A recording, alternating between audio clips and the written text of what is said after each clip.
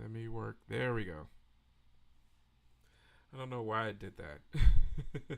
I was noticing it gave me an error message about the audio, and I'm like, okay, there we go. But now we have the audio going. I just had to wait for that to kick in. That was so weird.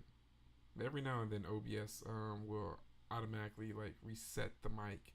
But there you go. But doing pretty well. But again, guys, we are going to have the Stepfather Trilogy. As I was saying, while the mic was muted, some of us have seen this film and some of us haven't. So this always makes for a fun watch. What's going on, Bumper? Thanks for the heads up about the audio being down. But yeah, I'm doing pretty good, man. Doing pretty good. Glad to be hanging out with you all here in the Scary Sanctuary. Those of you all in the GBG. So we're gonna have a fun time. But as I was saying, the films are available to watch on Tubi for free. So I included the link to the first one. We're gonna give a few more minutes for a few more people to go ahead and join in. Guys, do not feel free to, well, do not feel shy, and feel free to go ahead and participate in the chat, or just kick back and listen while watching the films. It's going to be a fun night, guys. But how you doing, Bumper? What you up to over there, man? Yeah, man, I'm just chilling, man. Tomorrow, going to go ahead and set up what I need to set up for um, Days of the Dead and Mad Monster Party, and also another special trip in which I will be getting some very special bonus content for the channel. Vero, what's going on, Vero? Are you paying Grandma's house? Hey, man, I bet she really appreciates that, man. Oh, man, huge house. So it takes about 6 days. Hey, man, it's good to have a grandson that has expertise in the area that you need help in. So I totally will be taking advantage of whatever my grandkids may be experts in. I'm like, oh, honey, you're a baker? Go ahead and bring some of those cookies on over to Grandpa. Go ahead and bake Grandpa's favorite cake and pie. She won't stop watching me while I work and it's driving. Oh man, you know Grandma's gonna make sure she the painting's done right.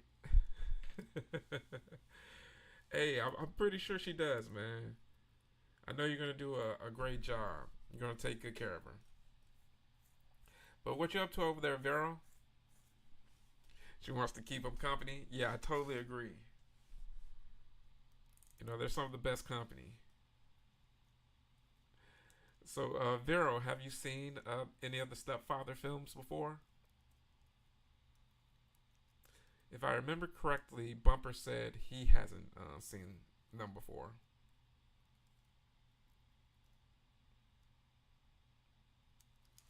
And while I'm thinking about that, I should pull up the link. I should just remember to already have the Discord pulled up so that I can grab the link.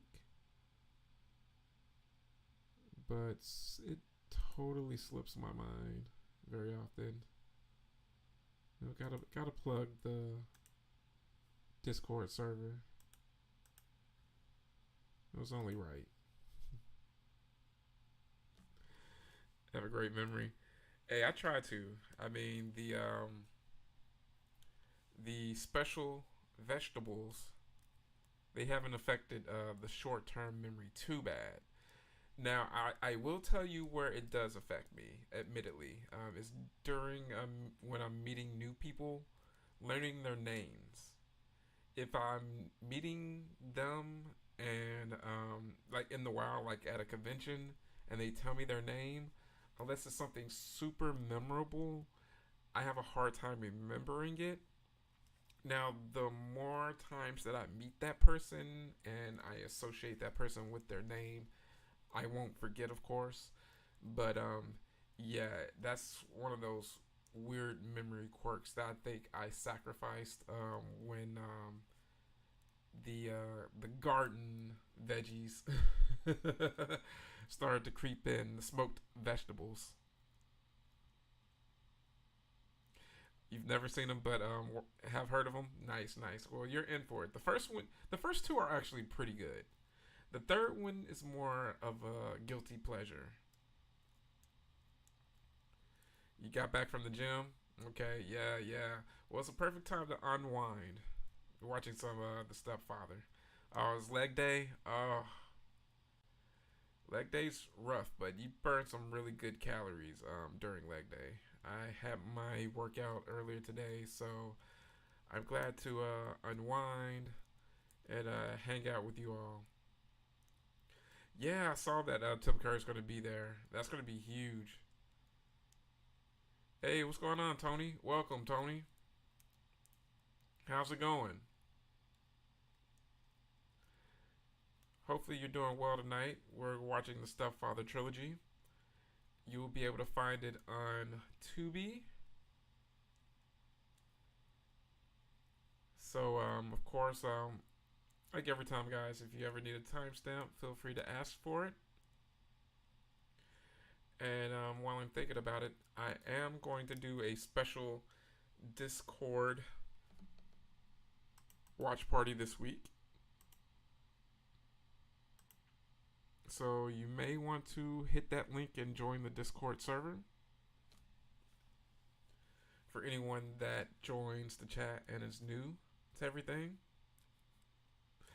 it's funny because I was really thinking about doing one, and old Restless, he hit the chat and he's like, "Hey man, when are you gonna do one of those?" And I'm like, "Yeah, man, you just kind of sensed it, man." So I think either on Wednesday or Thursday we're gonna do a double feature, and we're going to do blood sucking pharaohs in Pittsburgh with sinners. So we're gonna have a blood sucking good time with some schlock paired with some high art in regards to horror. So you don't want to miss out, guys.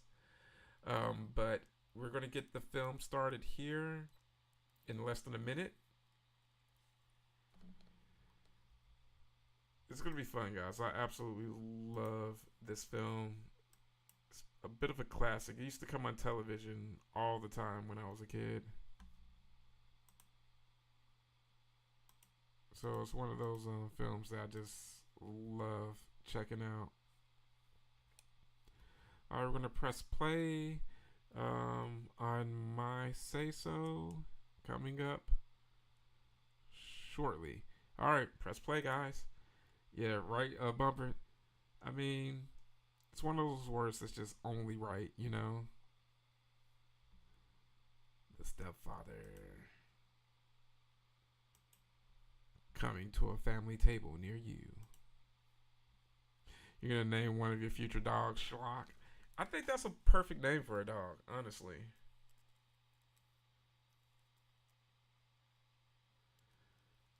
Starts off with some pretty cool music.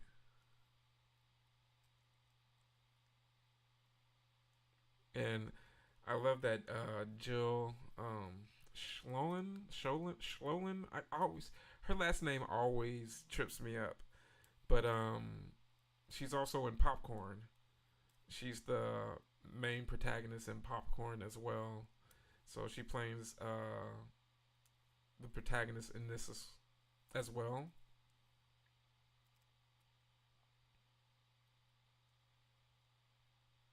So I used to always watch both of Popcorn and the Stepfather together.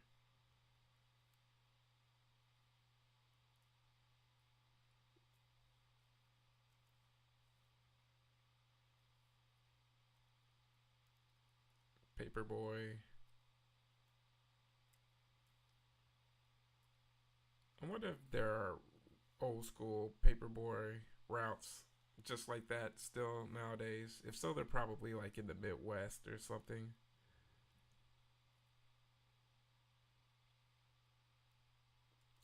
I've always liked this intro. Terry.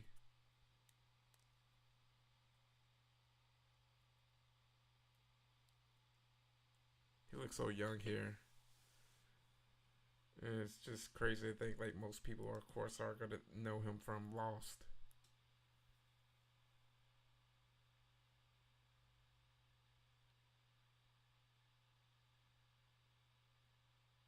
I think this came out like a solid like maybe 8 years, and he's showing butt.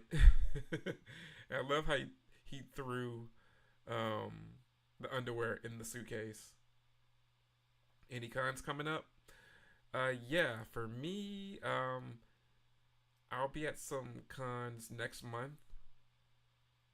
I'm going to be at Texas Hunters Convention. I'm going to be at Days of the Dead Phoenix, along with Mad Mustard Party Arizona, because they happen to be on the same weekend. Also, I'll be at Houston Horror Film Festival. So I have some things coming down the pipeline. Definitely stay tuned, Tony.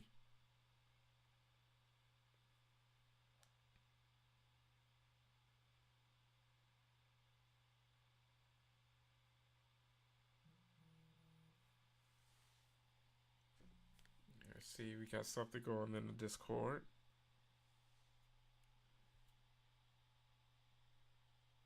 How Bumper sent something. And I got a notification about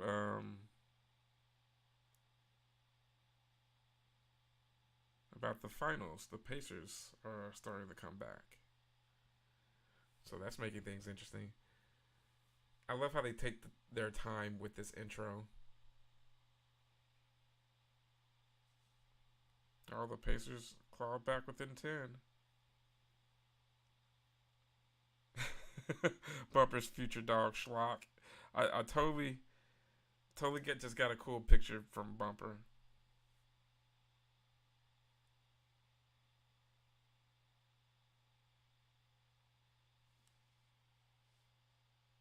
And there we have the reveal. That's a nice family picture right there.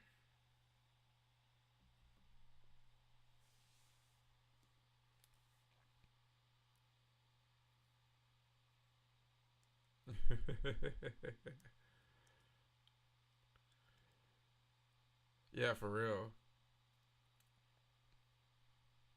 Dr. Seuss. Hey, Happy, what's going on, Happy? Hope you're doing good, Donovan.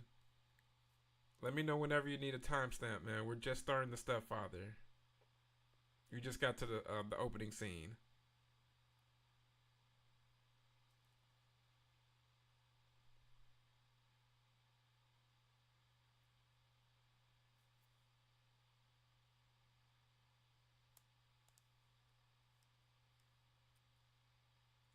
I always like that was like the perfect way to start off a film. Like it gets straight to it.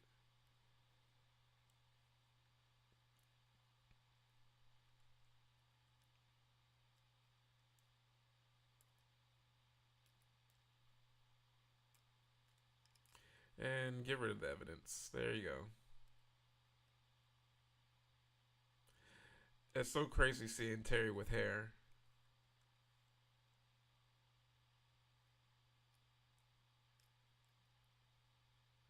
Hey, we got Triple T in the house. No worries, Triple T.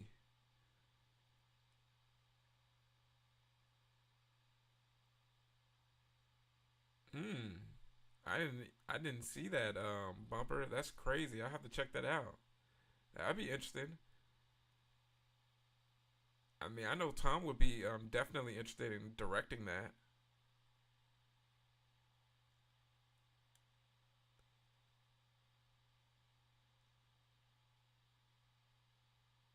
So I'm pretty stoked about that. That would be dope.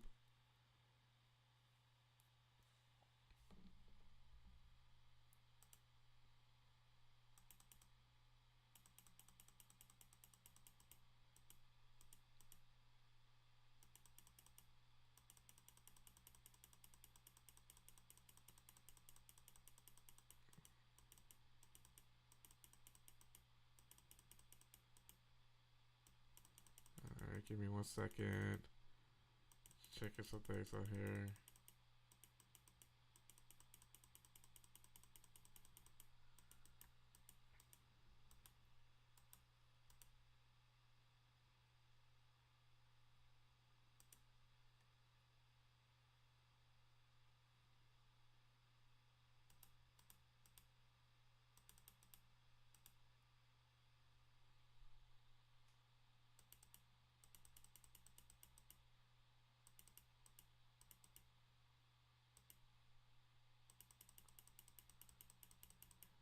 Okay.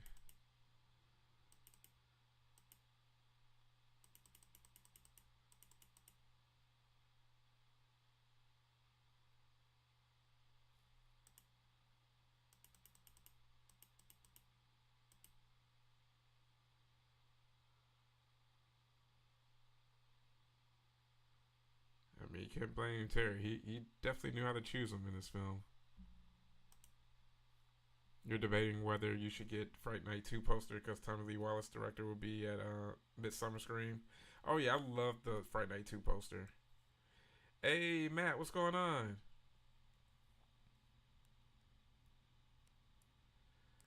Just watching some Stepfather 1. Whenever you guys need a timestamp, please let me know.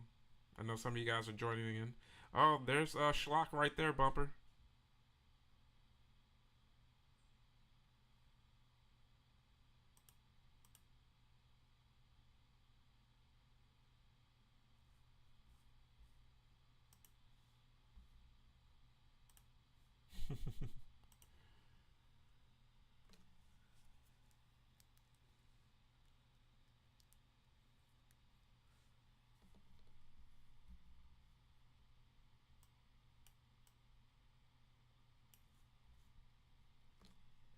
I'm totally not going to be surprised when Bumper comes in with a dog named Schlock.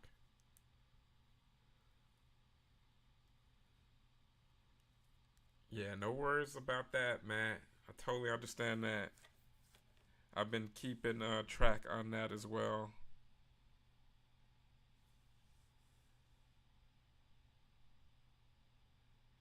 Yeah, the Pacers are trying to crawl back. Yo, the Jerk is one of my all-time favorites, Bumper. I will totally be down for that.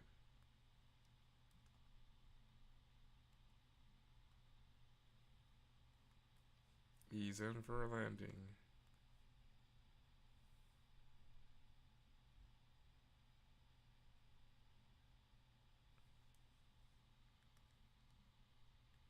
Yeah, we could do.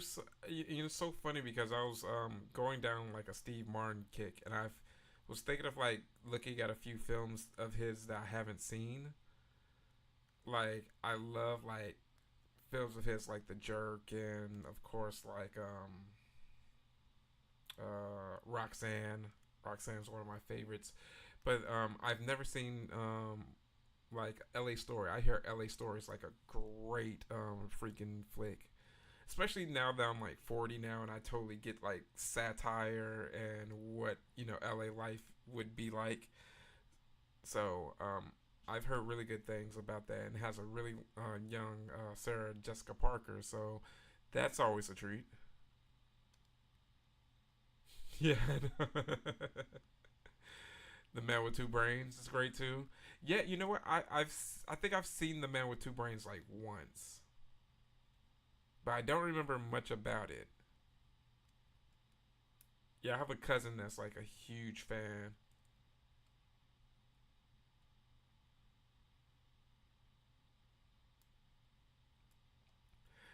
Jill was so good at playing like the angsty teen.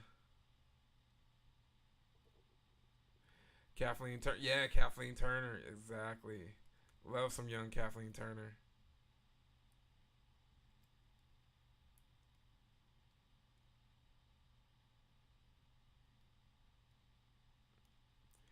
Yeah, yeah. Roxanne was so cool.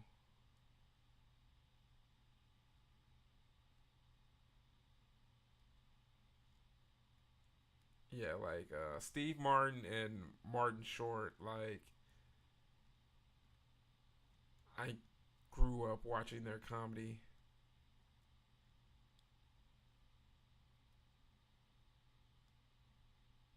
Yeah, movies like Roxanne and Inner Space, all types of cool flicks like that.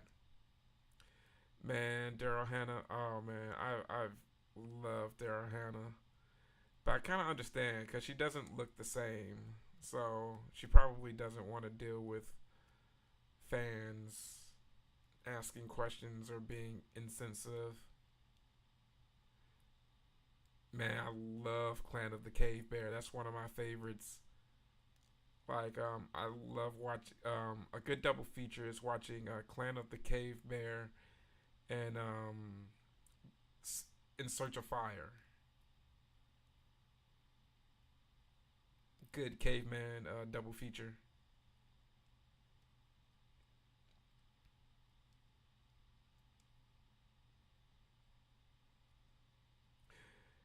Terry did such a good job of playing like a normal guy, but just being a little bit unsettling and creepy.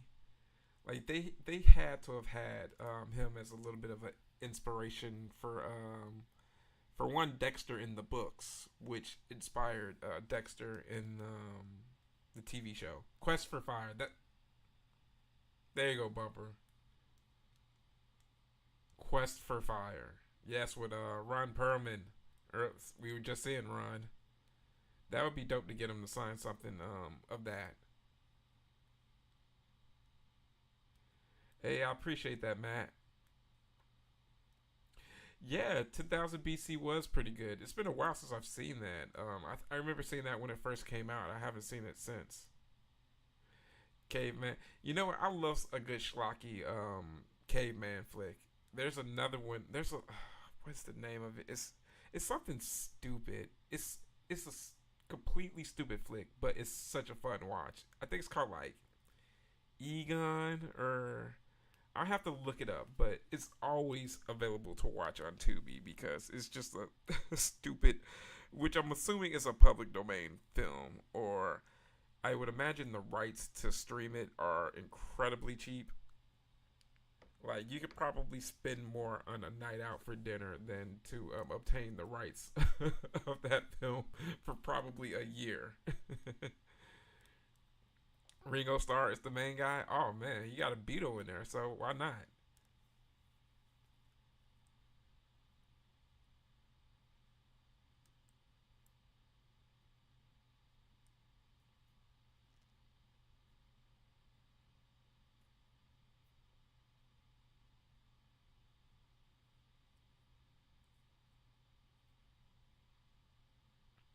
Yeah, sometimes you just know someone that's just a little bit weird.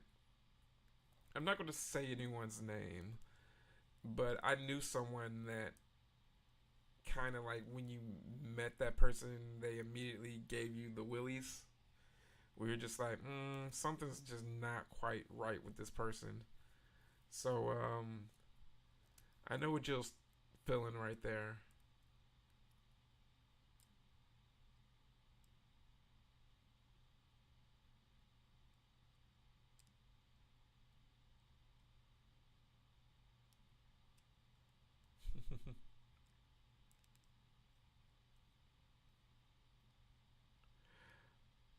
I love how like Jill's characters in both the stepfather and Popcorn are both so different, but a bit similar in some ways. They're both like troubled young women, um, dealing with a little bit of an issue, with a bit of a parental issue, but one's more angsty and the other one's more hopeful.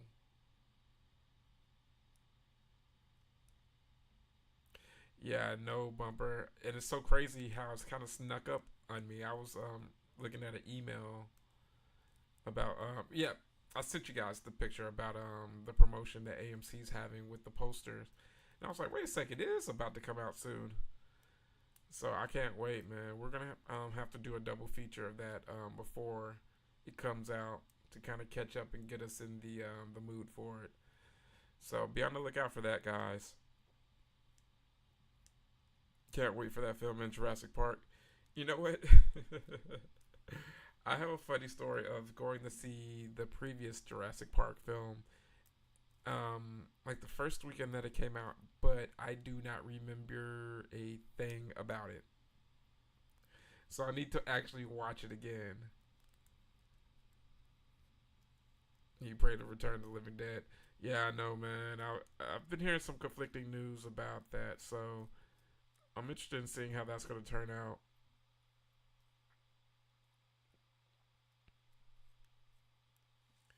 Yeah, I'm keeping an eye on the finals and stuff as well.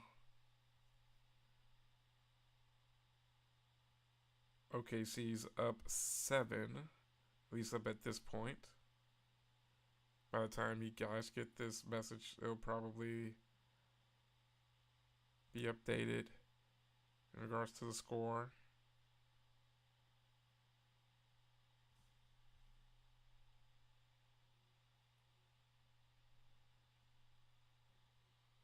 Mr. Ed, what's my well, my absolute favorite horror film, bar none, is The Shining. I could watch The Shining anytime and just lose myself in the theories. I think it's a fun film to watch. I love the lore of the film, the fact that Kubrick decided to do something so different from King, how King hates the film. um, I love how Doctor Sleep came in with low expectations and it ended up being a worthy sequel to it, and how it melded the book and the movie. Um, it's a fun film. Now, my favorite film franchise is A Nightmare on Elm Street. I love a bunch of different flicks though, but those would be my favorite franchise and my favorite individual flick. Barbara's going for the Pacers. You got the game going too. Yeah, hey, I appreciate you guys sharing the attention between me and the NBA Finals. Yeah, Sean Clark's team, OKC. Yeah, they might take it this year. I was talking to Sean at Monsterpalooza a little bit about the finals. He's stoked about it. Yeah, the old Sonics. Yeah, mom's getting it in over there. May want to put in some headphones, girl. Yeah, it's a good movie. What are some of your favorites, Tony? You used to be a big fan of Reggie Miller. Yeah, I totally get that. Yeah, Reggie was really good, man. I mean, I loved basketball in the '90s. Yeah, just so many superstars, so many great moments. And it wasn't just empty points like today's game is. And today's game can be pretty fun, but it's not as like must see TV. Back in the '90s, you could just watch a regular season game between, let's just say, the Knicks and let's say either the Charlotte Hornets. So you get the crazy Knicks team that was super loaded but just couldn't get over Jordan's Bulls. And then you got the young upstart Charlotte Hornets. Everyone loved their colors. You had young Larry Johnson, Alonzo Mourning, Muggsy Bogues.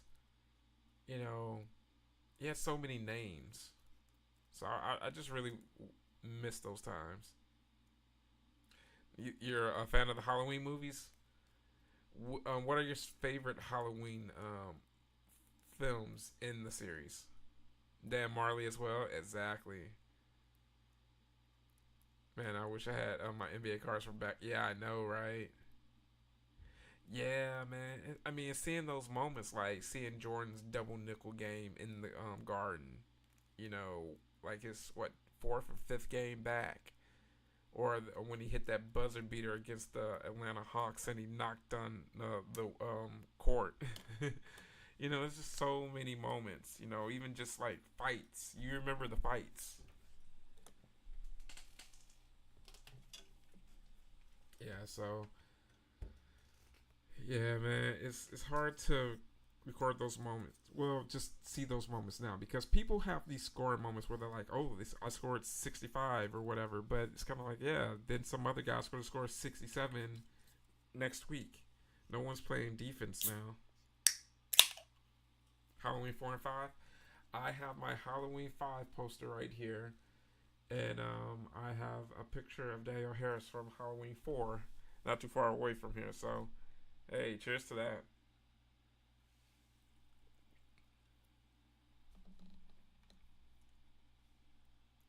I love how they made this place look kind of like the Myers house.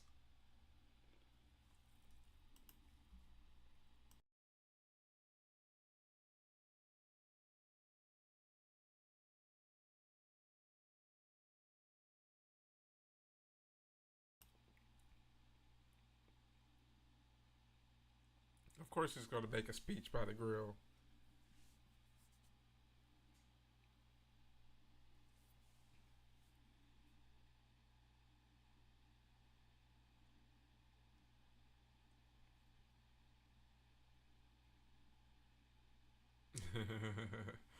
What's the weather like over there? Too hot down here.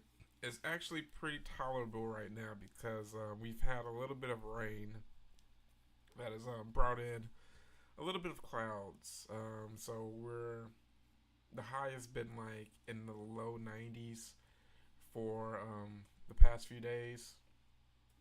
You know, which is still hot, but considering the fact that around this time in North Texas, it could easily be 8 to 10 degrees higher.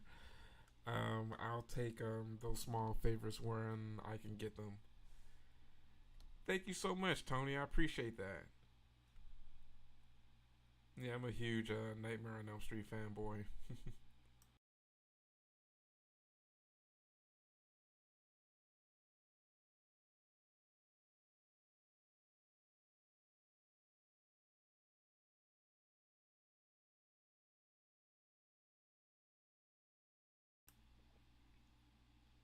Oh, they're so cute. Just the perfect couple. And of course, Jill's over there looking like, oh, disgusting.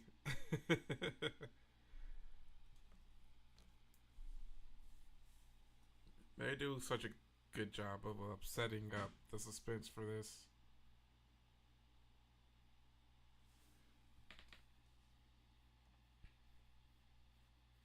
Uh oh. I didn't hear about that. The days before the internet where you could actually play that off like, wait, someone did that to their entire family? Did you get any cool vibes when you stood by the Halloween headshot? Man, I got tons of cool vibes. It was so awesome going through that area in Pasadena. Mainly because a lot of those houses in that area haven't really been changed since the 70s. Um, like the biggest thing is the fact that the Myers house has been picked up and moved down the street from where it once was. So that's like the biggest deal. So I saw the place where it was well, I saw the spot where the Myers house originally was. Like there's another house there. Like it was actually like a little set of apartments or like a condominium set. And then the house is just moved down the street. But other than that, like the house from the opening that says like Haddonfield and the date and everything looks the same. The house from Mama's Families and the hedge and everything else has virtually been unchanged, and it's eerie in a very cool way because you're just like, wow, like John Carpenter was here, Robert England was around here, helping out on set, not knowing that one of the houses around the corner was going to be used in a film that he would become an icon from. So it was very surreal, and I highly recommend everyone do it if they get the chance to do it. That's a great picture. Thank you so much, Happy. I really, really appreciate that, Donovan. Yeah, it was a fun time, guys. I really wish you all could be there, but I will be posting up I will be posting up my footage from that day. It was just like a perfect day because it was after Saturday at Monster Palooza, and I'd already had plans of doing it, but it's just one of those things where I'm in a whole new city, got to worry about parking, knowing which house to go here, which house is the next closest house. So I normally do some mapping things out whenever I go to filming locations to just be more efficient with gas and such. I don't want to go to a spot, drive all the way to another spot, and then find out the next spot that I'm going to is right by the spot that I just came from. So I try to be efficient with stuff like that. But thankfully, Jamie and Mike from Demented Forever, which are the co-hosts with Brian, the director from Demented Forever, who comes in here. Um, they took very good care of me. They showed me around to all those houses. Like Bumper said, I got to see the Pee Wee house as well because that's literally in the same neighborhood. Like literally, you could walk from the Strode house, and right around the corner is Pee Wee's house. So that's so cool. And they still have the basketball hoop from the filming of that Pee Wee's. No, I knew exactly what you meant. I knew what you meant, Bumper. Pee Weed.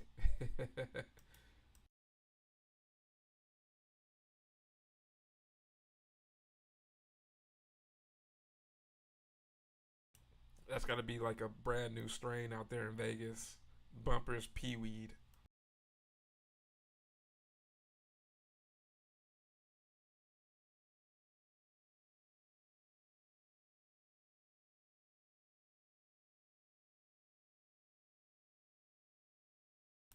Hit the wrong button. But, but how's everyone doing tonight?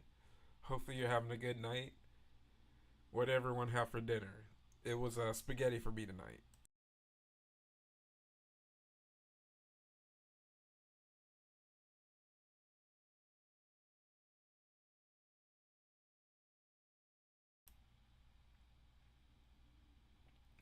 Can't trust the media, man. Can't trust them. I'm saying that as a vlogger that gets media credentials.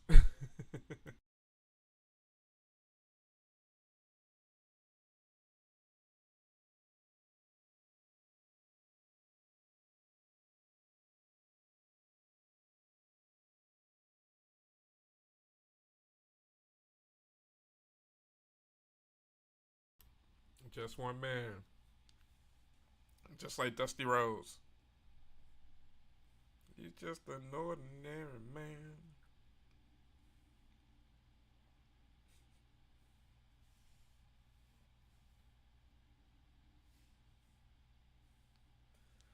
Dude just wasted a totally good cigarette. Like, I'm not even a smoker. That just makes me mad. I'm like, dude, I've been around enough smokers that would just be like, what? Totally doing a disservice. Hey, Johnny Horror. What's going on, Johnny Horror? I'm a huge fan of your channel, man. Hopefully you're doing well, man. Yeah, pizza tonight, Tony? Glad to hear that. Salmon bites and rice. Oh, that sounds delicious.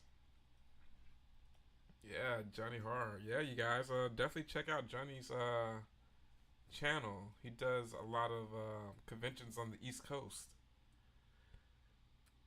So I definitely hope to run into you one of these days, brother. We're just hanging out watching some the Stepfather Trilogy. We're in the first film, and what we do is we all watch a film that's easily accessible, unlike Tubi or Pluto, and we just hang out and talk while watching the same flicks. Hey, thanks a lot, man.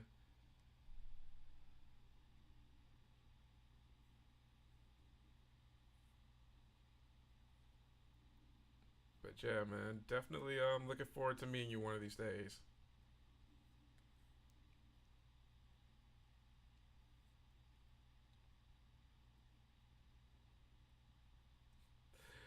I love how they made sure to really give him the whole Mister Rogers type persona, where it's just like, oh, he's such the nice guy in the neighborhood. Everyone comes by and you can borrow a cup of sugar if you need be. But little do you know. Yeah, I know. That always helps. Knowing some good people in the consignment business, especially reputable people. It really puts your mind at ease. I'm definitely trying to alleviate my anxiety about sending my poster abroad to the UK in order to get Lawrence Fishburne's autograph. I need that signature on my Dream Warriors poster. So just trying to think happy thoughts. Breathe it in. Woosah.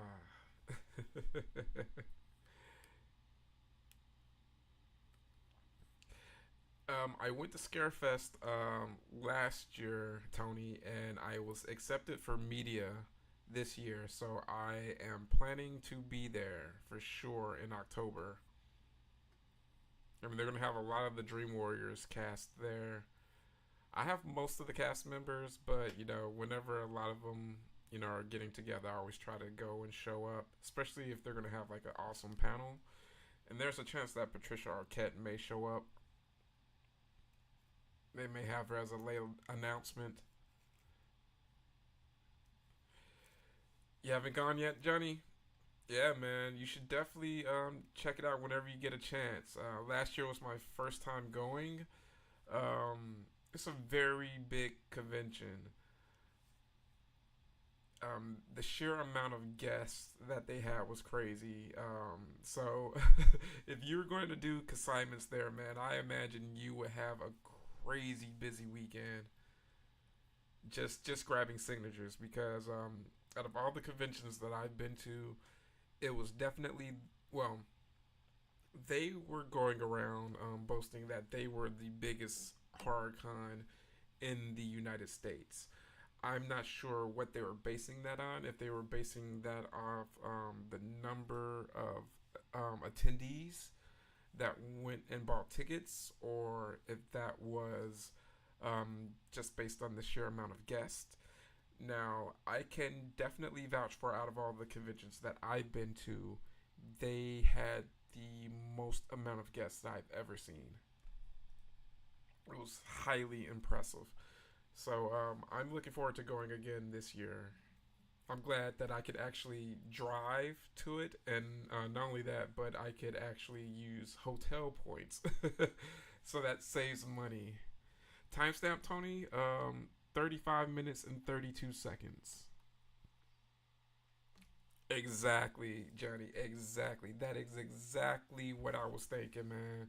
Gotta get him while I can because he's not getting any younger.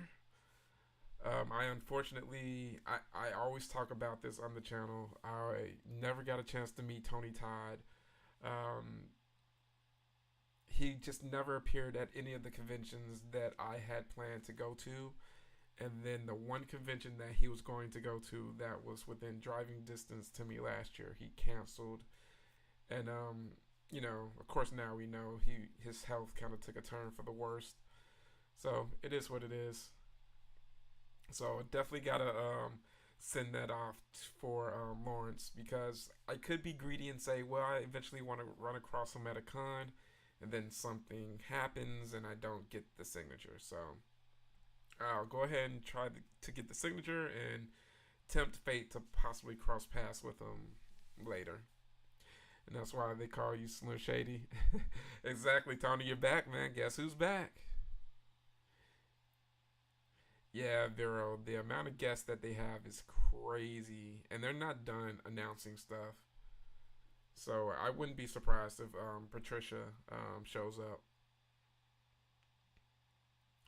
No, it's not that he's sick, but it's just that he's getting older. I mean, he's not getting younger. I mean, we've missed. We've just in the past couple of years, we've lost Tony. We've lost Carl Weathers. These people aren't gonna be around for too many more years, unfortunately.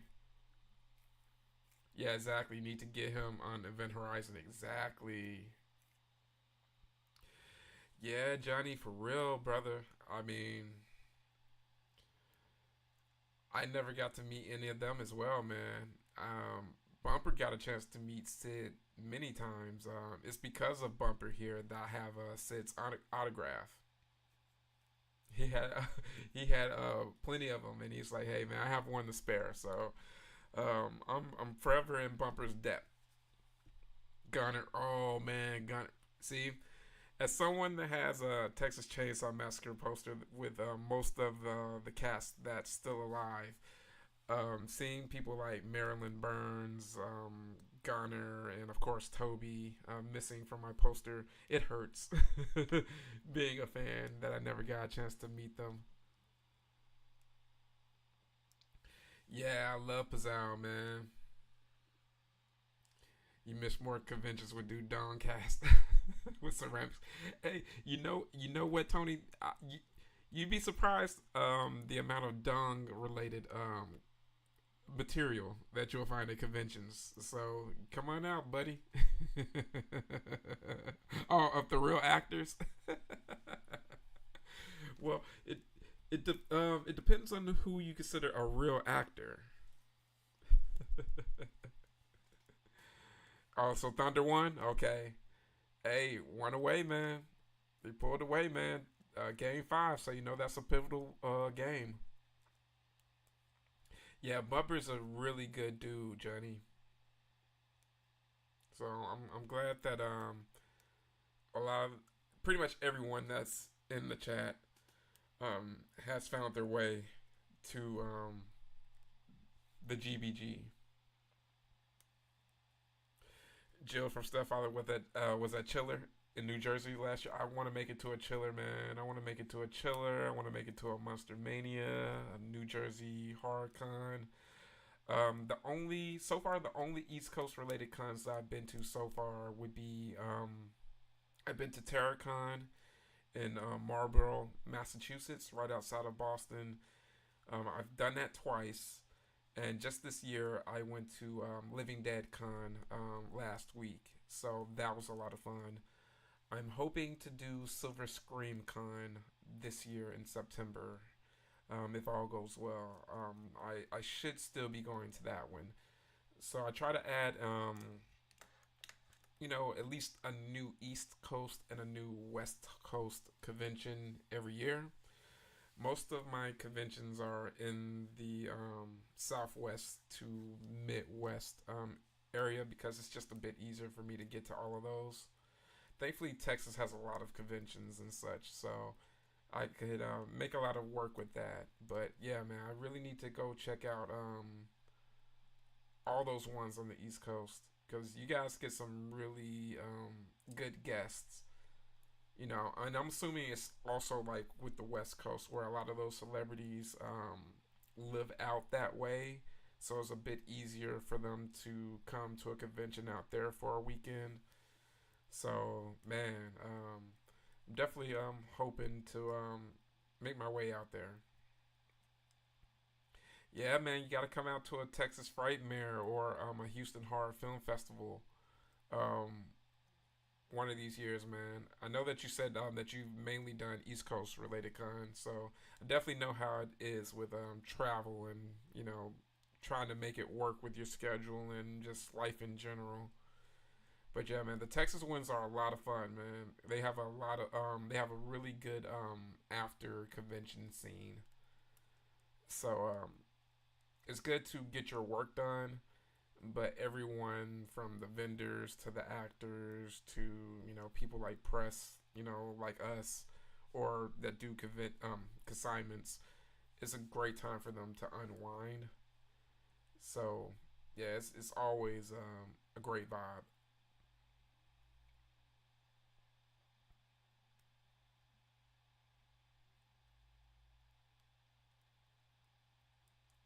Great out, yeah.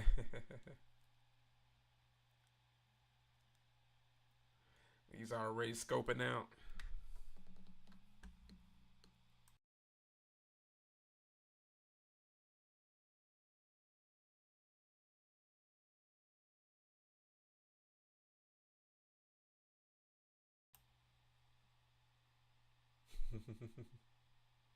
Yeah, I know, right? Jill's so cute in this. Have I been to any of the TCM filming locations? Yeah, I have. That is one of the cool things about living in Texas. The TCM filming locations are pretty accessible. I have a fan that wants me to actually take them to some of the TCM locations. I think he's from Brazil and he's going to be in Texas, so I need to actually message him on Instagram to go through some things. But yeah, Johnny, I've been to the graveyard from the opening scene and everything, and also from the kids visiting Sally's granddad's gravesite.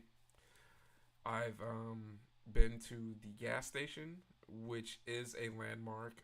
It's a store, and the people that own the gas station also run a convention called Cult Classic Convention.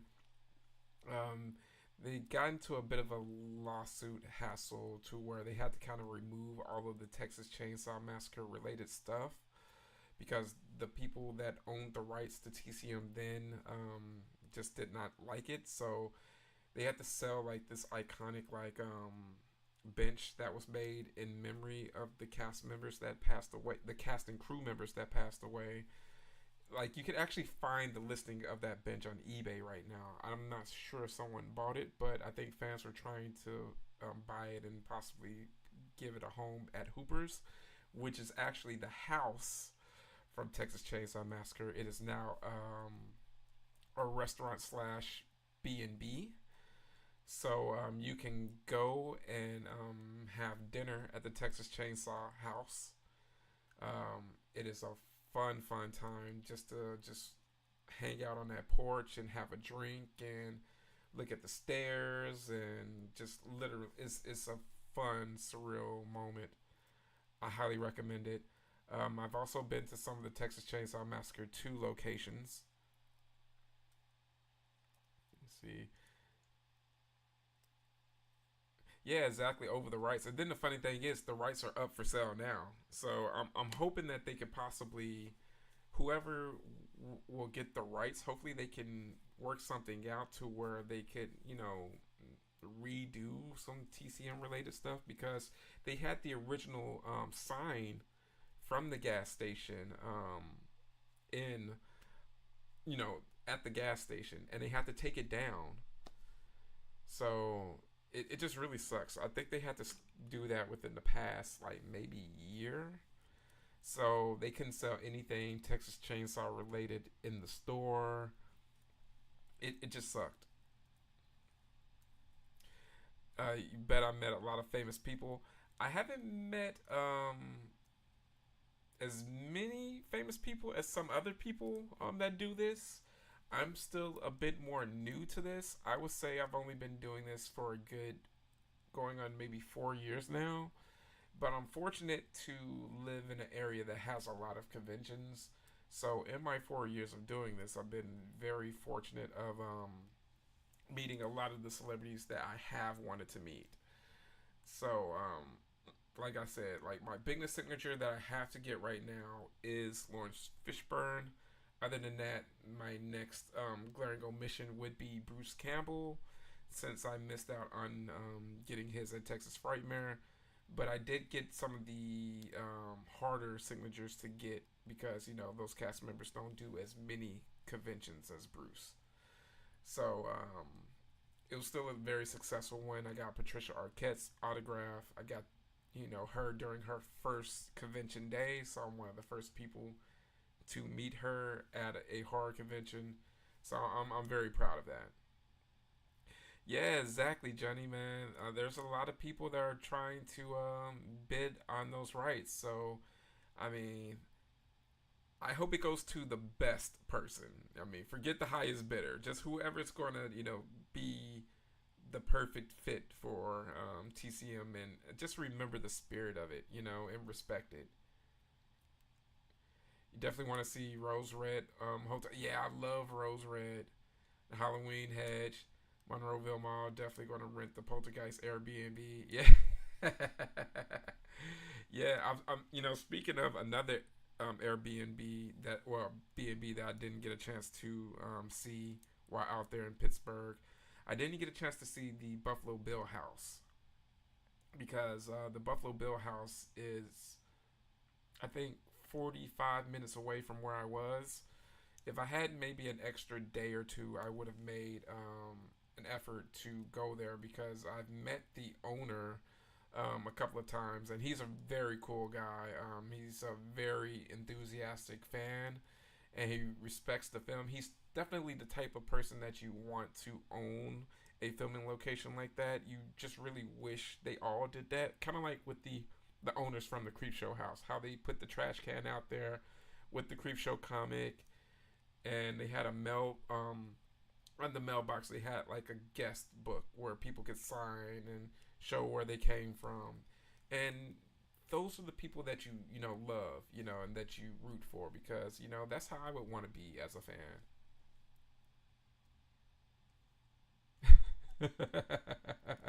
Hey, exactly, man. That's what I'm ready to do, man. The bridge by Buffalo Bill's place is creepy looking. Yeah, exactly. Yes, hey, that's the best way to do it. I mean, if I'm gonna, grab a house or something like that, I'm gonna try to my best to make a buck off it. It's gonna be an investment, and I would want the fans to enjoy it as much as I would.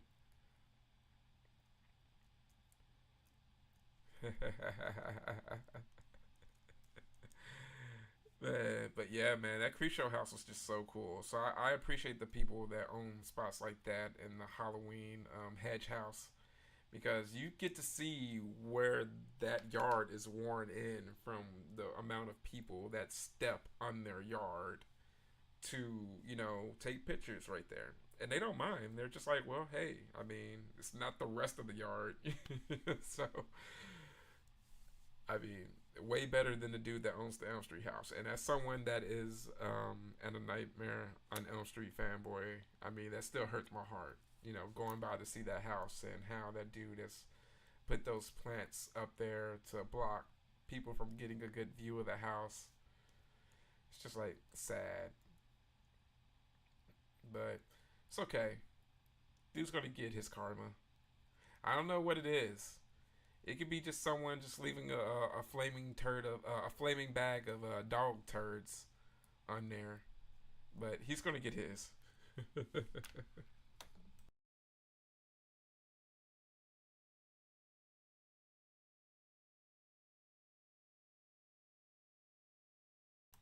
Yeah, and I mean, my thing is like, dude, you just bought one of the most famous houses on the planet that people are gonna want to see.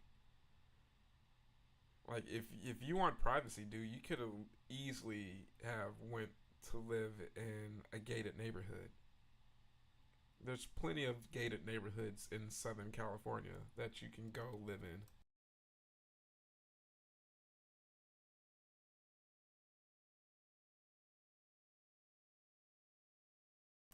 Some people are sadists, though. I'm going to inflict pain on you Freddy fans. All this time, it's going to turn out that this dude's a Jason fan. That's all it is. He's just one big troll. This dude's getting paid by Kane Hodder. That's what it is. Once I find out that Kane Hodder's behind it, it's all going to make sense.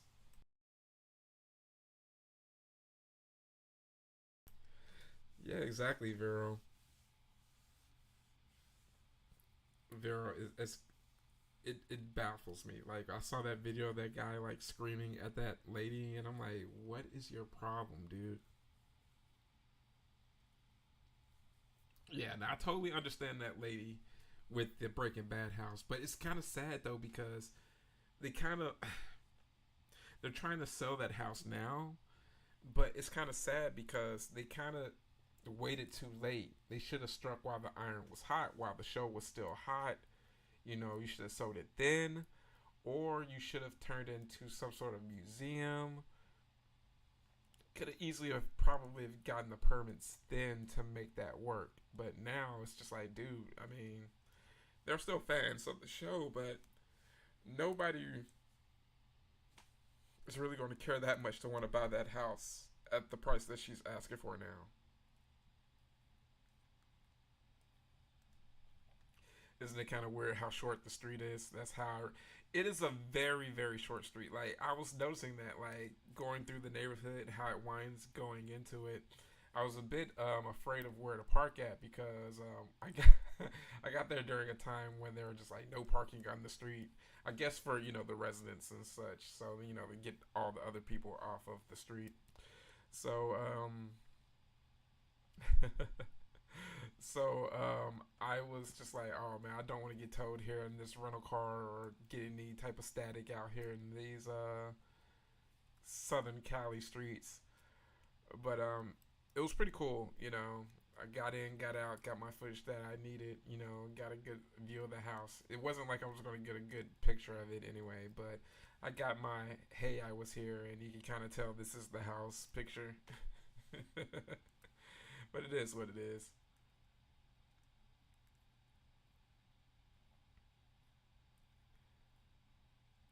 Yeah, exactly, Tony. And plus, I mean, there's no telling when that dude's gonna have a visit by the Reaper or some sort of a real estate agent.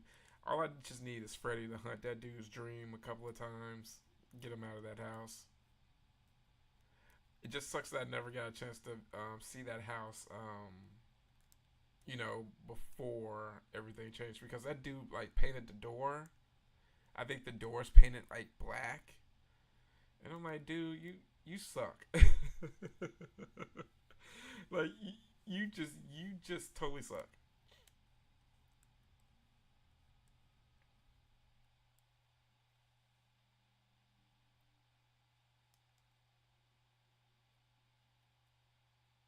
Yeah, so I'm just glad I got to see it because my last two attempts to at least go visit it in California were had almost natural disasters happen. So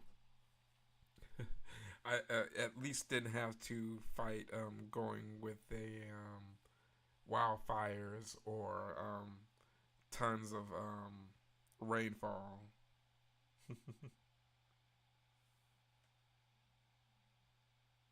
Let's see here. Have some friends asking me about some convention stuff. Let me see.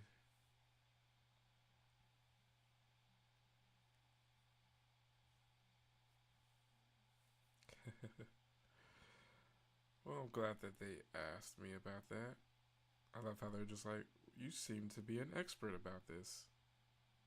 Well, thank you. Definitely want to. Definitely don't want to go there now. Yeah, man, it's really not worth the trip unless you're just like that Freddy fan that just you know has to go be there just to say that you were close to it. But that dude has really sucked out. I would say a good 90% of the joy of being there. Like he just gives like bad vibes. I can see if it was just someone that just wants privacy, where it's just like kind of just respect their space, stay on the sidewalk, observe from a distance. No, not with that dude. Yeah, oh man, exactly. Now it's riots everywhere. Exactly, man. It's all types of like crazy stuff going on. Protests, riots.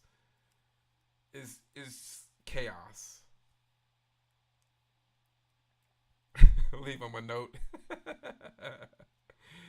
Yeah, I know, right? Definitely need to leave him a note. Like, dude, what's your malfunction? Yeah, I'm not talking about Sean Clark.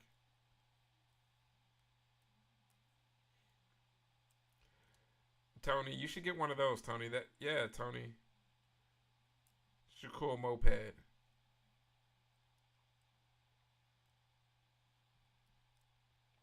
Yeah, man, and LA traffic doesn't need anything else to make it worse than what how it normally is. Dude, it was so crazy. I had my first real LA traffic experience during Monsterpalooza. This was after me going to Hollywood Forever Cemetery and stuff. I had a few hours before I had to get back and check in for the hotel. Now I got an early check in, but I was leaving Hollywood Forever maybe at about like 1:30 is when I finished up, and I looked. Now, from where I was to where I was going is maybe like 45 miles, and in the Dallas Fort Worth area, that trip would take maybe 30 to 40 minutes depending on the traffic that you have. With bad traffic, 45 minutes, maybe 50 minutes at the worst. In LA, with bad LA traffic, that was 2 hours. Now, granted, I was just like, well, I'm just going to enjoy the ride because I've never seen any of this before on this ride, so I'm just going to go check it out. So, I could never get used to that. It made me so grateful for Texas traffic. You've been looking at mopeds for 2 years now. You want an 81 Honda. Hey, I hope you find that 81 Honda, man. Oh, Pauly Shore's doing a meet and greet. Where's he doing this meet and greet at, Bumper? And where does Grandma live? I meant to ask you that. I didn't know if Grandma was in Vegas or not, so I'm guessing she isn't now. So where's Grandma at? Buddy, don't wheeze the juice. Yeah, Vero. It was crazy. It is the worst, Vero. Okay. I always heard how bad LA traffic was, but I didn't know why until maybe like 3 or 4 years ago. I saw this like mini YouTube documentary about what makes LA traffic bad, and it's the way that the freeways are designed. They're designed so terribly, and after driving on them, I see why. They are totally designed. They're so flawed. And not only that, but you combine that with people that don't necessarily know how to drive on the roads. So you have people that are in the lane that should be for people that want to drive fast. They're driving slow. And it just clogs and congests every lane. So if you're someone that knows how to weave through traffic, you can shave off some minutes, but no one's going to get anywhere quickly because no one knows how to drive. And I think they let everyone basically get a license in California. And that's part of the problem as well. Comedy show, I feel that. But you also drive a 43 horsepower VW, so it's cool with just creeping. Hey, exactly. You're going to get there eventually anyway. Grandma's in Northern Cali by Lake Tahoe. Oh, yes. Oh, yeah. Then, yeah, that house is most definitely huge then. There's some nice houses out that way. Just pull off in Silver Lake and grab some drinks till traffic settles down. Yeah, for real. Might as well. Man, thank goodness for that, man. I bet that was nice. Exactly, Bumper. Thank goodness. On my trip back to Texas, my flight was like at 6 in the morning. So I was just up early, traveling back from Ontario all the way to LAX. In California, we don't have a fast lane. The left lane is the passing lane. If people used it correctly, traffic would be, yeah, exactly. And that's basically what we do it here. It's for passing through, but we just say, hey, you're fast here. If you're going less than this, many miles per hour, don't get in this lane.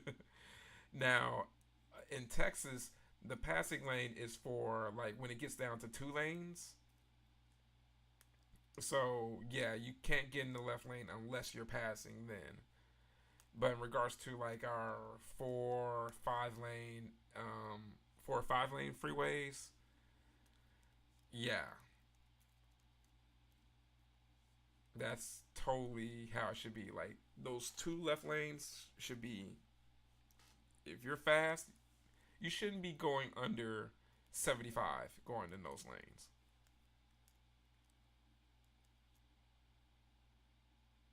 Now the other ones, hey, go at your own speed.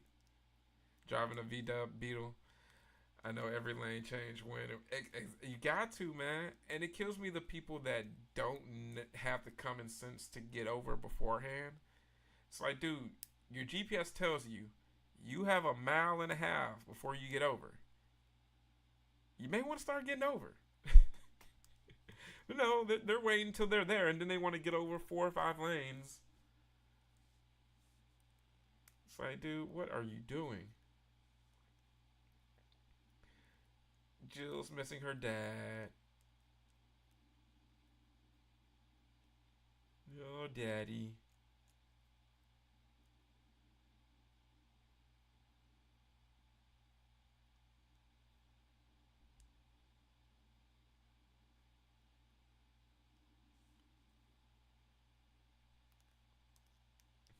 That's how Stepfather drives.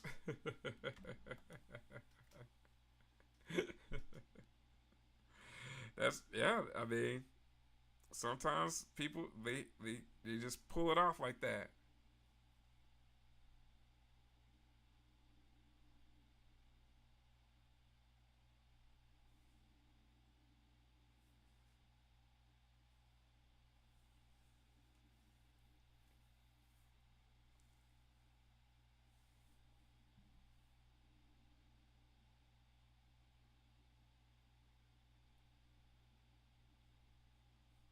Hold on. Okay, sweet. Yeah, don't let lames go in front of me. Yeah, exactly, Bumper. I mean, you got to be that way. And I was just talking to one of my friends in Pittsburgh about that, about like how when I thankfully grew up in a city full of crazy drivers, so you kind of learn how to drive both defensively and aggressively. So I know how to drive how how fit depending on the situation. So in Boston, I realized that you're gonna have to drive a bit aggressively. No one's gonna let you over. You're just gonna have to bogart your way in. So pretty much I may do, and it was just one of those things. I fit in pretty well there. I pretty comfy. So um, I think I've driven in all the places that seem pretty aggressive in the U.S. that I've wanted to do, except for New York City. I don't think I ever want to drive ever in New York City. I'm going to rely on public transportation for every single thing. Parking seems like a nightmare. I would never want to drive in Philly either, mainly because parking seems like a complete nightmare there as well. But hey, I've also heard the same about Washington D.C., but I've never done D.C. as well. Your grandpa was like that. You're very aggressive because I was raised down there, and like, yeah, exactly, man. That's why I was like, I'm grateful for that because out here in Texas, you have to really be defensive because you have a lot of aggressive drivers. So if you're not being careful, two aggressive people can really cause some crazy accidents out here. And there are some really crazy accidents that have happened out here in Texas. So it pays to be more defensive, but out there in Boston, I've definitely learned that being aggressive is quite a benefit.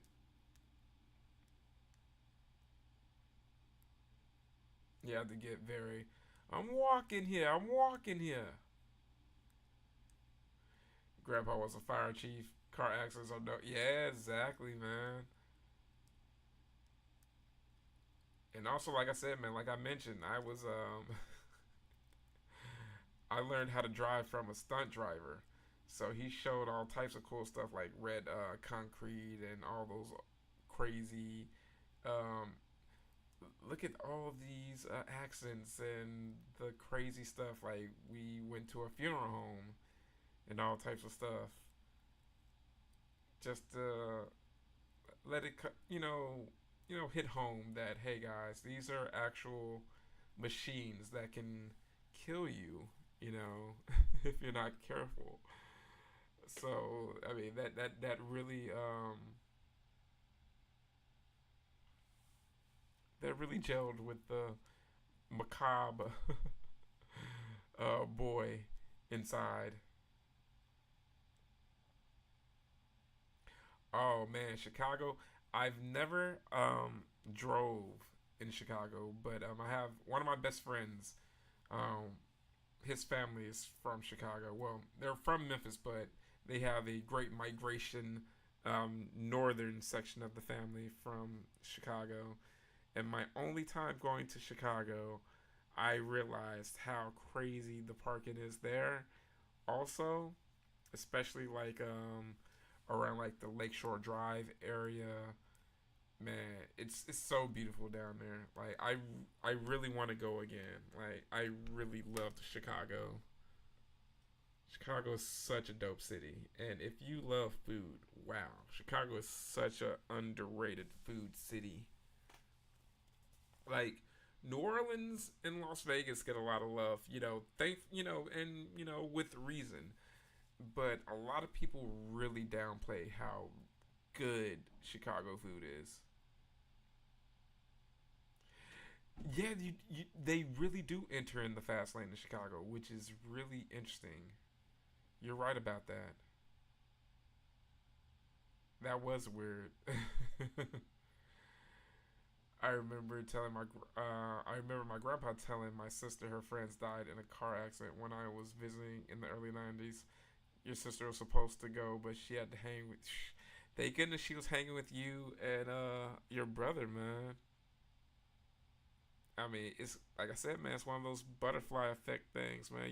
You just never know. You never know, man. I mean, the final destination, man. Like you're bummed out that you don't get a chance to go. And then next thing you know, the gratitude is really crazy because it's like, wow, I didn't expect this to happen.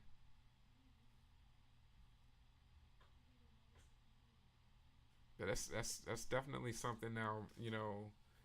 That would have messed me up hearing that information. And then you get a little bit of like survivor's guilt. First celeb I ever met was there. Um, Jerry Springer, Mike Ditka, and Jenny Jones. Yeah, man. I mean, that's so cool about Chicago. Like Chicago has like its own unique culture. Like Chicago's definitely one of those cool cities. Like I really wish I had more experiences there. I've only gone one time. You had a huge crush on Jenny Jones. Yeah, Jenny was a cutie, man. Jenny was surprisingly messy. Jenny's the only, daytime talk show host that I can think of that has a body tied to that show. So Jenny was pretty messy. Well, at least the casting directors were. Your sister had survivor's guilt when her sister-in-law called. Yeah, oh man, that sucks, man. Her show was crazy. Tanya, 16-year-old chick, was sleeping with a stepfather who was in army, and then he left her mom to be with her. Oh wow. Yeah, exactly. It would be stuff like that, right? Chicago seems like a really cool place. I want to see another Realm studio. Yeah, There's a lot of cool stuff out that way, man. There's like there's like a horror store. I can't remember the name of it, but they have a lot of cool stuff.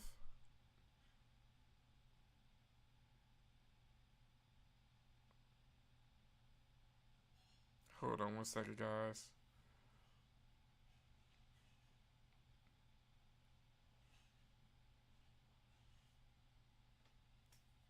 Is this him? Is this the guy?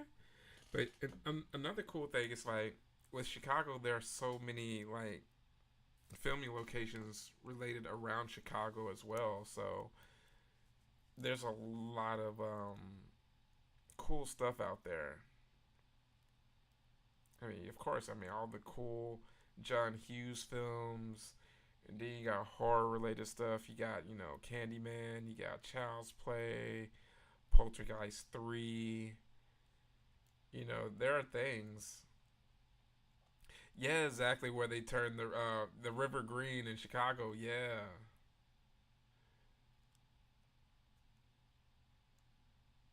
Yeah, I've always heard about their St. Patrick's parade. You heard some real shit about that behind the scenes, like the guys had dinner together. Yeah, for real. Married with Children, yeah. Married with Children, yeah. I want to see the fountain from there. I remember Michael and Jessica from Grim Life, and a few other people that I watch going to that house and the fountain.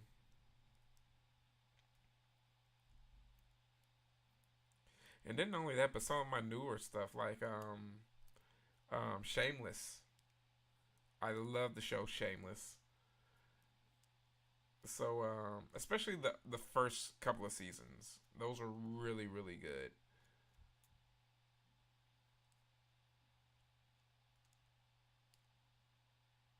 Get some Frank Gallagher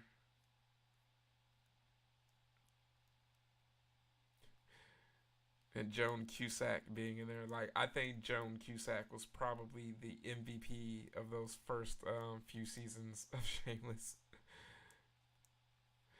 I've been watch. I've been leaving my Married with Children DVDs on for 2 months straight. Is all I watch. Hey man, that's one of the best things. I love those comfort shows that you turn on at night to fall asleep to. I mean, it's like you know every single word to it, you know, but you just can't get enough to it. And the thing is, I find it very hard and jarring to fall asleep on something that I haven't seen before, be it a movie or a show, because if I start feeling myself getting sleepy, I'll go ahead and just turn it off because I get kind of upset with myself. You got Terry going crazy. He's finally snapped. Stepfather mode activated. And let me give you guys a timestamp. I'm at 1 hour, 15 minutes, and 35 seconds. But yeah, guys, like all of that was just so cool.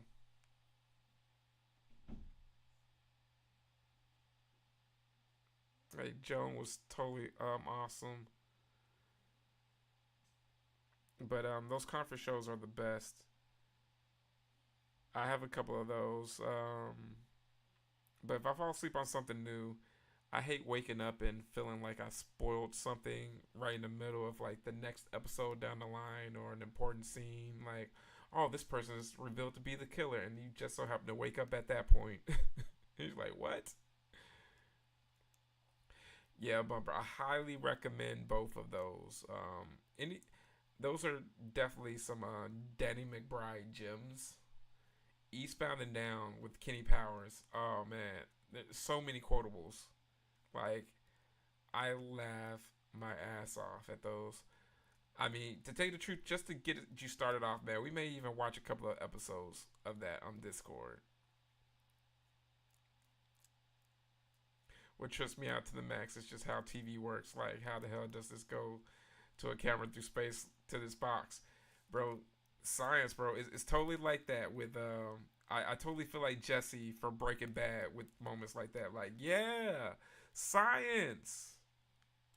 Now my thing is, I totally get it from where it's with on film. I totally get it with light and how light works and how it leaves the imprint on film, just like with the picture. I totally get that. But the thing that gets me is digital. That's where I'm lost. Like that's the missing link for me. That's where it feels like the underpants gnomes, where it's just like step one, record. Step three, you got your finished film. Like, wait a second, how did you make this work?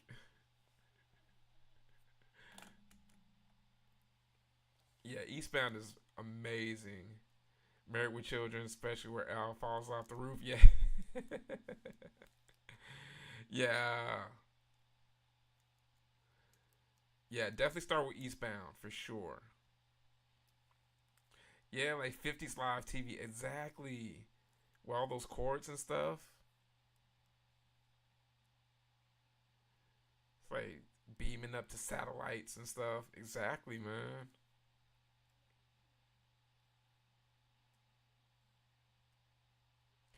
That's how you feel about vinyls. Yeah, like now I gotta go through like these old YouTube videos of stuff. Like, okay, how did you guys make this happen? Blow my mind. Blow my mind with 100-year-old technology. Like, whoa. We totally turned back into like our great grandparents. Like, whoa. You mean you can put music in there? Hot dog.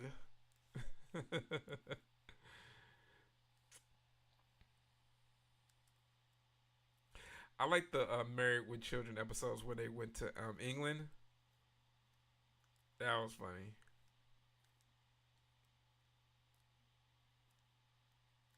Yeah, exactly.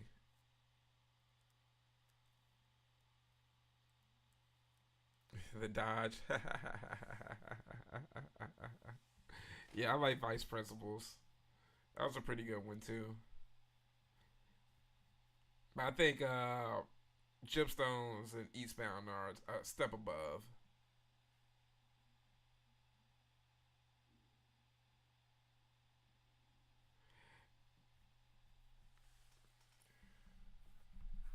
Oh, bust through the mirror.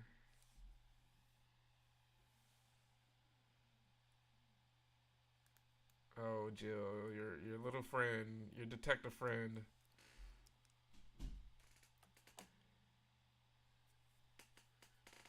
You gotta add Eastbound to your list. Currently watching Gypstones and loving it. Yeah, if you love Gypstones, I promise you, you will absolutely love Eastbound. Um, I loved Eastbound. The only thing about Eastbound is it kind of let me down in the last season. It was a good closing for it, but in regards to the heights of what I got early into the middle of the show, the last season was just kind of like but still a very worthy show, especially for those the earlier seasons.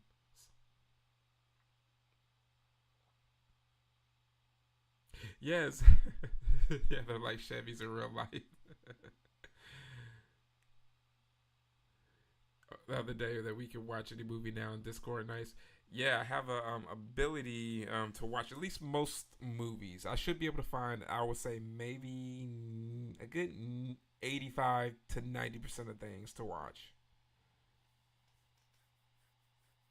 Eastbound so good. The last season don't even matter.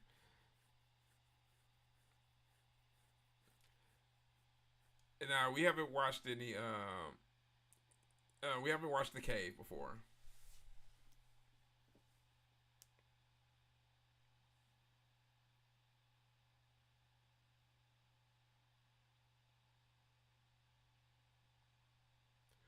Knew I should have got that fixed.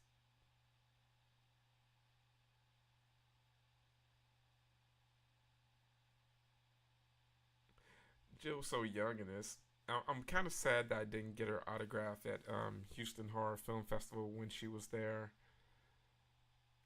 I only just had so many autographs that I could afford. So unfortunately, Jill kind of had to wait, and it's sad because she doesn't really do many horror conventions because of, I mean, she's not really much of a horror fan, but she doesn't really do many conventions. She just started to do them maybe a few years ago, so hopefully she'll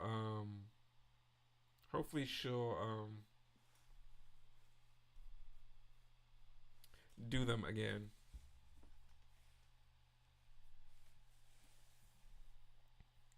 So we're gonna definitely take advantage of that more. I mean, it's just right now, with con season wrapping up, it makes it a bit hard to get like a steady schedule in regards to the live watch parties, the discords.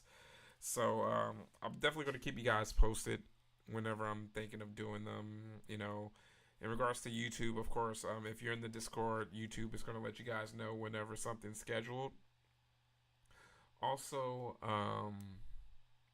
with the Discord, of course, I'm just gonna announce whenever I plan on doing something for you guys as well. Oh, good night, kiddo. Catch you tomorrow, buddy. Good night, Brando.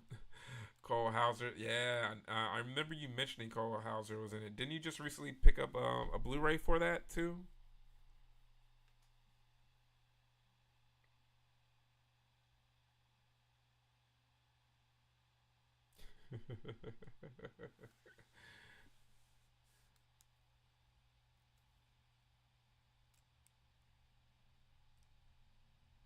Yeah, man, I'm hoping so, man. That's the thing with autographs sometimes, man. You're playing a risky game because you're like, man, I really want to you know get as many as I can, but sometimes you got to be responsible. You have to be an adult, so you just hope that fate is in your favor. Hey, Captain Spaulding, what's going on? And speaking of happy post Father's Day for all the GBG dads here.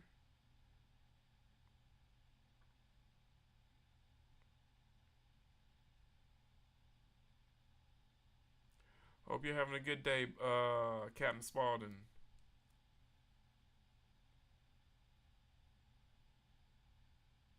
Timber. Yeah, but I'm thinking Wednesday or Thursday for a Discord live watch party. So it's gonna be a good time, guys.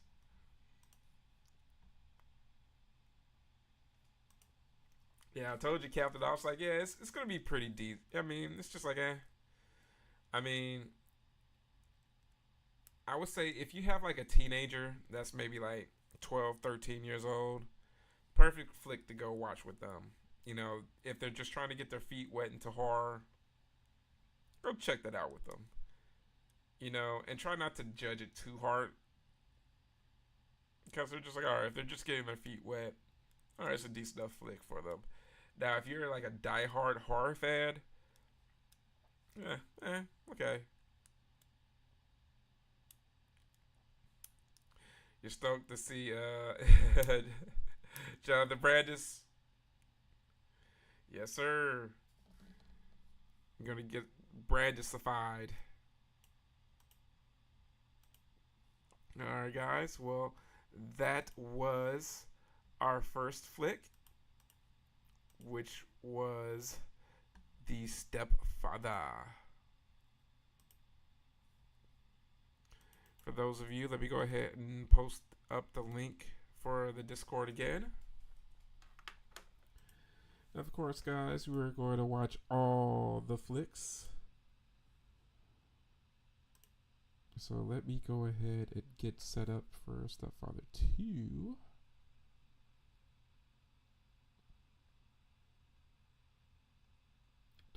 Hold on. Make room for daddy. Now, it's been a while since I've seen 2 and 3. I'm definitely more familiar with part 1 due to the fact that Joe Bob showed it on the last drive-in not too long ago. I think maybe last year or the year before that. You got it on tape? Yeah. I'm sure I'll beef somebody's daddy out there one day. I'm sure you will, Bumper. That's for sure. Yeah, exactly, Tony. They're surprisingly decent. I mean, even part 3. Part 3 was a television movie, but it's actually a bit better than what some people would probably go in expecting. So it is what it is. Give me a second. Let me try to load up the stream here for Stepfather 2, guys. And then after that, we'll take a quick break. We'll probably do like a 10-minute break and everything and let everyone, get squared away. You're watching Peter Pan's Neverland Nightmare. You know what? I was hearing about that. I've heard some mixed reviews. I've heard that it's actually better than what some people imagined it to be. So I'm excited to hear that. I mean, I don't want to hear about something being bad. So when I hear about it being like, oh, it's a pretty good watch. It's worth checking out. Then I'm like, okay, I'm there. I could definitely do that.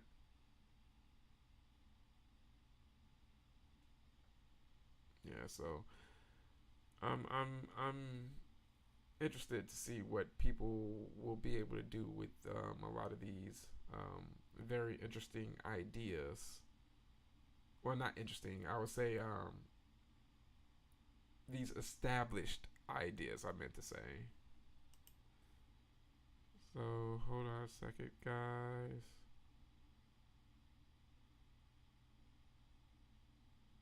Oh, okay, that's what I was looking for.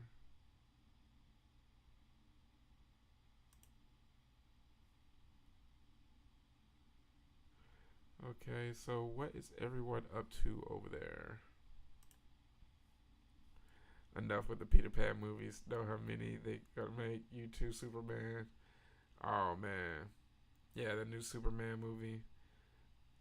I'm interested to see what James Gunn is gonna do with it. Only because it's James Gunn.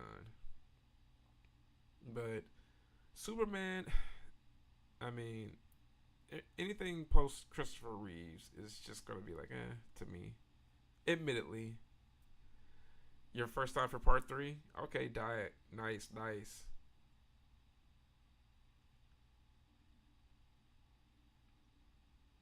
Where's Sword in the Stone part 2? See, you gotta write it, man. They're just waiting for you, man. It's all on you. Alright, give me a second. I'm trying to see if this is gonna actually load up. It's taking its time. But if not, I'll just download it. Well, not download it, but I'll watch it on what is Tubi.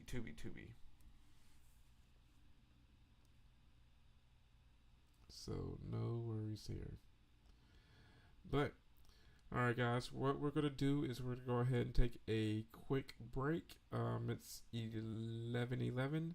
So let's come back at 11:11 my time. Let's come back at 20 past the hour and watch some Stepfather 2. Alright guys, so I will catch you guys here shortly. Hold on. There we go. Alright.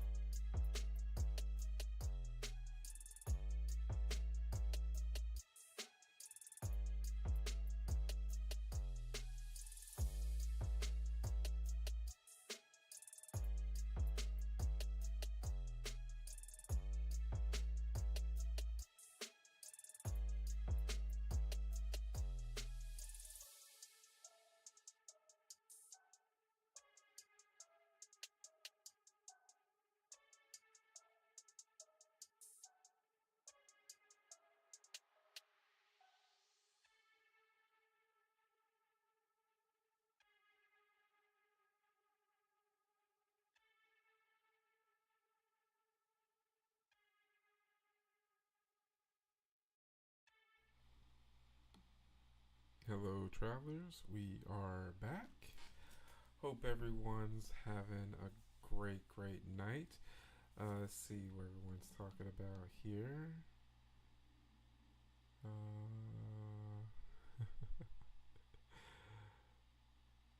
I gotta go back up. Let's see. Time to turn it up for part two. I've only had 60 beers in 3 days. I'll be in chat here smoking on the porch. 60, 70, whatever. Let's see. Doing the exact same thing, bumper. Exactly. Taking advantage of the intermission, guys. I'm definitely smoking too. Meth. Bought Dead Time Stories on Blu-ray and thought, yeah. No, yeah. It's old and horrible. Faces of Death. Have you guys seen? Oh, yeah. Most definitely did manage to pick up Serpent in the Rainbow. Oh, yeah. I definitely love Serpent in the Rainbow. I remember watching that with my mom. The the nail through the scrotum scene stuck with me. Seen all the faces of death when I was 16. Yeah.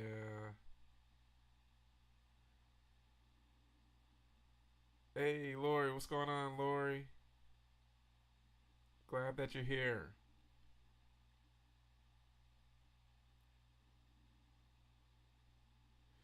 All right, guys, we're gonna go ahead and start the film here in let's just say at 25 past the hour. Give everyone some time to come and flow back in. You know, if you went and stepped out to the porch to smoke for a little bit or refill your drink, grab some more snacks. But again, I'm glad all of you guys are here with me, hanging out, vibing. Again, I'm so happy for us to be back together for more of the live watch parties. I've definitely missed you guys. You guys are definitely a comfort of mine for sure. So, you guys definitely don't know how much you guys contribute to the mental health of the travel guide here. Um, because it's a lot, editing and trying to learn different skills with the channel and trying to bring really good content. And just knowing that you guys are there and you support the channel, I'm very fortunate to have awesome GBG family like you guys. Yeah, there's a lot of cool stuff coming out, man. Young Guns 3, yeah, for real. Hey, I'm glad that you enjoyed the live watch party. Happy, it was a fantastic one. You guys really showed up and showed out with your support. Like the crazy amount of super chats that you guys sent in. If I'm not mistaken, I think that was the most amount of super chats that I have ever received on a live stream, on a video, anything that I've had. So we're reaching all new heights with this channel, guys, and I'm so happy that you guys are here and you guys are supporting me every step of the way, whether it be likes, whether it be super chats, whether it's sharing the videos, telling your friends about the channel. You're singing the praises of the Horror Greenbook, and it really means a lot to me. The success of the channel is due in part to a lot of what you guys do and bring. Dave Arquette would be good. I think he would be a good fit for Young Guns 3. Super sick, except for only 4 movies. Hey, we gotta save some for the next Friday the 13th. We gotta have more fun then. You deserve it. Thank you so much, Lori. I really appreciate it. I just want to bring the best content possible for you guys. All right, guys.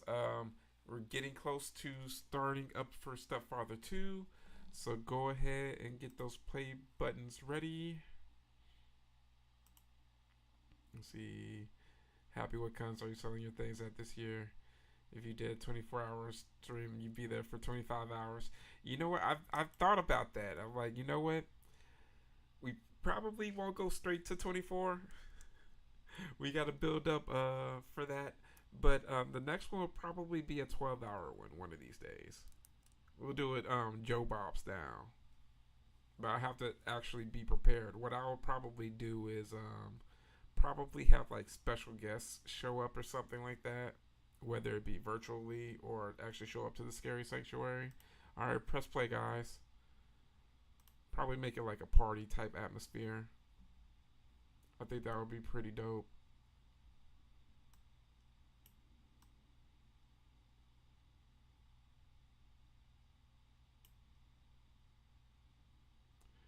Yeah, where's the snacks and smoke? Yeah, I know, right? You'll dress up and be a guest.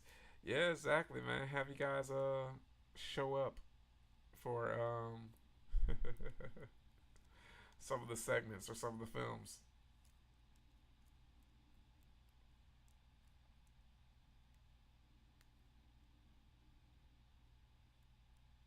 Oh, you're watching on VHS? Ah, nice.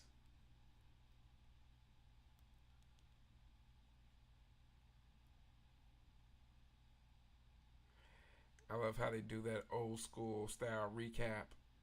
Just in case you didn't see the last film recently or don't have a VHS of it, I'm gonna catch you up.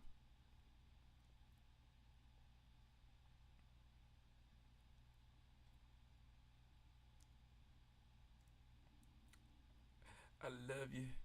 I just want to be your daddy.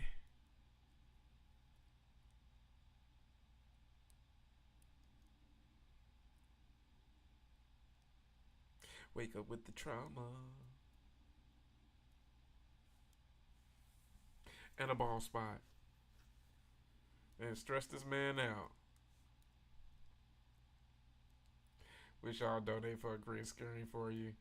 You have Elm Street images, but of course, then you have to learn to use it. I mean, the green screen stuff is pretty simple. I mean, I pretty much know how to do that part in regards to like the computer. The green screen parts that trips me up is more so on like Instagram and TikTok, that type of stuff. From there is a bit tricky. I don't care how old I am. This stepdad skinned his ass, even if I'm too. Yeah, I've thought about it. I don't know though. If I needed any type of equipment, it would probably if I were going to probably invest in my next piece of equipment, it would probably be mics though. I think that would be the next feature that I'm looking into having. Mics first, and then maybe a different camera. But I'm working on it though. Like I said, man, I want to bring you guys the best content possible. Mics would help out in a in a few different ways. Like if I'm at a smaller convention, I could just place one of the mics like right on there on the table and pick up all the audio right there. Um, Also, when doing interviews, things of that nature. And yeah, you're right, Tony. You could definitely get a green sheet for sure. Yeah, I feel you, Tony. And it also makes me think of like the work meetings during the pandemic. When someone has like some green screen background effect, and you're just like, all right, you're clearly not there right now.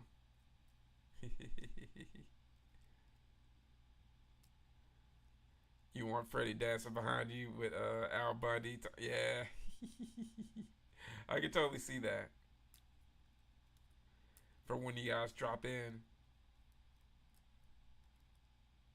or do something to where, or even do something to where I'll have like a Google number to where you guys could call in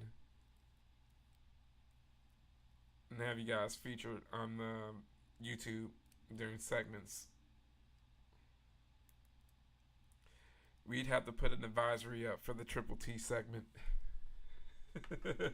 The Horror Greenbook does not endorse nor condone any of the opinions that may be Triple T's.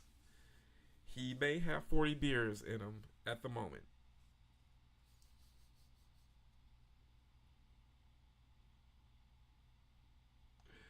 I'm not doing any this year. Going to start with OKC next year. Yeah, take a big old dab. Zoned out for work. Hey, nice and spaced out, man. Nothing wrong with that. Nothing wrong with that. That's the perfect way to have a good evening, if you ask me, man. That's why I'm always so envious of you guys in legal states. Captain's like I'm all into the chat.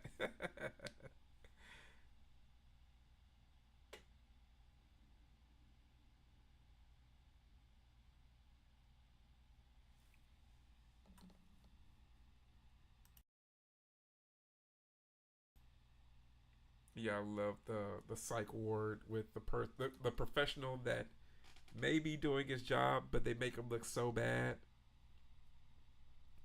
Man, those dabs will lay you out. You gotta slowly train yourself.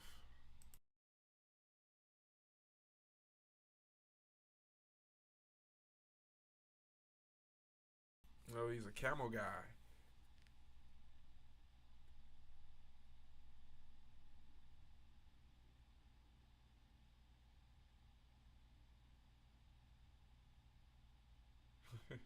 Say, wait a second, I forgot I don't smoke.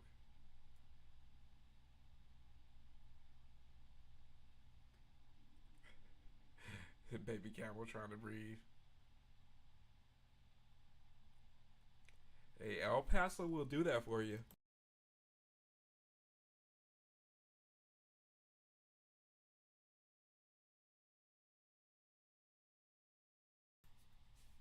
Didn't get a chance to, Bumper. Texas Framer got too wild, man. Had too many autographs to get, too much footage. But me and Tom did get to talk for a bit. So I'm thinking I'll be able to reschedule with them next time that I'm out in this area.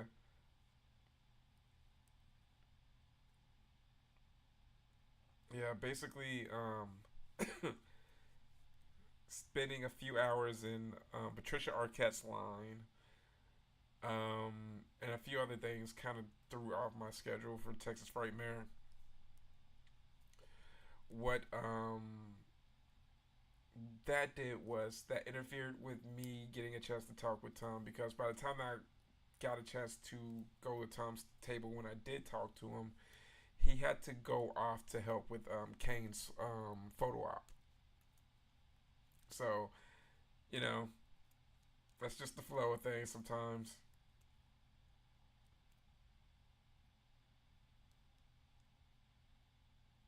Oh, yeah, man.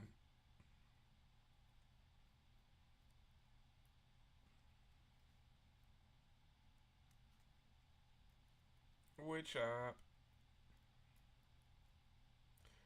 yeah, because I had my stuff ready. I had my questions in my phone, but it is what it is. I mean, maybe it's for the better because, like I said, the next piece of equipment that I do eventually want to get is a microphone. That is after I get my Lawrence Fishburne autograph. So I will continue to sing the praises of super chats, guys. So if you ever so happen to feel so gracious in the next couple of weeks, I would gladly appreciate it. You don't have to do it now, but just saying, keep in mind. And I've reached my first ad because the program that I used, the seats for Stepfather II were down, but it looks like this first one is a pretty fast one. So I'm always happy for a fast ad break.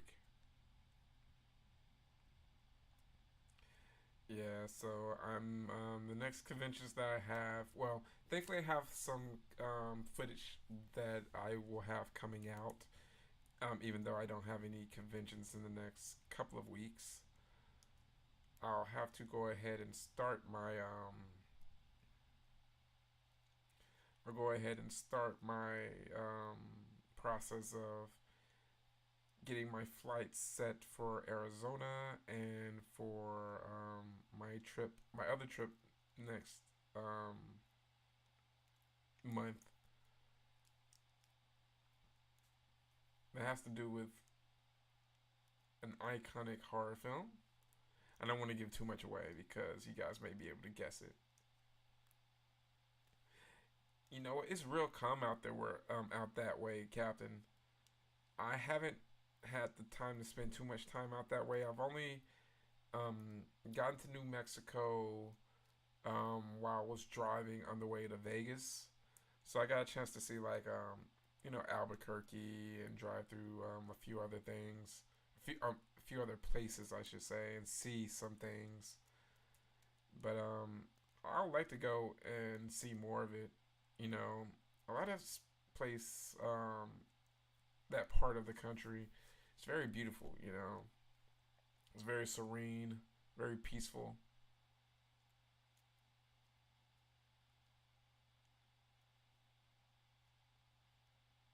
Yeah, I would definitely enjoy that, man. And it's cool because I'm pretty sure he'll recognize me from the vest and everything. Um, he definitely made note because when I saw him again at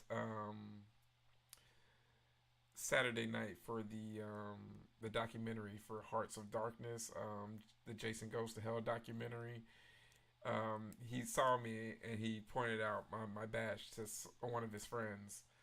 So I'm pretty sure he'll remember me.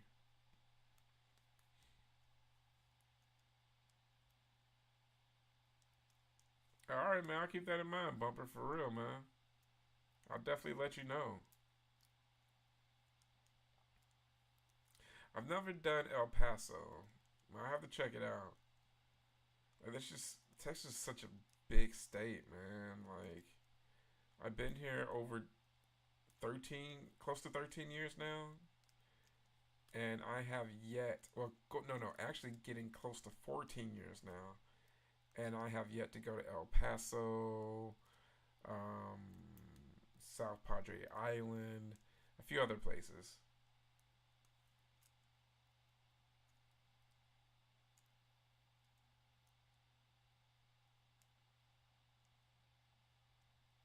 That is a very creative shank.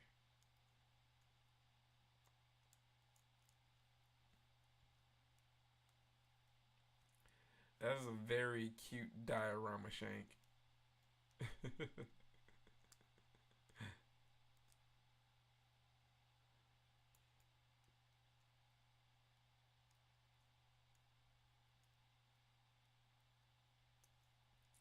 He's done.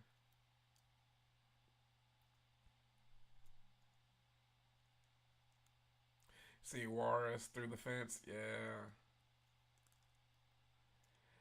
that does seem so surreal. Like my thing is like I've never well no I've never seen a border town. Now that I think about it, but no matter where on the border, it always just seems so surreal. Like I have some friends that live in Tucson, and they live pretty close to a border town.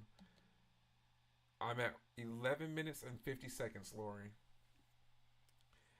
And they work in the medical field, and they, help out with some of the border towns and stuff like that.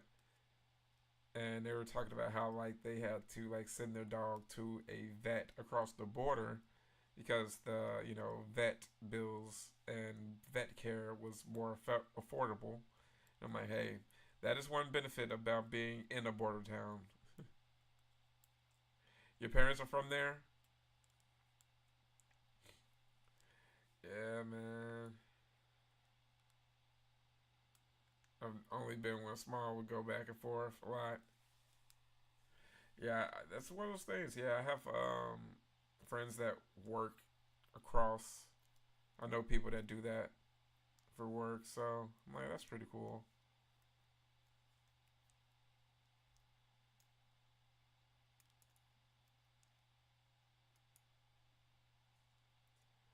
Tonight there's gonna be a jailbreak.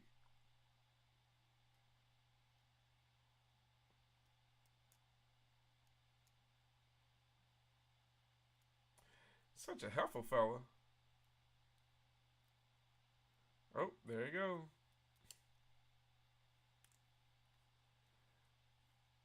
San Diego was the biggest border. You went to Mexico for psoriasis. It cost two hip. It cost you two hip replacements. Oh man. El Paso looks a little bit like TJ. Yeah. From what I've seen, it does kind of give that type of feel. It's also a little bit like that in McAllen in the Rio Grande Valley area.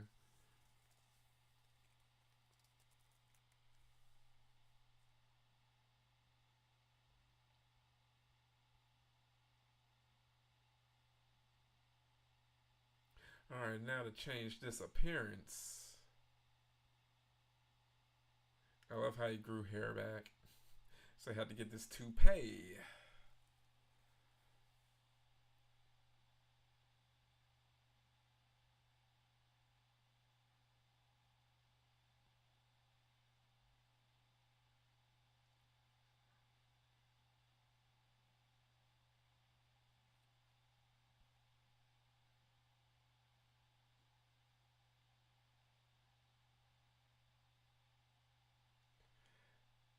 Now, I highly doubt that hotel would have workers dressed like that. Yeah, I know, right, Tony? You used to be able to escape from prison without people plastering the videos all over the world so quickly. How's a guy ever going to get a break nowadays?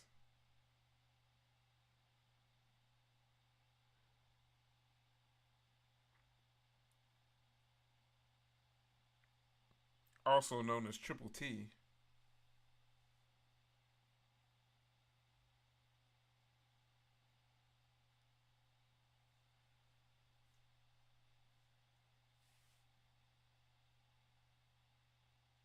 Uh oh. See what happens when you let Triple T out on the loose.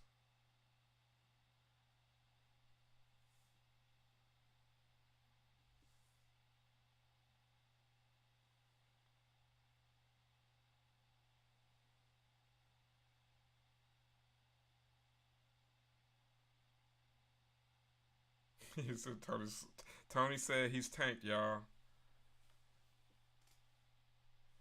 Tony's feeling it. Everyone, if you could pick three places to visit for a week each, what would they be?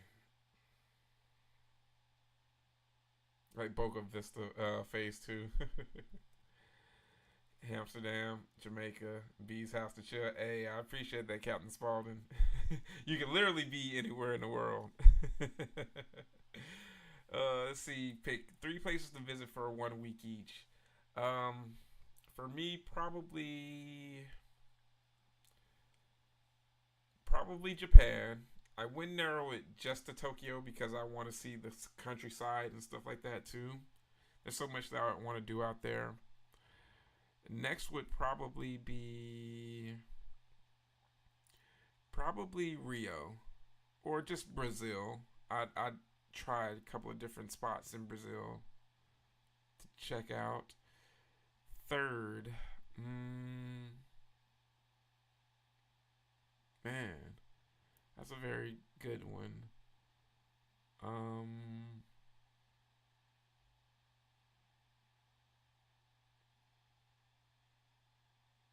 hmm,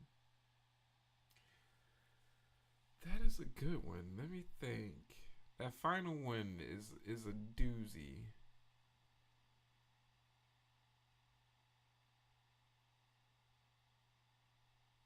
You know what? Hmm. Amsterdam would be pretty fun. But you know what? No, no, no, no, no. I'm gonna pick something different from Amsterdam, but it's gonna get the same vibe. I would go to Thailand. I want to go to like Bangkok or Phuket. You could have a wild time in in Thailand. So that would be my three: Japan, Los Angeles, Vietnam, Greece, Italy, Iceland. Those are great ones, Lori. Bora Bora. You know what? I was debating on saying Bora Bora. I was really debating on that one. Dracula's Castle in Romania, Le Mont Saint Michel in France, Japan, Ireland, Egypt. Egypt would be on my list too, but when it's a bit more safer to go, or I'd have to go with like a very cool group. I would want to go to Russia too, but Russia would be a bit hot to go to. So I would have to go with an awesome group as well to Russia. I don't want to go around the wrong corner in Russia and just be like, oh, here comes trouble. But with the GBG, we'd be straight out there. No one will mess with us out there. Well, well, that's because the dong's not big enough for you in Thailand, Tony.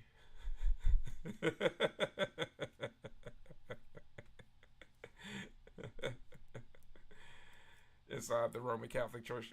Yeah, I wouldn't mind going to the Vatican. The Vatican would be interesting to see.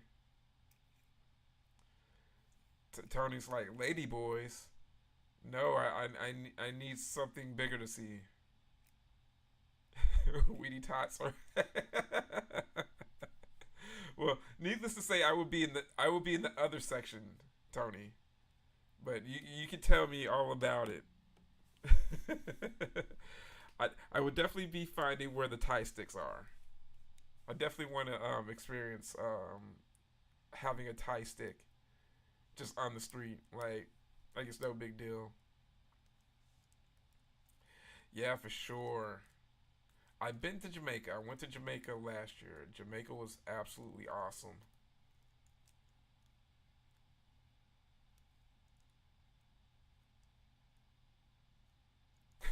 Disintegrate when exposed to air.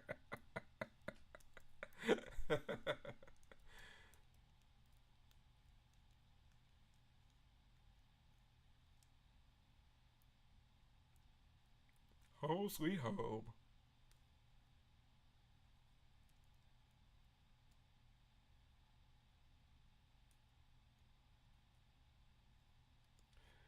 The home dating service.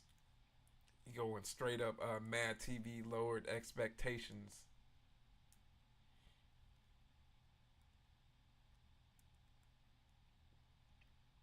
Man, the days before the internet. Have you guys seen these online, like on YouTube? These are so hilarious. You're gonna switch TV digital because you're too far ahead. Time cramp. 21 minutes and 35 seconds.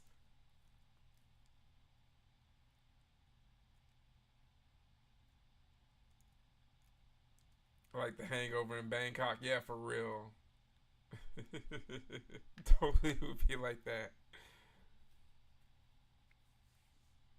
Oh, the crazy redhead. He's like, what is going on here?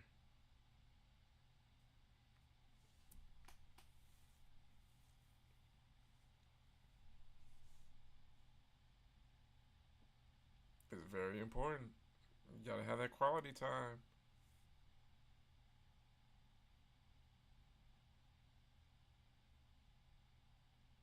What was that, lady?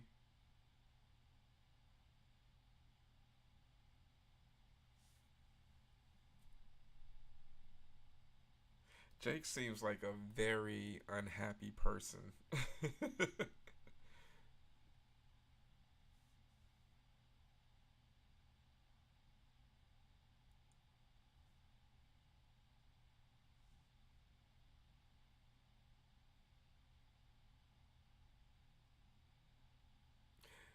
was incredible. I pretended to have mental problems. We saw a vintage commercial last year for a friendship line for the 90s. Oh, really? Oh, wow. That's hilarious. Now, that would be a fun call to do, guys. We we got to get you to call that again, Tony. And you got to be prime triple T mode. Like, I need a friend. It was like all guys. I'm like, it's like, I need a friend.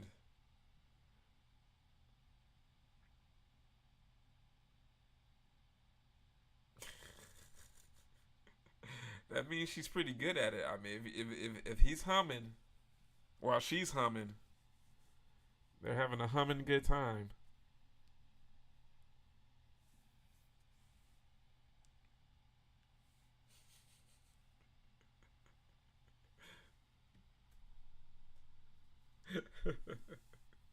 And it totally looks like the type of lady. It's just like I'm totally surprised she had that in her. You still prank call all the time. Yeah, man. That's the most fun stuff. Like, it makes life very fun. 30 years later, I gotta find it for sure. Yes.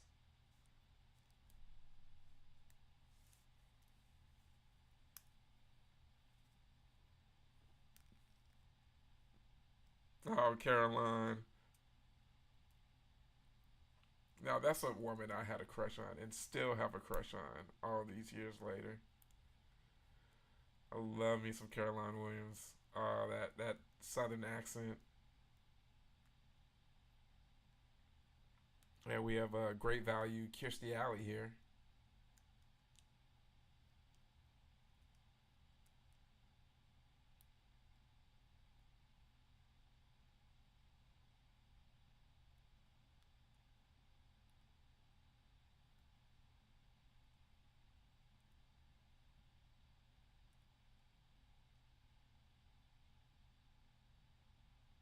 Oh, just reached my next ad. Just when you thought it was safe from the ad monster. Hopefully these go pretty fast. So far, I've been pretty lucky. They've been few and far in between. Lizard eyes.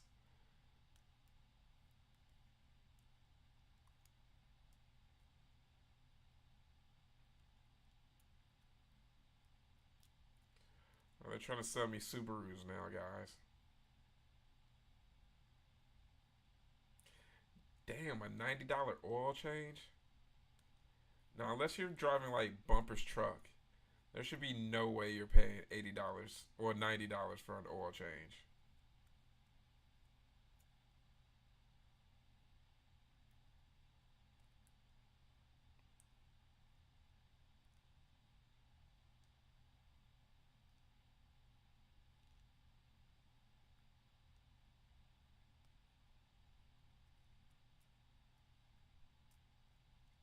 Yeah, exactly, man. It is. Like, my oil changes have creeped up as well.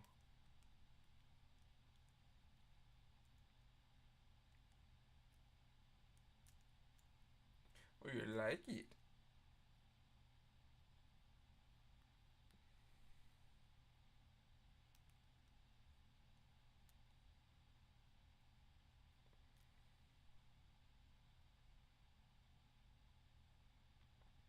Now, Tony, in regards to those oil prices, does that include dung oil?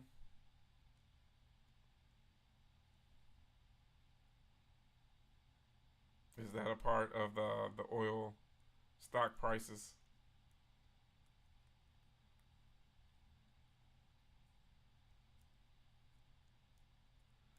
Is this a part of OSHA regulations?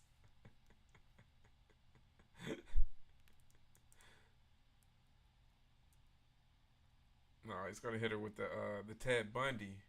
I need help.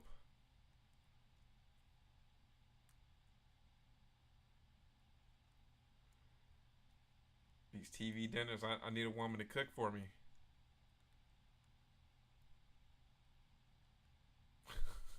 Dung oil's free.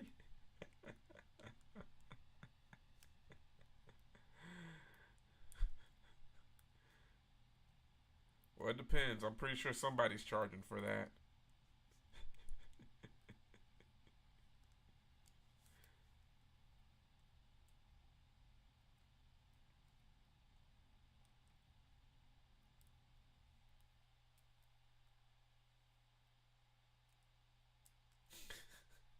Would be 130 if you didn't use Groupon. That's crazy, Lori. What do you drive, Lori?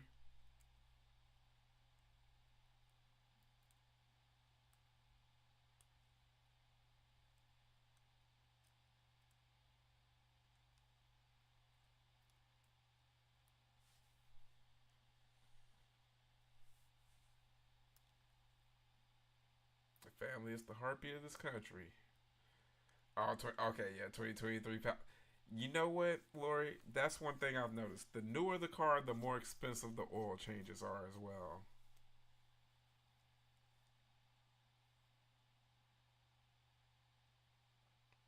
Because you're very right with that. That's what I was thinking. I was like, I know Bumper is paying an insane amount for oil changes.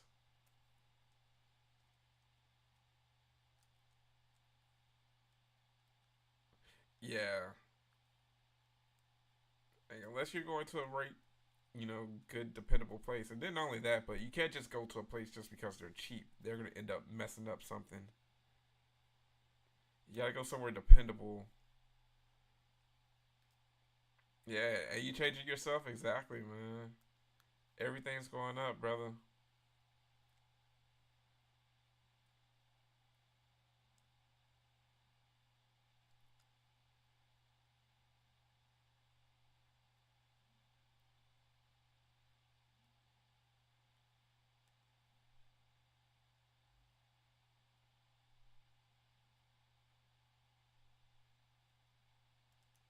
Yeah, but 2016 Focus 2 and the oil change. Exactly. I have a Dodge Journey, and that oil change is probably maybe $30. My other car is about like 45, 50. So it's like crazy. So funny how that happens. Man, everybody was skateboarding then, and I ended up a serial killer.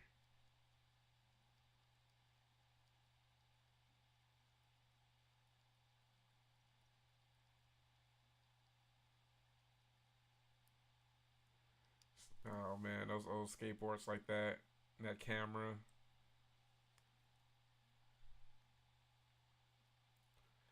Yeah, exactly. That's another thing, Tony, for real.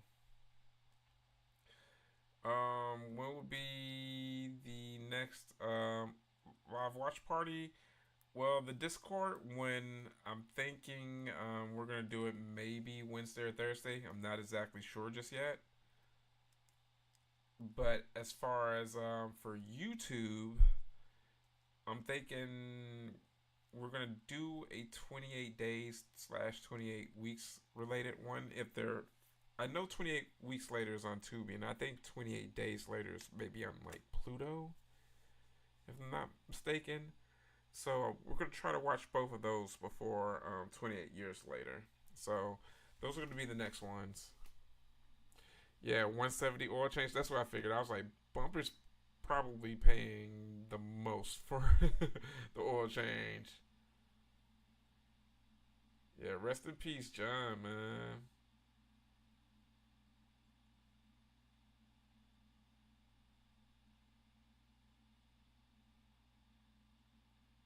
Yeah, exactly. You gotta treat her well. You gotta treat your cars well with the right oil changes. Real good stuff.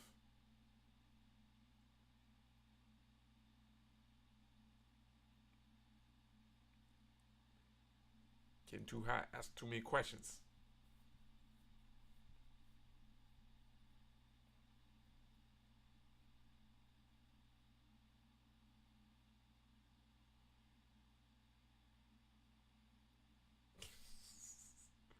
Yeah, you would totally be the saving grace. You would be the bridge over troubled waters for sure, Tony. I mean, you're totally like that for all of us here at the GBG. Little do you know, man. You're our ray of beer sunshine.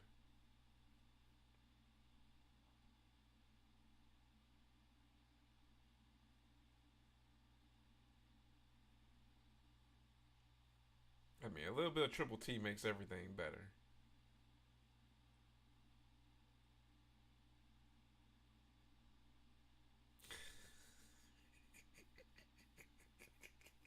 There you go, right?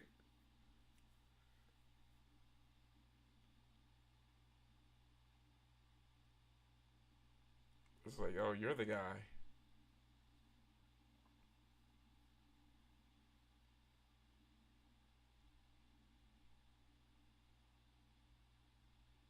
It's like, look at this dude.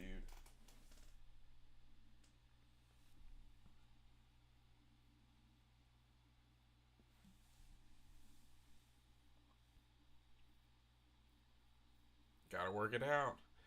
Work this stress out. Gotta be productive.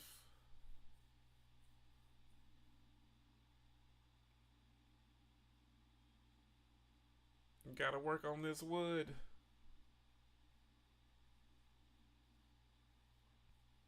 Oh, Caroline. There is a stepmother movie. It's on Tubi. I haven't seen it yet, but it is starring Erica Mena of Basketball Wives fame. So if you're into trash TV, it's worth it for just her. I totally want to see it one of these days just for her. I'm like, wow, they actually gave Erica Mena stepmother movies. Hilarious. Yeah, when he throws a tantrum in the basement. Yeah.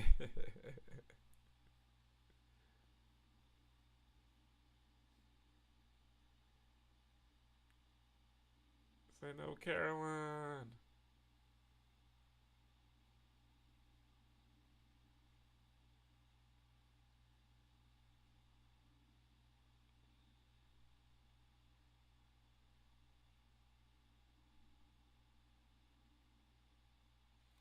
Exactly, Lori. Exactly.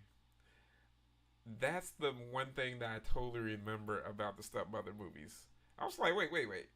Erica Mena? Erica Mena? I'm like, okay. It's like, that's worth checking out just for that. Just because I know I'm going to laugh at that. I'm like, whose decision was that? Like, who decided, you know what? Erica Mena would be the perfect person for this.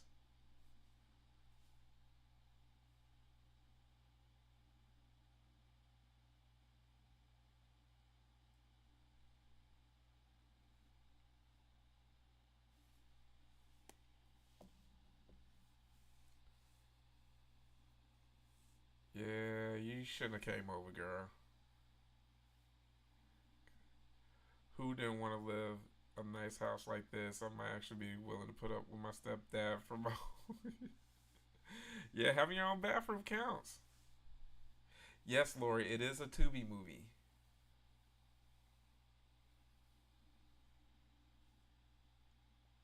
Like when I found out it was on Tubi, I was like, okay,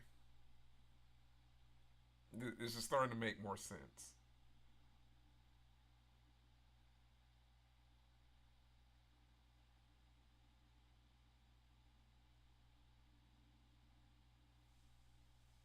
Yeah, exactly. What Lori's like, that makes sense.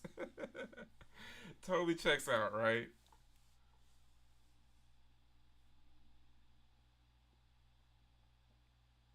Yeah, that still shocks me. I was just like, wait, Erica Mena?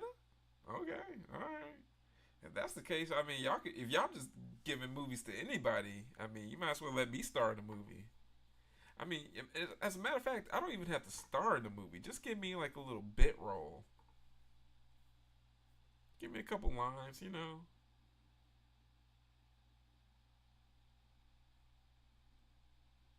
I mean, I don't think that's too much to ask for. That sweet Angel's jacket. I just love vintage sportswear. Exactly, Lori. I would just watch just for that. Tony's like, I'll star in it.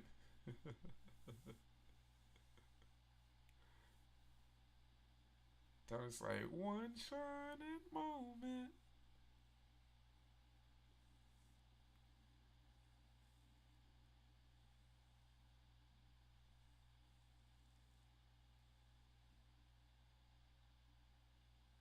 Don't have good teeth, you can't eat.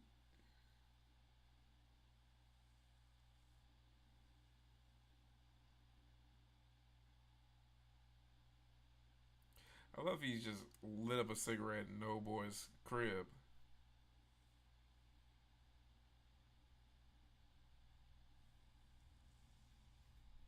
Yeah, totally. He's still young around then. This is like maybe a good couple of years, right? Maybe like 2, 3 years before Sidekicks.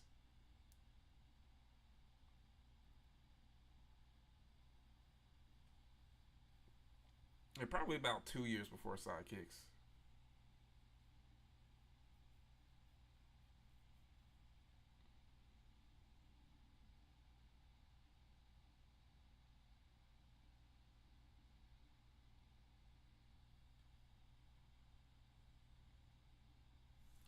I lied. I lied. I was just messing with you, man.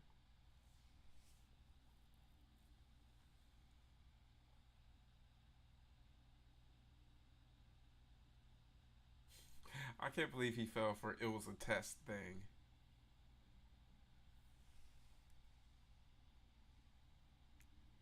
Hey, Josh, what's going on, Papa Goss? Happy belated Father's Day to you, buddy. We're watching Stepfather 2 right now, man. So whenever you need a timestamp, let us know, man. We're just chilling, vibing.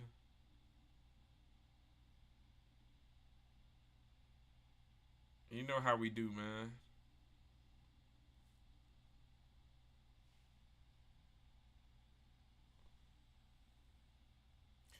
Yeah, man. They're making all types of stuff right now, man. So I'm like hoping these are like good batches of stuff, you know. You don't want it to be something where you're just like, oh, okay, well.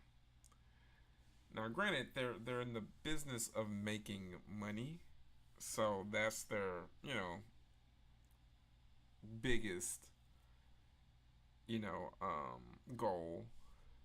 But at least give us something that us fans can like kind of like sink our teeth into. You know, they could have milked this franchise, stepson, step. It didn't get Martin in its step, Big Mama,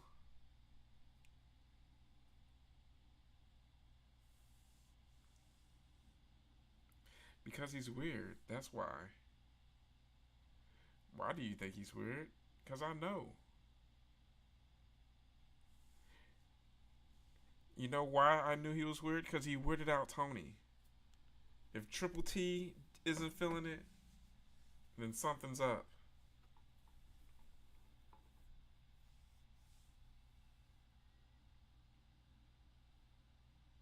Oh, cracked open the bottle. Timestamp. Yeah, let's see. 40 minutes and 25 seconds.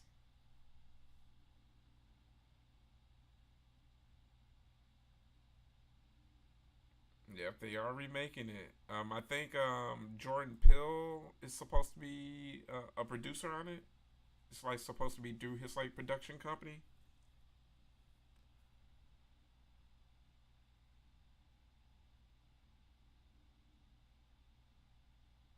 Yeah, yeah. Terry O'Quinn playing multiple characters would be so funny in this.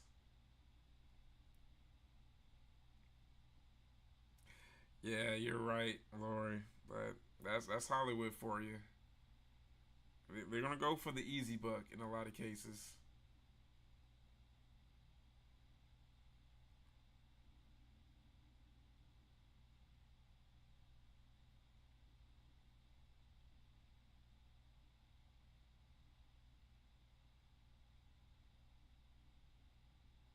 Yeah, they walked on your favorite poltergeist. Yeah, you know what? I'm not. I'm gonna be honest with you. I would say Poltergeist fans are probably the only other fan base that can really feel the pain of a Nightmare on Elm Street fans in regards to the remake, because both of those were just soulless, and these are both coming from two films that are full of so much soul and love, and you feel it in both of those films. So when you get a remake, and when you get actual people that are tied to those films that are really good actors outside of those films, like Sam Rockwell, love him in everything he's in. But that Jackie Earl Haley, love that guy in everything he's in, except for that. So, yeah, I mean, Halloween fans, they crap all over Rob Zombie's remake, and I'm just like, man, I wish I got a Rob Zombie remake of a Nightmare on Elm Street. I mean, at least people remember Rob Zombie's remake.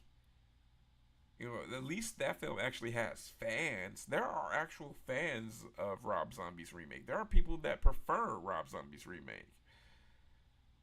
Nobody prefers the Poltergeist or a Nightmare on Elm Street remakes.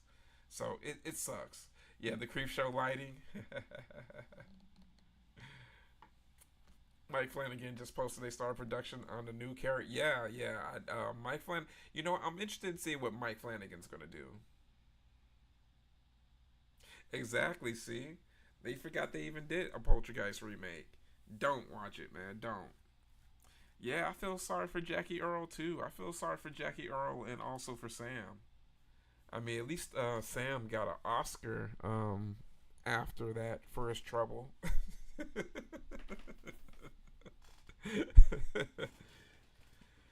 It's like, hey, we'll make it up for you, Sam. This is probably the coolest thing you'll be a part of since being in Teenage Mutant Ninja Turtles.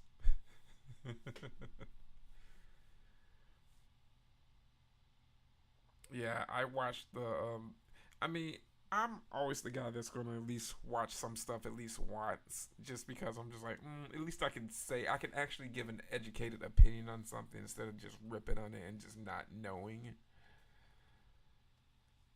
Like, there's only been like maybe a couple of films I've ever felt like I really regretted watching them. So I have a pretty, you know, good threshold in regards to handling bad movies.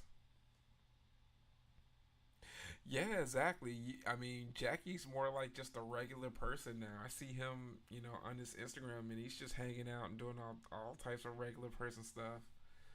But yeah, it's kind of sad though. I think that kind of hurt his career. I really do think that hurt his career because I don't remember Jackie in much stuff after that. And Jackie's a well respected actor.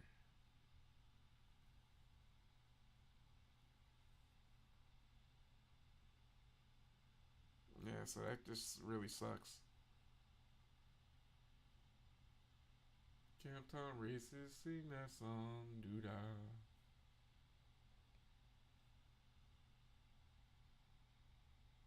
Ah, Jonathan. Yeah, this is probably like 2 years before Sidekicks.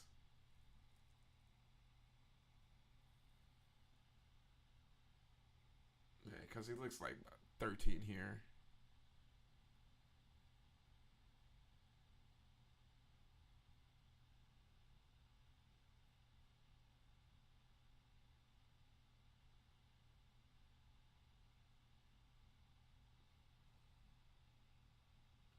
Yes. Confide in me, young man.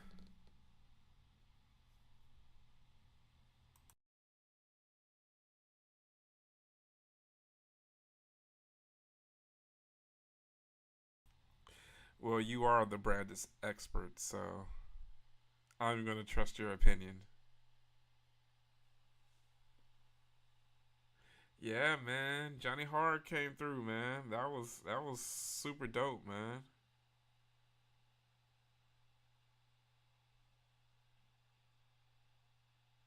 Yeah, definitely enjoyed Johnny's stuff. So I mean, definitely hope to come across him at a convention.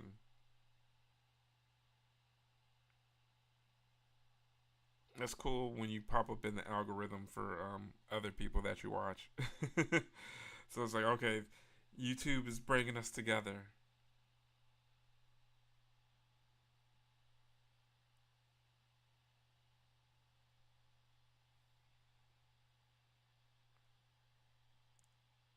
He's like 16 and sidekicks. Honestly, don't know for sure, but when you're gonna be stoned with my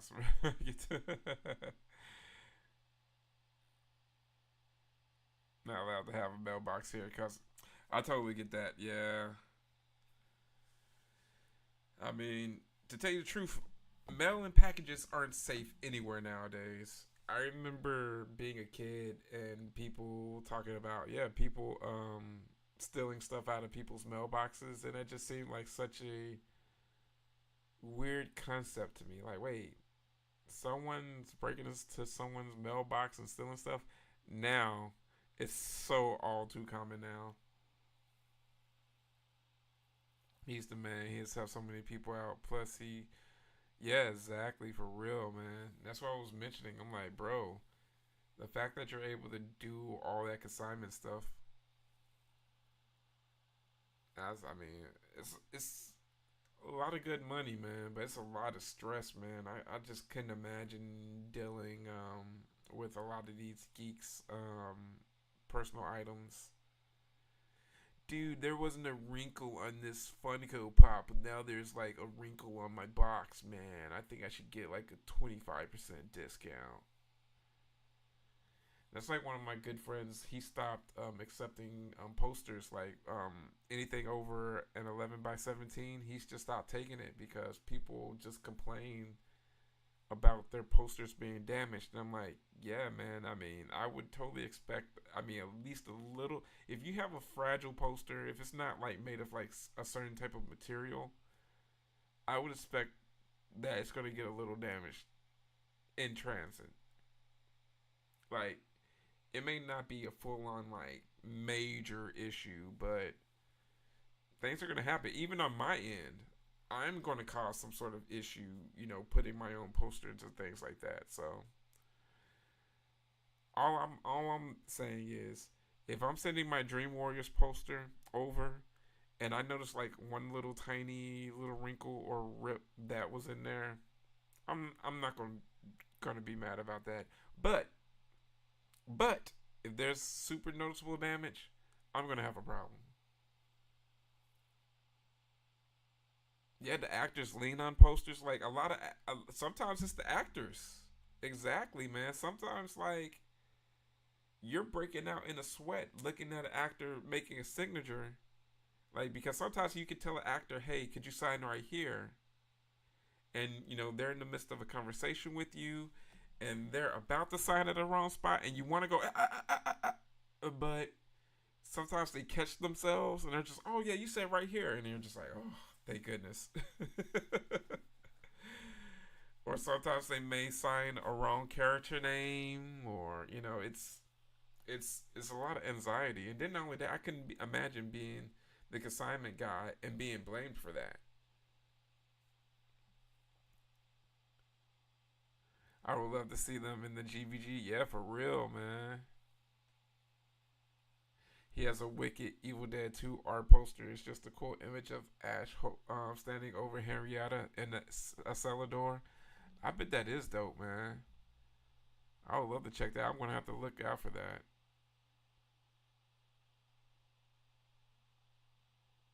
Elbow Ben should be worth more, right? Like you may have to put like an extra signature right here, like I caused this.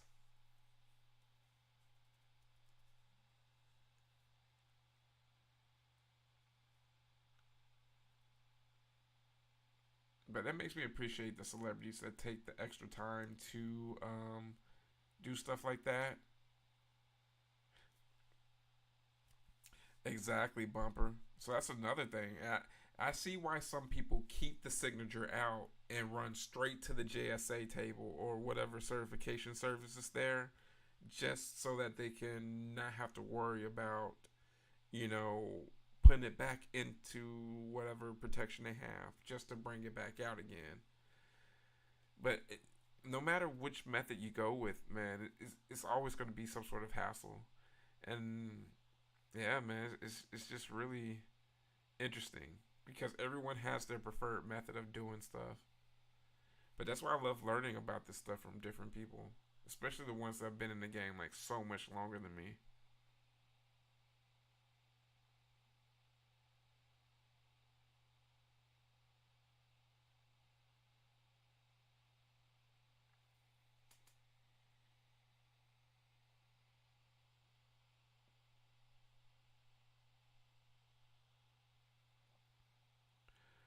I think if I mailed a Funko, I'd probably put in a box and then put in another box with styrofoam padding.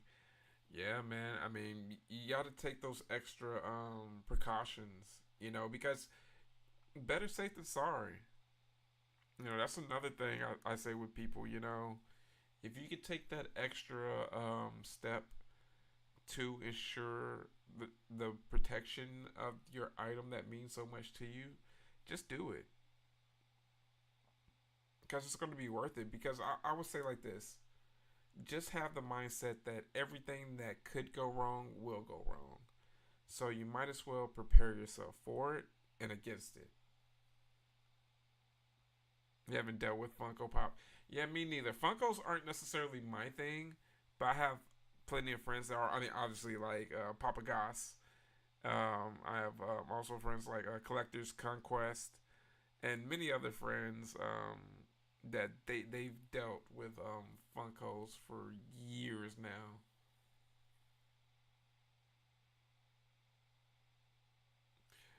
People ask me why I don't have my car painting. It's like the inside super nice. I don't see the outside while I'm driving.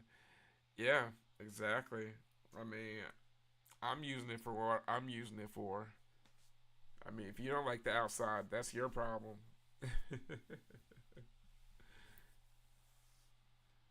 Carolyn got those government benefits. Working for the mail. I love how Carolyn's really leaning into the hot male woman trope.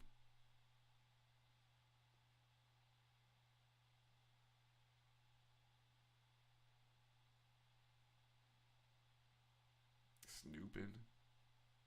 Of course, Tony would be the mailman. I could totally see you being the mailman.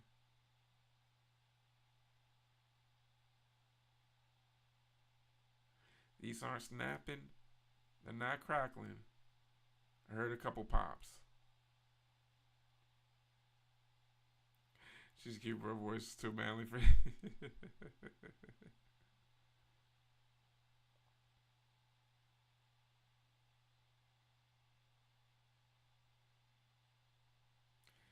Hey, take it easy, bumper man. See you soon.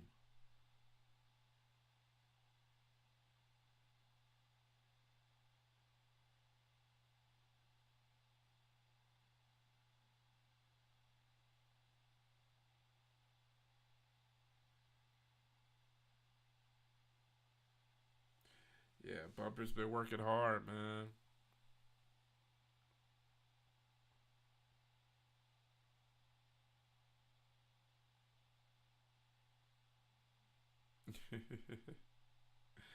Take it easy, bumper.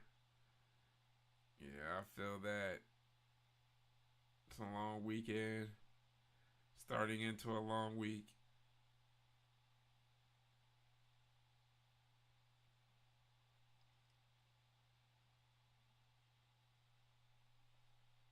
Girl, you being too nosy.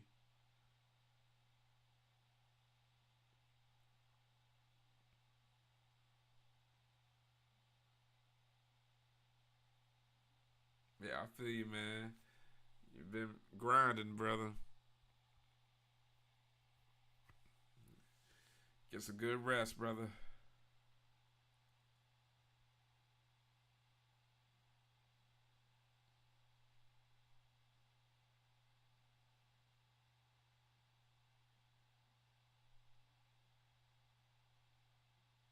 Like, you're not there.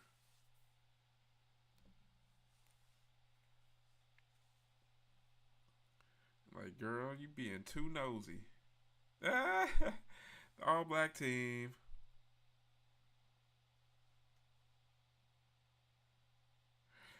That gag always got me as a kid.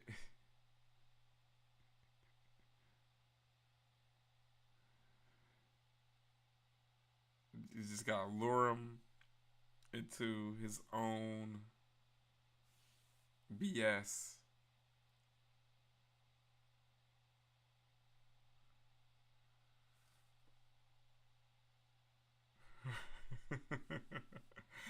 Yeah, man, that part had me dying as a kid. And I'm like, wait a second. I was like, oh yeah, that makes sense. This old boys, I was like, this old boys basketball team. I was like, yeah, 1964. Okay, yeah.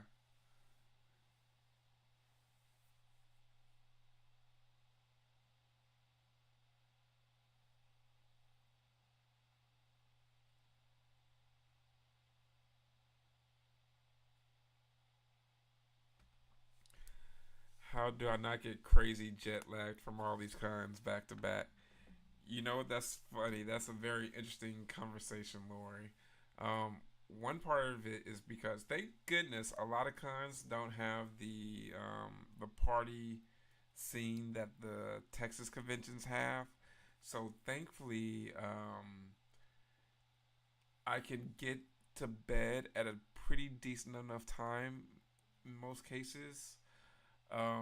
But yeah, bit of jet lag is going to show its ugly head at sometimes. So with that being said, I just try to adjust with it and roll with it.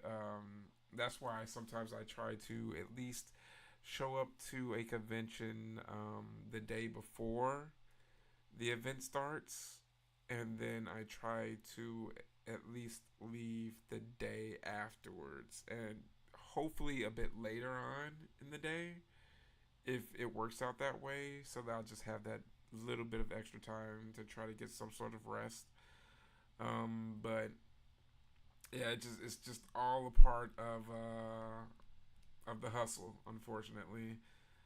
But I try to make it work though, with those extra things in regards to taking advantage of an extra day or two, because the times that it really affects me is when I try to hit the ground running on a convention, like I did for Monster Palooza.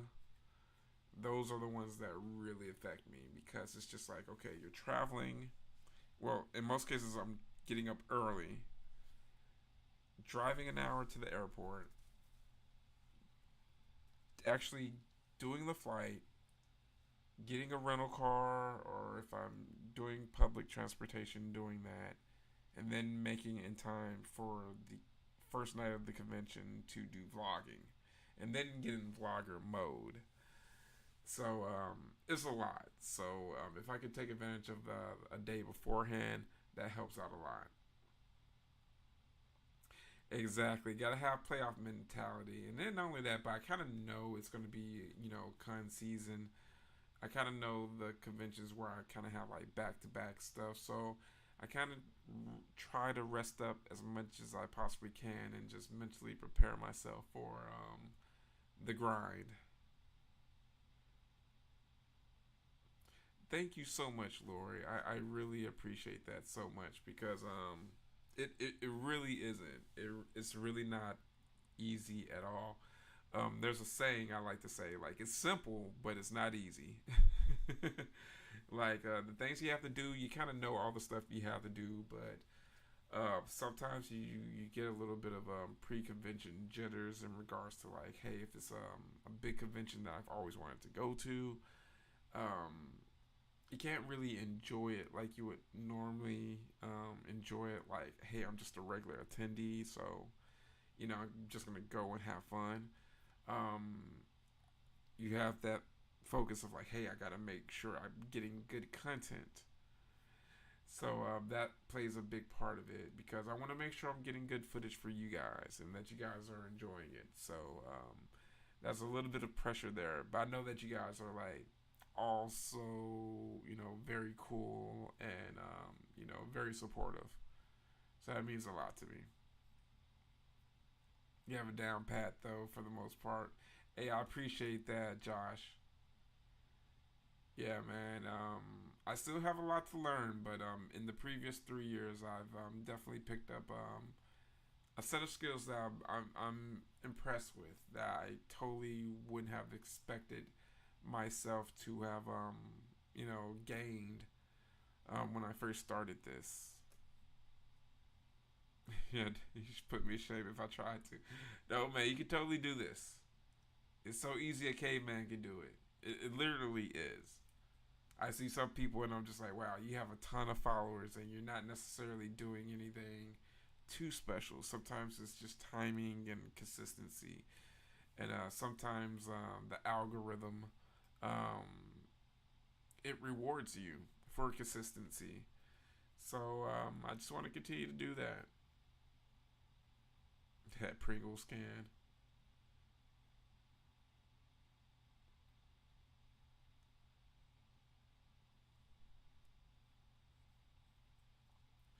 That Pringles light. Someone's trying to save some calories.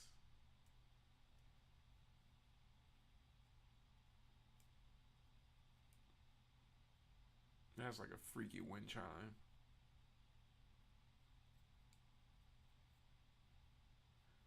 I love how she has that teacher's vest on.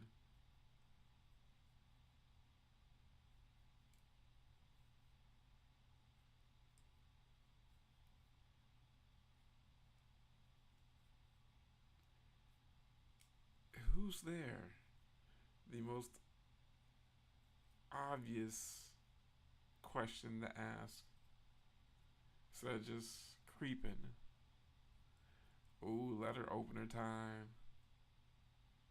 Will she get to use it though, guys?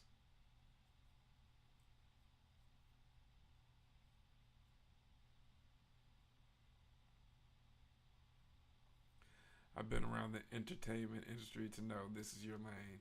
Hey man, thank you so much, Tony. Thank you so much. Like seriously, man. For you to say that, that's really dope. And for someone that has been, around the entertainment industry, that really means a lot to me, and that lets me know that I'm on the right path.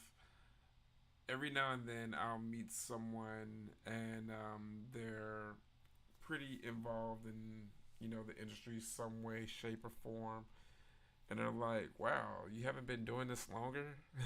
And I'm like, "No, I've only been doing this like 3 years." And they're like, "Wow, I would have expected you to have like a decade plus experience." So I'm really flattered to be complimented like that from people. I think a part of it is how a lot of people are just like, yeah, you have that personality or you have that voice, and I'm like, well, thank you. I'm very grateful for it. So I just want to continue to do it, and not only that, but just continue to meet all types of cool people like y'all and bring them into the GBG, and just continue to build on what we've built for the past 3 years, guys. I'm ultra proud of it. Like we're close to 2,500 subscribers. My next goal would be 5,000, and that's a very reachable goal. I think we could reach that within a year or two. Oh, robe belt foo. The Fangs Invest is a good look for the horror travel guide. All right, I'm going to incorporate that more. I'm going to at least do that at least once every convention that I have in the future for sure during the summer season. If I owned a radio station, I'd hire you on the spot. Hey, thanks a lot, Tony. That's why I laugh. I will say I've done very minimal media training or media related classes. I remember in eighth grade, I did like an intro to media class, but it was more so like radio based things of that nature. So that was a fun semester class I took during that was most definitely eighth grade. Now that I think about it, and then I did like an intro to film class, which was pretty cool because that was more like film based. So that was pretty dope. Yeah, yeah. In regards to the fangs, how do you reuse? So yeah, yeah, they are reusable. They're funny enough, they're right here. So they're sitting right here in this container, and yeah, they are reusable. They came on the mold. Well, first, let me show you guys the mold. So this was one of the vendors at Horror Hound, and this is Fang Show Jack. No, Horror Show Jack. But you can go to the website under vampfangs.com. And what they did was they take a mold of your mouth, of your teeth, I should say. And you basically just hold that in your mouth for, I think, like 10 minutes, something like that. And then they're like, all right, well, come back later. We'll have your fangs ready for you. They're like, we'll send you a text. So it took them, they had them ready during the day because they were, I got there pretty early. So I didn't have to wait any longer. And yes, they are, I should say, they are reusable fangs. So you see, like, kind of like the indention. But yeah, guys, the little extra part right there, like this little flexible plastic part, that's something that I incorporated and learned from my hunt actor friends. Because even though the natural fit for them, they fit pretty good, they're not an actual perfect fit. So sometimes while you're talking, you feel them wiggle, and sometimes they may be on the verge of falling out. So I looked up these plastic beads that were on Amazon, and you basically just melt them down with a little bit of hot water, and then basically just press them up to your tooth, and it gives an absolutely perfect fit. The vendor, yes, yes, that would be puncture wound pins. Puncture wound pins. That is actually, I have Felicia's stuff right here. Let me see. There you go. Puncture wound pins. There you go. Oop. Yep, puncture wound pins. And I have her. The new blood win with Jason banging the chick up against the tree. So I can't wait to add that to the battle vest. But yeah, in regards to the fangs, yeah, it just pops in. Oh, wrong one. Oh, just like that.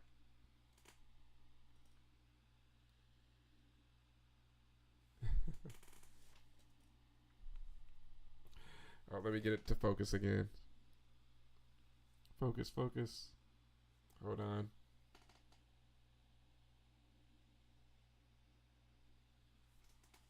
Maybe that'll make it a little bit better. There we go. There we go. All right.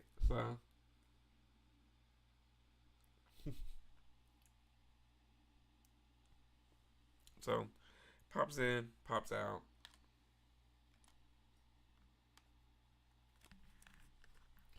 Well, no, it doesn't need anything to hold them in. Now that I've added the plastic beads, that gives it a more perfect fit. So you can get them as they come stock, but while talking and stuff, you probably will worry about them actually wiggling a little bit or possibly falling out. So I did the extra beads to have a better fit. I never wanted to take film in high school because I thought it would ruin movies. Like music, once you play, it's never the same. Yeah, I get that. I totally get that. So it's like a mouthpiece. I thought you'd need like some gum to miss something. Yeah, well, you could if you just if you needed it for without the stock fit. So there's two things that people use. What I was recommended was either using denture adhesive to get that really good solid fit. But the only thing about that is like that stuff's really sticky and you gotta reapply it. But with the plastic beads, you don't have to reapply it. So I decided to go with that one. Oh, no worries at all, Lori. You're very welcome. Definitely pick up a set, Happy. And the cool thing is, they have like a ton of variety in regards to the different things that you can get. Yeah, well, they have a ton of small ones, but I know what you mean. The smaller ones are definitely good ones to have. You want the fangs from Fright Night? They definitely have the Fright Night ones.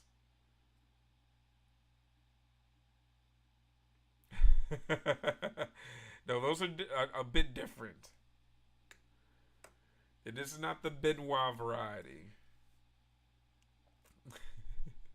Even though Kegels are very important, you don't want to be dribbling as you get older. For men and women, those muscles are very important. You don't want to do the R. Kelly trip, trip, trip, the inverted trip, trip, trip.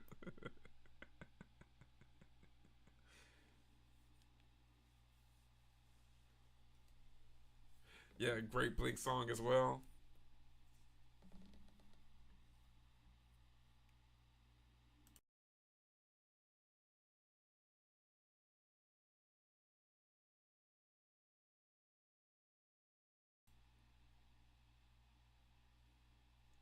Wait, I just want to get you on paper, girl. Come on, let's go ahead and get this marriage. We ain't getting no younger. We might as well do it.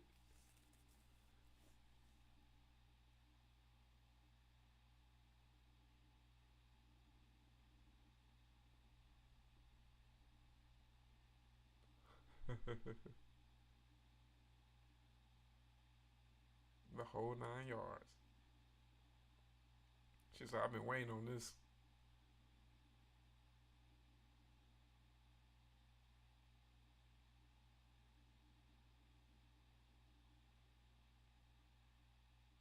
Good old movie kiss.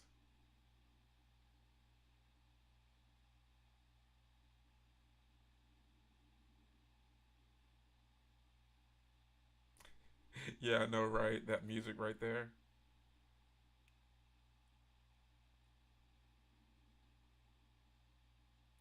Oh, Jonathan, this little suit.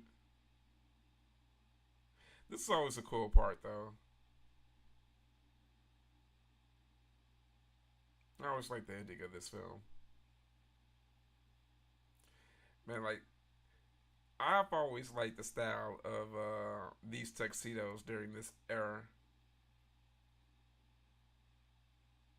Like that early 90s look, late 80s, early 90s tuxedos. So distinctive.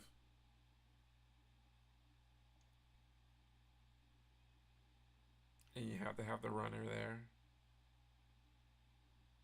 Oh god, I went to so many weddings like this. Oh,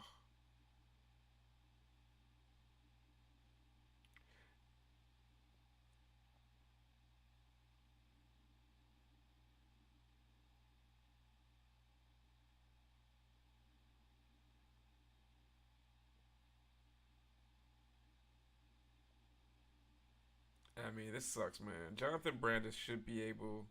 We should be able to see Jonathan Brandis at a convention.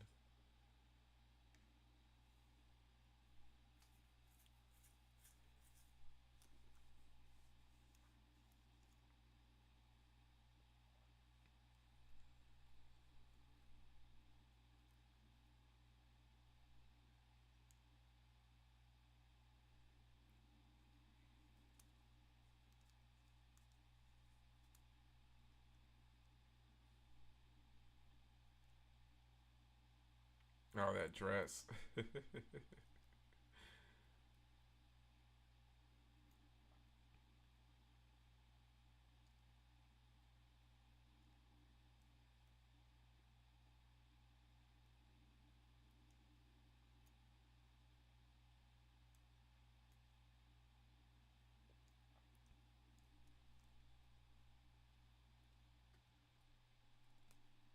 Yeah, I agree, man.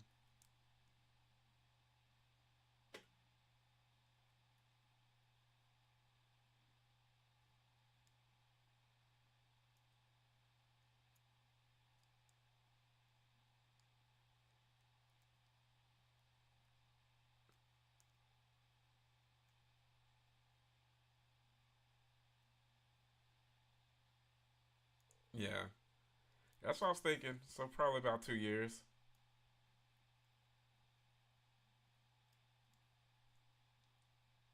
Yeah, about that 2 3 year age range.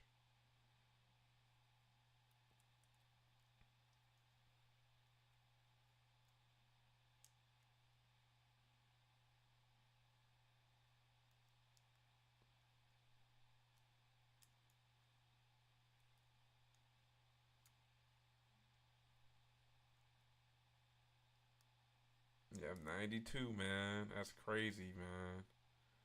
Yeah, I remember being a little kid watching that in theaters, thinking, man, this may be the absolute height of cinema.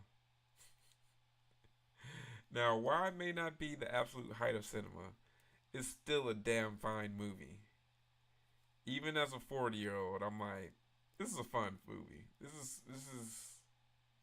is an enjoyable watch. Yeah, I know, right, man.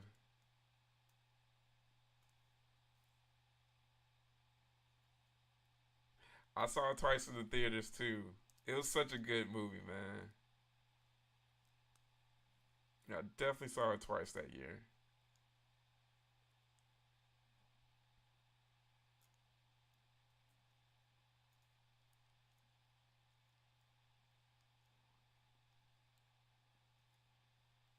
Like I am most definitely am a huge fan of Sidekicks. I sing the praises of that film to anyone that will listen.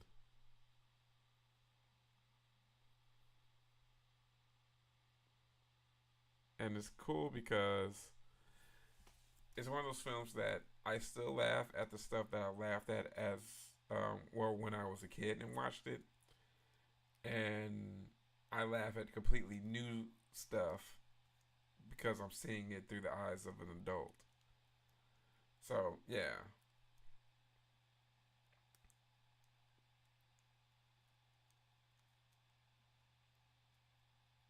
yeah, for real.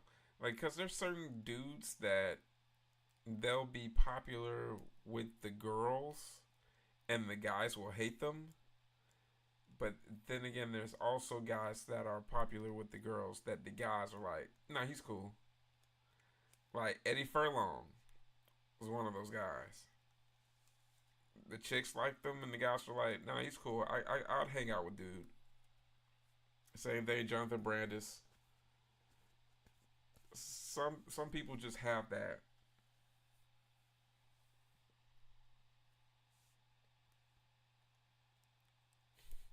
Mr. Dumpling.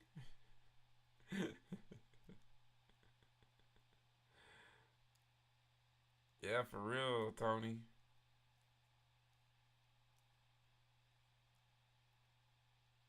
You gonna destroy this wedding.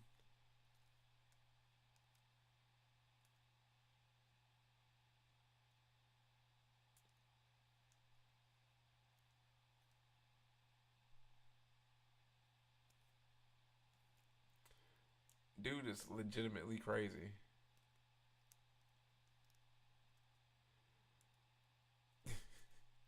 he's he's literally trying to take Jonathan's head off with that wine glass.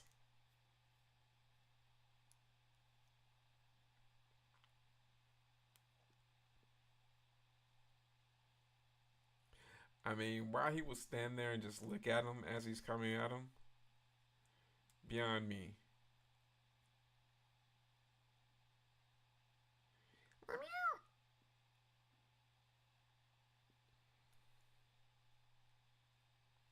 I do not, Tony. But then again, I could probably have my memory jogged.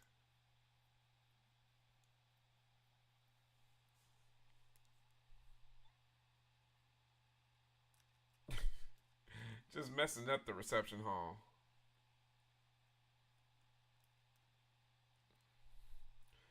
Doesn't jog a memory right now, but I will probably remember something weird or vague about it. I have to look. I'll have to Google it.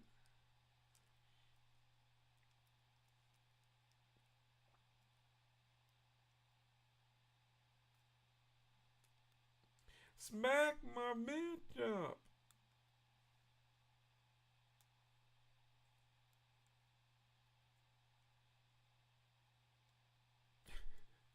Terry looks so menacing right there. Lifetime movie in the late 90s. Okay, it probably has been something that was referenced. I still need to see what was that war movie that he was in, but he was kind of like cut out of.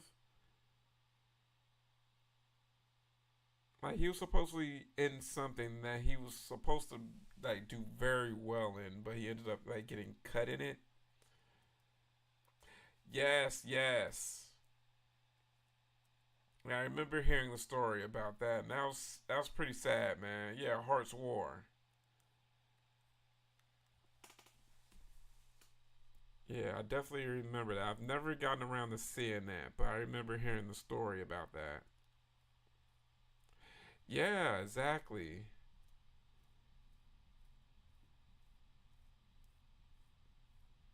I wonder if they've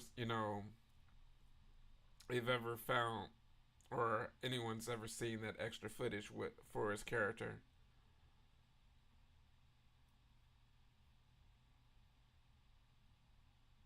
Accutane.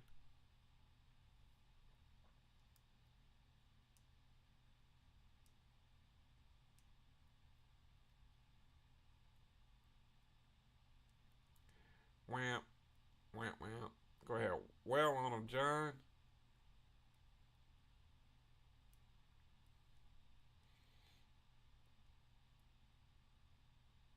You seen it in Heart's War? Nice. Okay.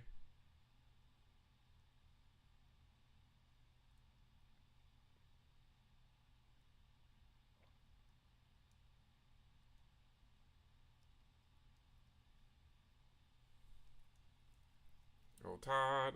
Oh Todd.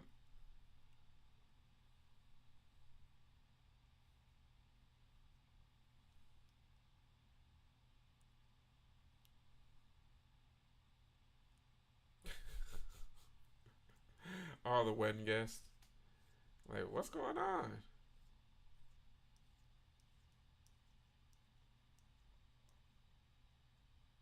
Wedding's over, guys.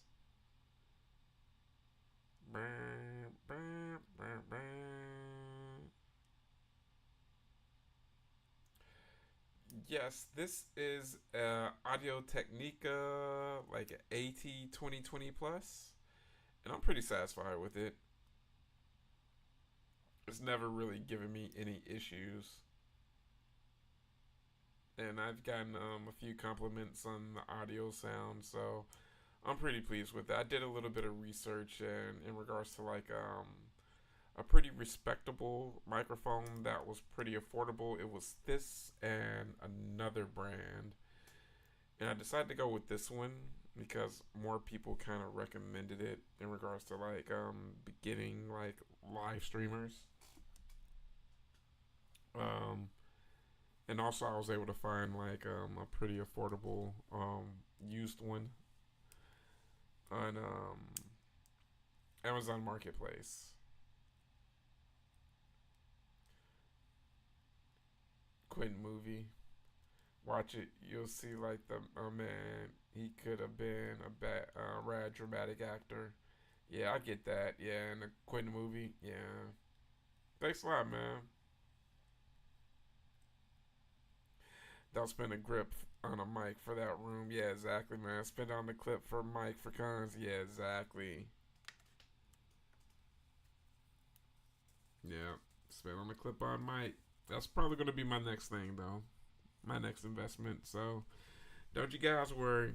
It's gonna come down the pipeline. That's for sure. Well, guys, that was Stepfather 2. And we had to get some Jonathan Brandis fun in there. We're going to make our way to Stepfather Trey. Let me see. Do I have Stepfather 3? Hold up. Let me see. Stepfather Trey.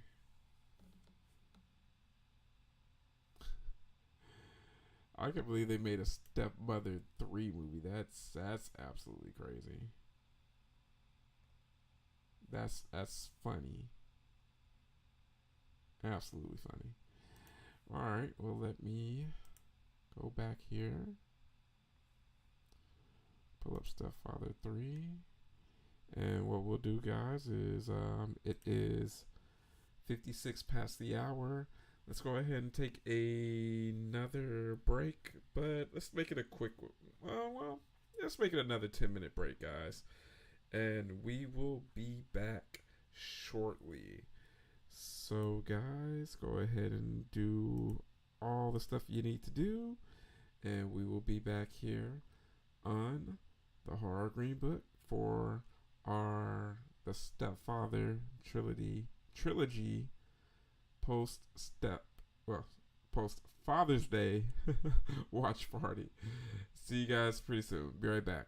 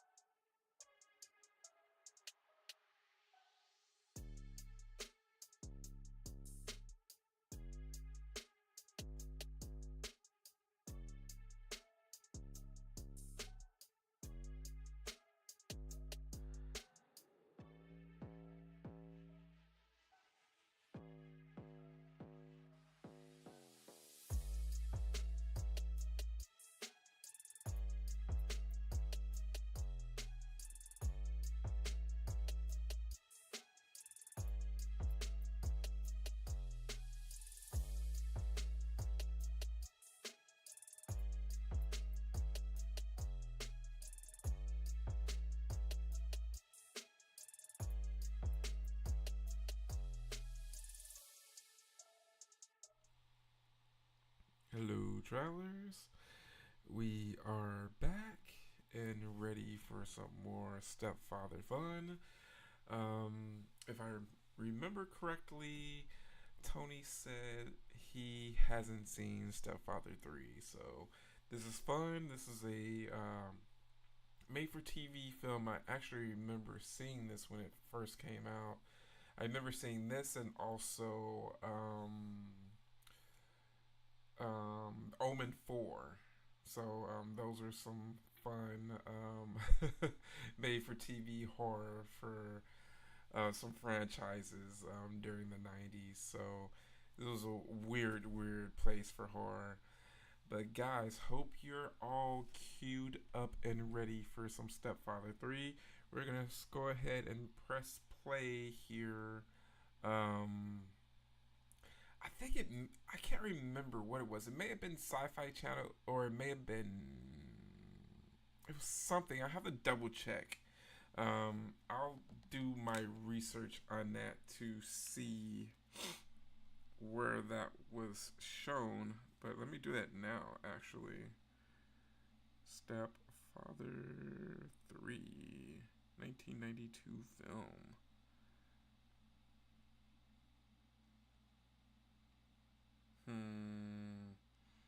Production. Release. Man, I can't even remember. Hold on. Let me see. What channel? Jeez. What channel?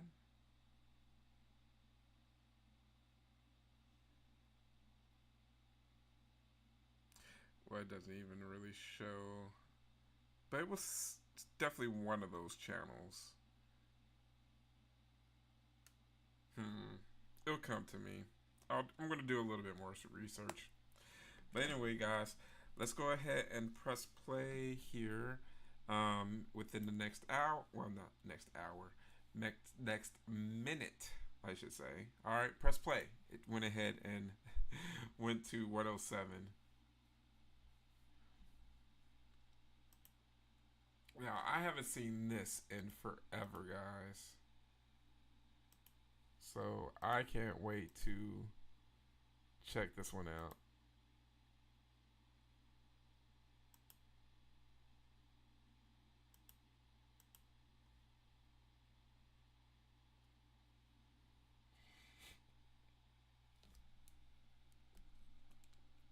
Yeah, Terry was like, "Look, guys, I'm not going to be able to make it for this one."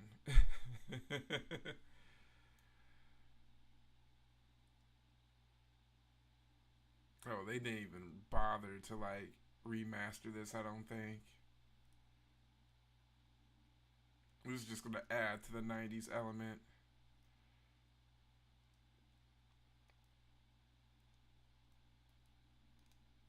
Yeah, I swear this looks like this was recorded off of somebody's like VHS copy.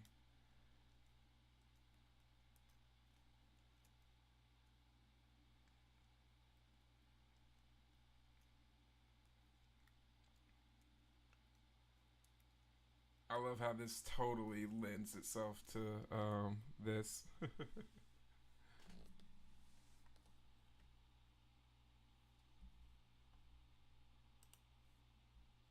Do do do do.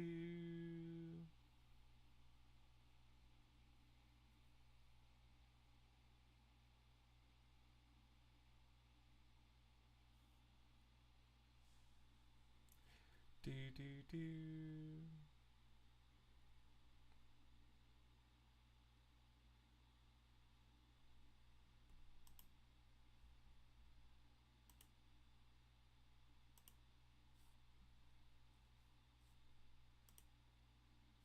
Just actually pressed the wrong button and paused me for a second.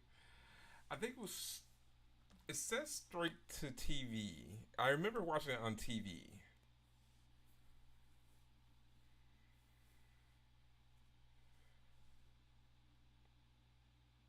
Like some things I remember, like it may have been a little lost to time. Like for instance, with the Omen one, I remember that one being shown, I believe, on Fox or NBC. I think it was Fox. I think they were cool enough to show it.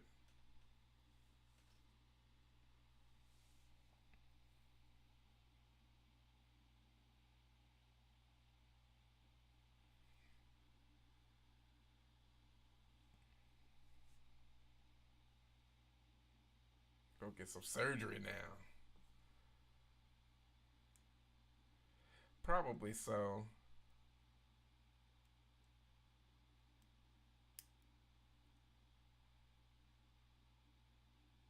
A TV guy would be actually a good option.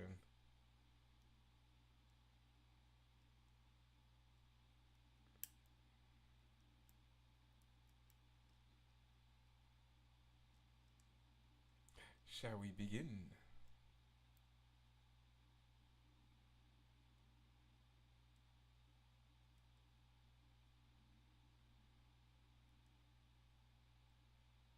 It's like, dude, don't rush me. I love how they decided they were gonna jack this from like Batman '89.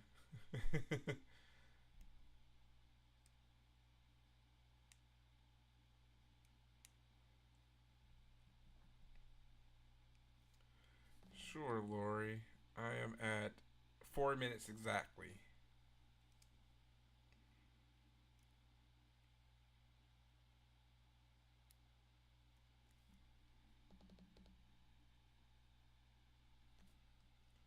Oh, nice. It's so cool the stuff that you keep. No, I want to be awake. You don't need to be drunk.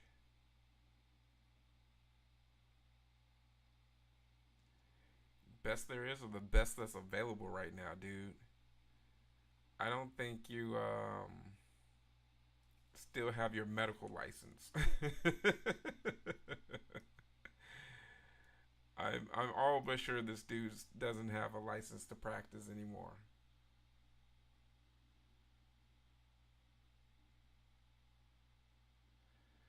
A triple T. You wouldn't be triple T without the misspellings. That's just an indication of how many beers you've had at this point.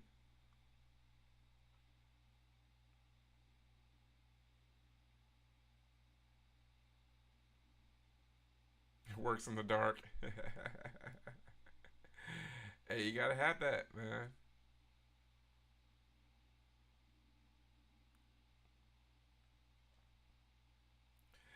Backroom plastic surgery.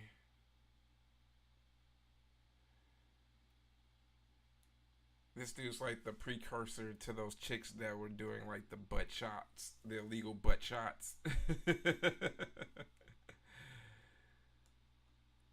But he's gonna come out less botched than those chicks.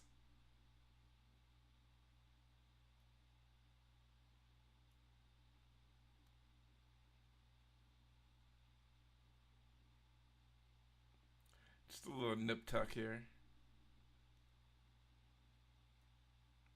Yeah, exactly.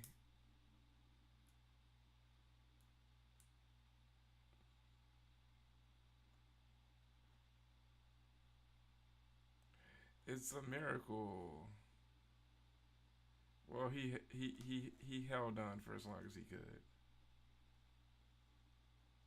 Eventually passed out from the pain. He had an actual full on surgery and stayed awake until literally like the last moments.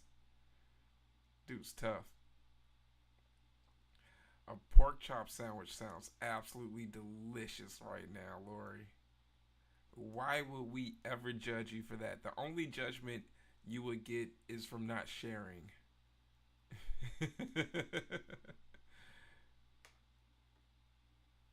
Yeah, with the two brothers. Yeah, that was a good episode.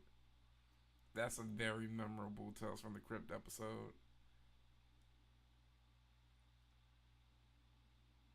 That episode really tripped me out. I think that episode actually premiered the same week that my niece Tia was born, funny enough. Because if I remember correctly, me and my family were in Florida. And that's another reason why I remember that episode. Exactly. So you can't be holding out on the pork chop sandwiches, Lori. I mean, you're forgetting. I'm a good old country boy. There are certain things in life that just sound perfect, and pork chop sandwich at 1:15 in the morning over here. That's just one of those poetic things about life.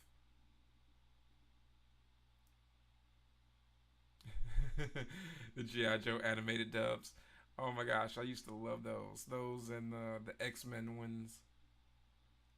Man, I miss those days.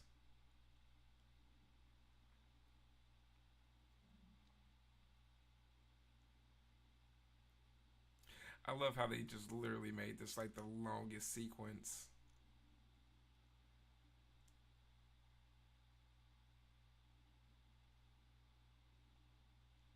Exactly. I knew that dude didn't have a license.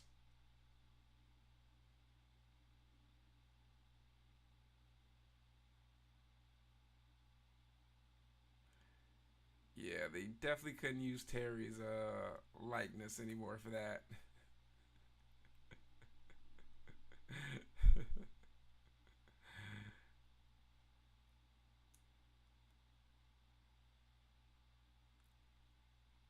Definitely ripped off Batman. Only thing he had to do was laugh maniacally. Yeah, this is supposed to be Terry O'Quinn's character. Because that's the same newspaper and magazine from part one.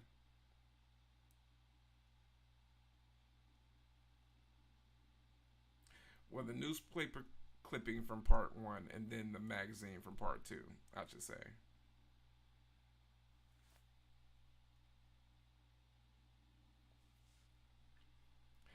Yeah, exactly. Like, hey man, we got literally $15 to make this work. What can we do here?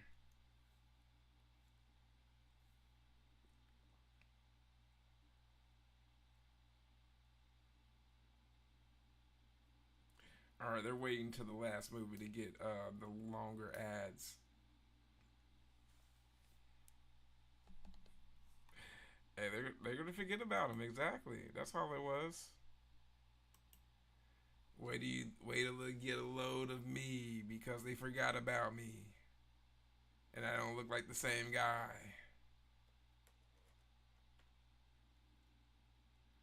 Are these kids still skateboard in this neighborhood?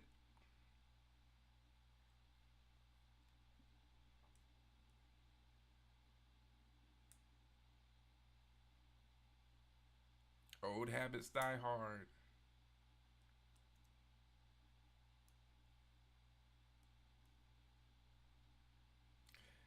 They got Kid Dong in here, Tony. I don't know why they felt the need to have a naked kid. Let me find out some crazy stuff about this director or this producer. Gotta skate when you're.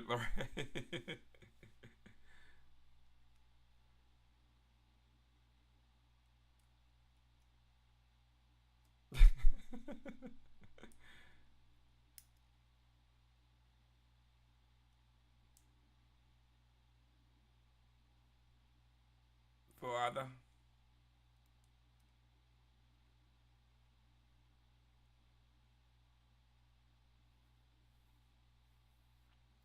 You know what? Now that I think about it, Tony, I think I know what it was.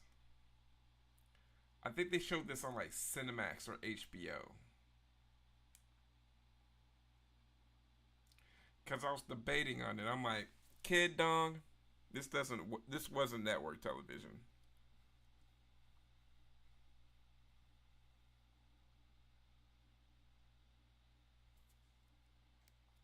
Yeah, this was.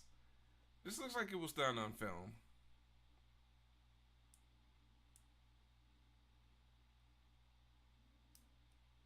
Oh, What is up with the sexual harassment? But then again, this is a Catholic church, so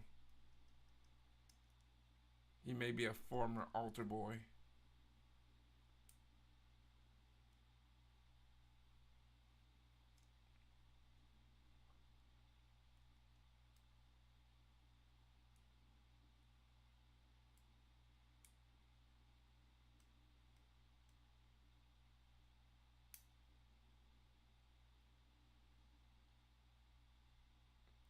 Show us on the Easter Bunny where Father O'Kelly touched you. Oh, this kid is so 90s. This may be the most 90s kid I've ever seen in my life.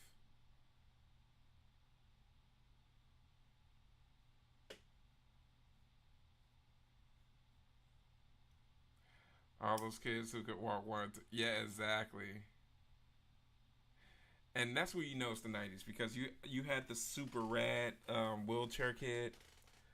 Now, I'm not saying that this wasn't based in reality, but I knew tons of kids in wheelchairs.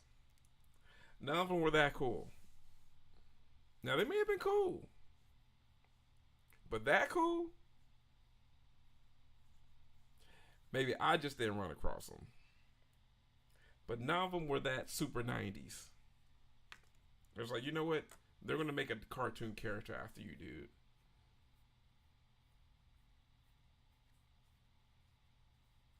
You know what's so crazy? I haven't seen this movie in so long, but I do remember a lot about this. But yeah, I'm thinking this was a Cinemax or an HBO movie. Um, because I'm thinking this came out. Let me double check. Because now, the more that I watch this, more memories are coming together. So this came out 92.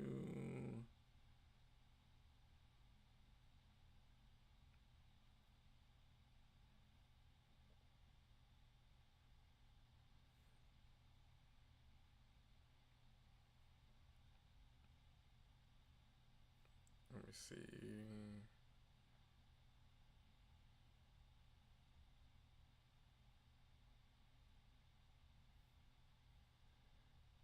Let's see. Premiere.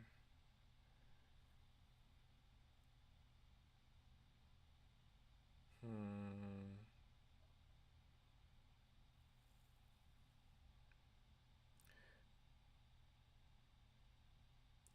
Give me a second because now I'm determined to know more about this because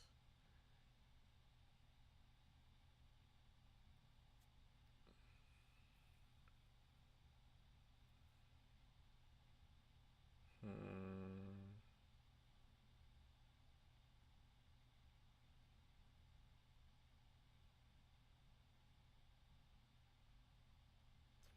All right, nothing just yet, but I guarantee it.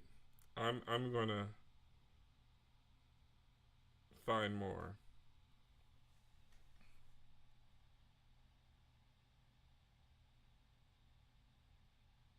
Let's see.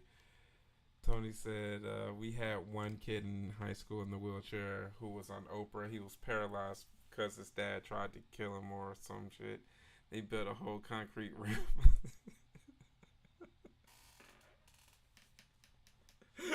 I'm sorry to laugh at that, but it's the whole thought of some kid being paralyzed because his dad almost tried to unalive him, and Oprah and them get wind of this, and they decide to build a whole concrete ramp. It just made it seem like they just heard the story. They were just like, you know what this kid needs right now? A ramp. And even if it went exactly like that, I wouldn't be surprised.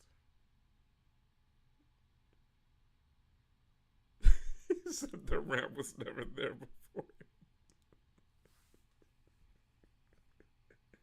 Now, while that is an incredibly sweet gesture, and making places wheelchair accessible is a very important thing. I hope Oprah was able to do a little bit more for that kid than just get a wheelchair ramp. I'll die laughing because Tony said the ramp was never there before. So you're the reason because of this ramp.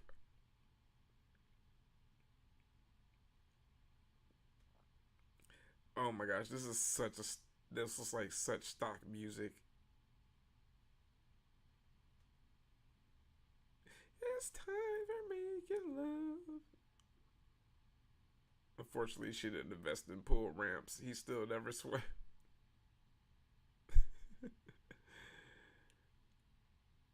Hey, sometimes things get overlooked. They get lost in the shuffle. Hey, at least Mom was making sure stuff was seasoned.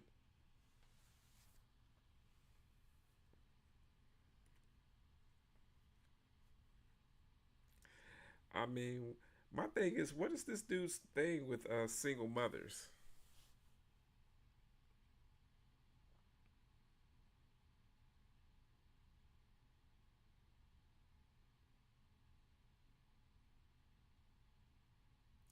Found you, girl. You know I'm gonna found you, find you.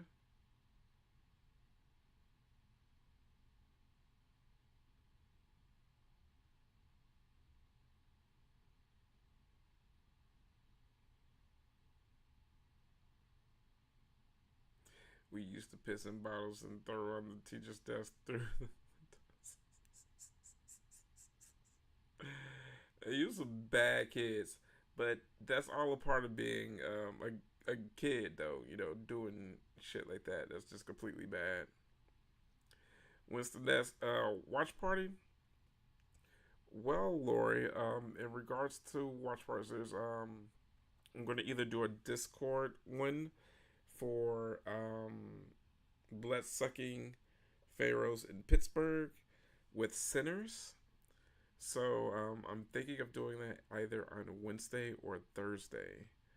I'm going to let you guys know, but I'm leaning more towards possibly Wednesday, but I'll know more tomorrow. Um, oh yeah, she's from Three's Company. Yeah, yeah.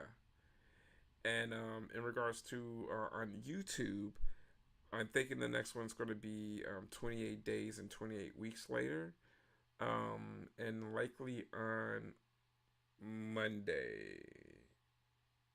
I'm thinking Monday because I'm still taking some time off with getting some stuff uploaded. I got a few other things going on down the pipeline that I want to work on, but definitely Wednesday or Thursday for Discord because we're gonna watch the movies together, and then 28 days and weeks later, most likely by next Monday for sure.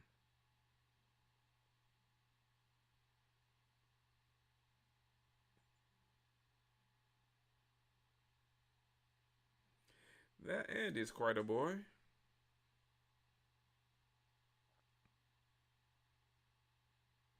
You can take time off on your own time, but exactly. I gotta be on duty, right? For the GBG.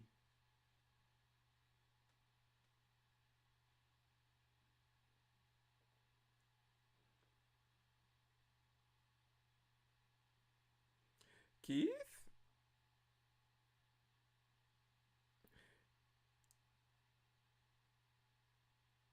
You have to make them so Ned Flandersy. Oh, here comes the hater. She used to be my girl.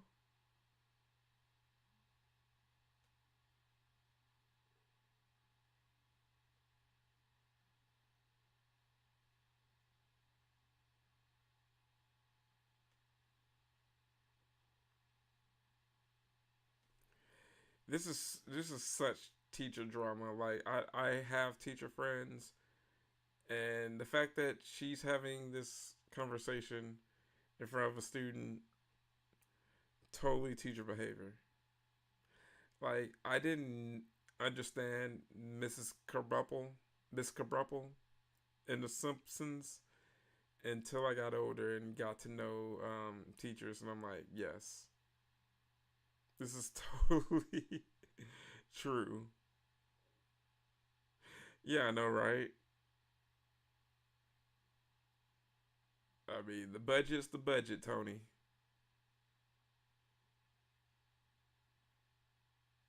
Simon and Simon, right?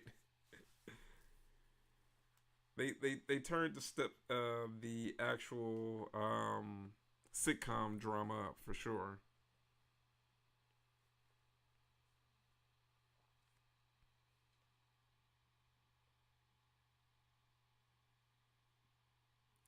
He's so concerned.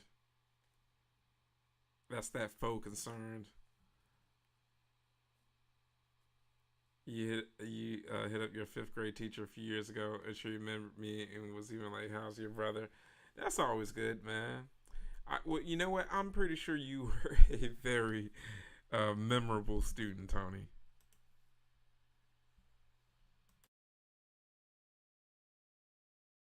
Like I don't doubt you were familiar by all means. Like what the fuck? All these years later, she still remember my brother had problems. Yeah, your brother sure is your brother, Tony.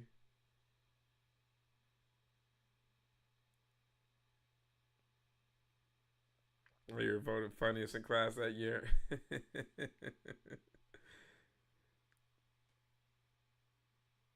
Oh, that hat. Oh wow.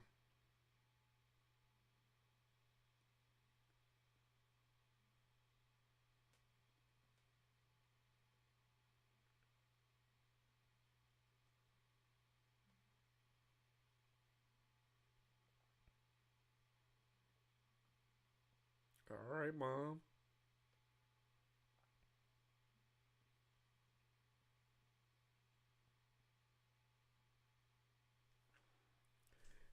I mean, the ex over there just sitting there chilling.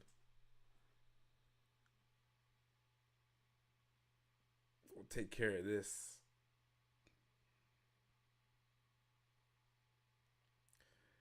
Rolling in the Fred Sanford truck.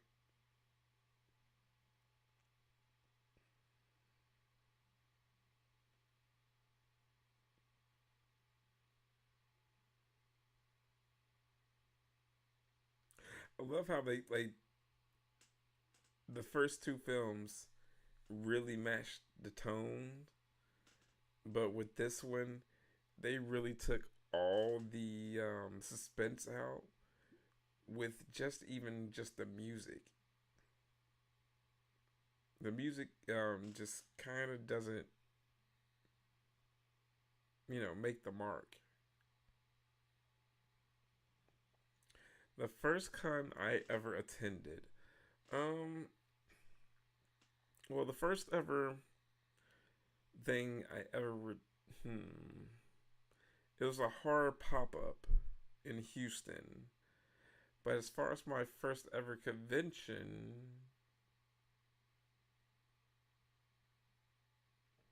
it was a convention I believe called Big Texas Horror Con or something like that. No, no, it was Cowtown Horror Con, and it was like a smaller horror convention in Fort Worth. But as far as a big respectable con, I think it may have been Frightmare, to be honest.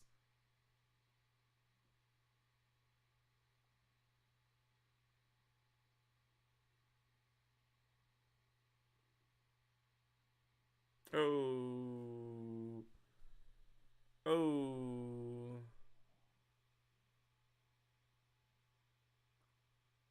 pal.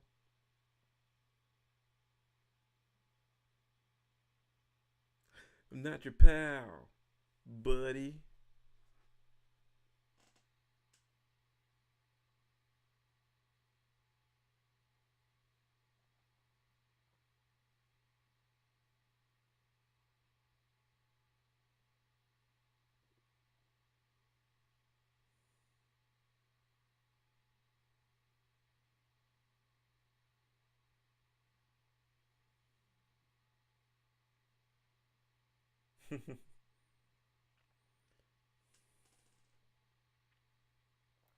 Exactly. I mean, I think they knew where they were going to have to possibly spend that budget on, no matter how shoddy they may particularly look. But then again, shoddy practical effects always will beat out CG. Definitely, especially shoddy CG.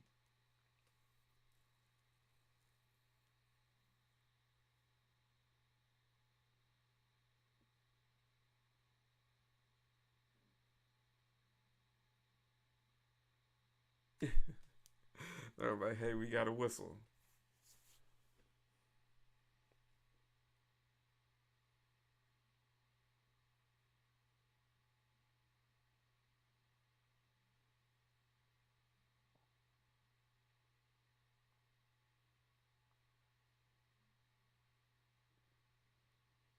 Wheelchair kid.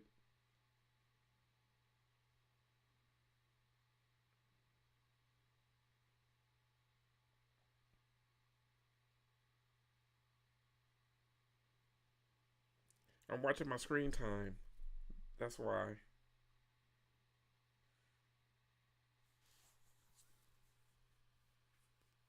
He's like, I'm not digging Keith.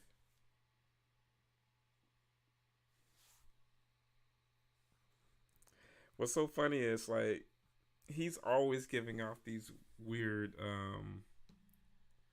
vibes to the kids. Exactly. He wishes he had the silver bullet wheelchair.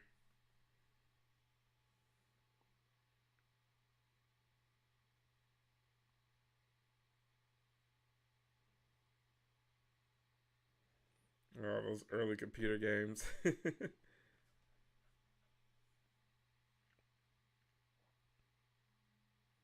Is that one dude booger?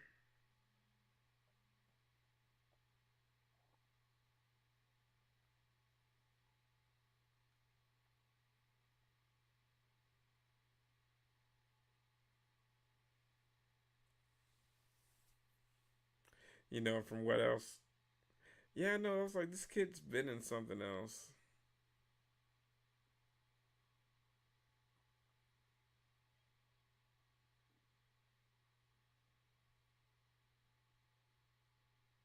Hmm. He does look like that blind kid. Hmm. You know what, Tony? You may be onto something. Let me see. Stepfather III.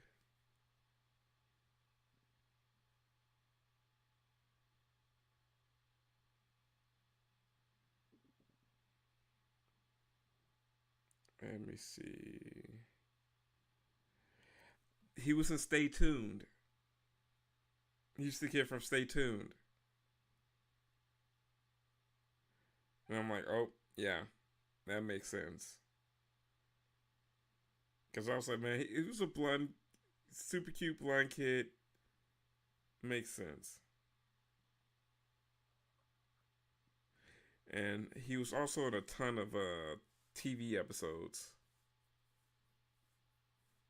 Oh, dude. And also that sponge, dude. That's where I reckon. I was like, dude, I seen him in something where he wears glasses.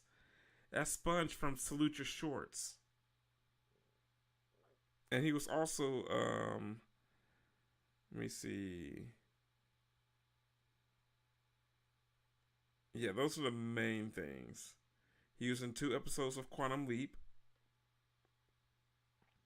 but I recognize him from Stay Tuned and Salute Your Shorts. And he was also in the episode of Get a Life. Yeah, bro, that is Sponge from Salute Your Shorts. And yes, that is definitely him. I was wondering why this kid looks familiar, and then you mentioned it. I'm like, yeah, okay, it's not just me. That's freaking hilarious. Yeah, I was like, I definitely remembered him from Stay Tuned. I love Stay Tuned.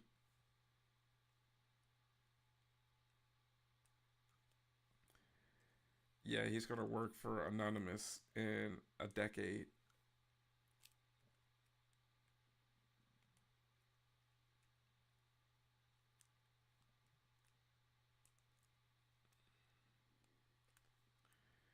Yeah, girl, I want to stay with you.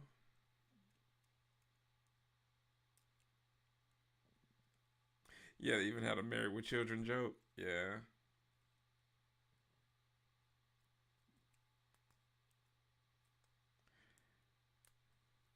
Hey, our dumb pies. Welcome, welcome.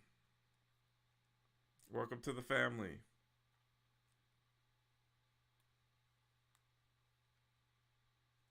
That boy jumped out the marriage gate early.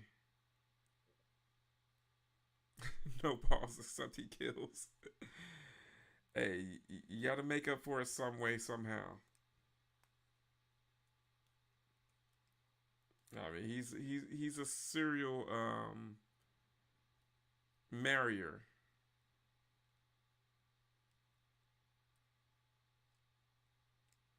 They had to kind of get someone that had like a similar hairline to Terry O'Quinn, and they were like, "This dude would do."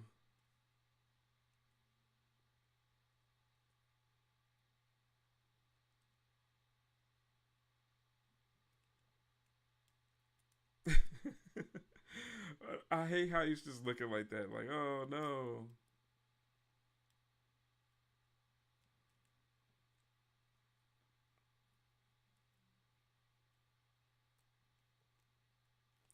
I now pronounce you. And of course, guys, if anyone's needing a timestamp, feel free to ask. That is what I am here for. I've never been married. They just have the ever worked again, right? Has he ever worked again? They've never really solidified that, right? They're just like, hey, this dude just showed up.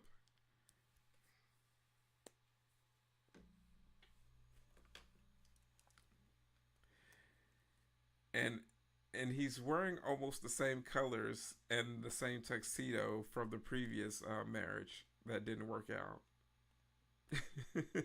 which is hilarious in its own way.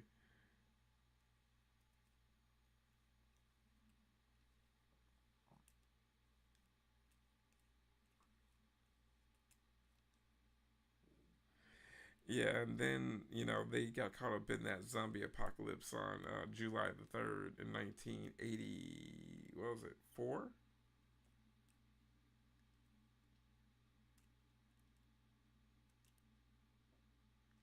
Father Driscoll. Father, you're asking too many questions. I'm gonna head over this way.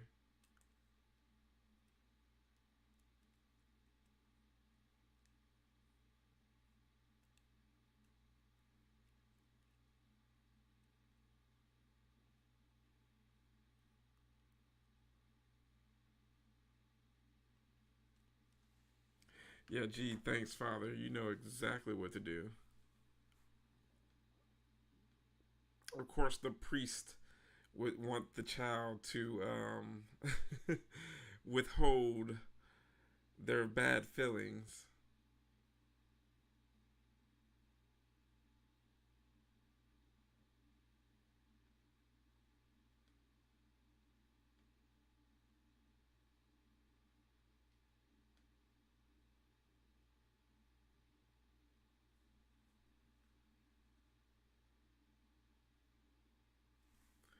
Uh, Early computer programming when people didn't necessarily know much about the internet or computers.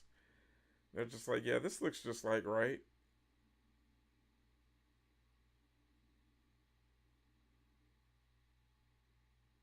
I love how they have to point out how the stepfather is like an excellent lover. How he just wraps these lovely single mothers up within his schemes.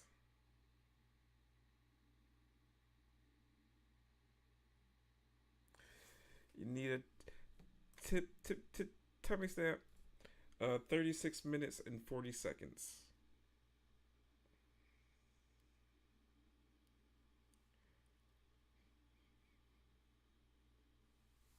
I wonder if any of those addresses are actual addresses in those places.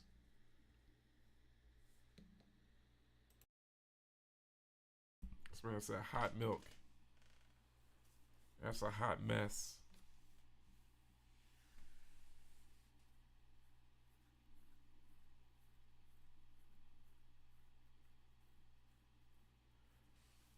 I love how he got Mikey Rooney. Not Mickey, Mikey.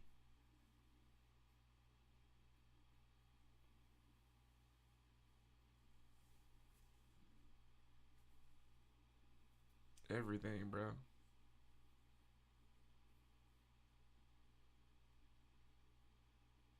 I'm gonna get you wrapped up in it. Yeah, exactly, Tony. I'm just like hot milk. Um, I could think of other things.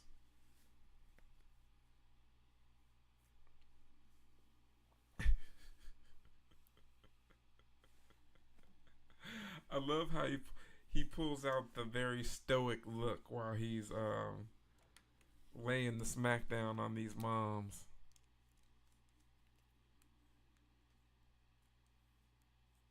He's like, I know it's been a while, but you're not gonna notice my emotional shortcomings.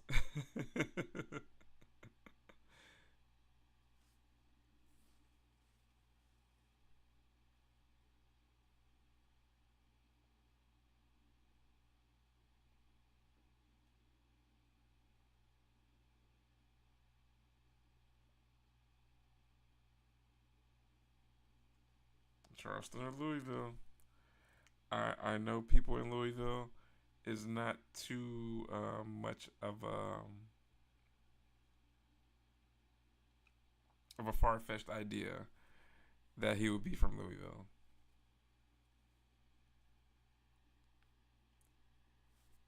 Oh, we got a super sticker from Lori. Thank you so much, Lori. I really appreciate it.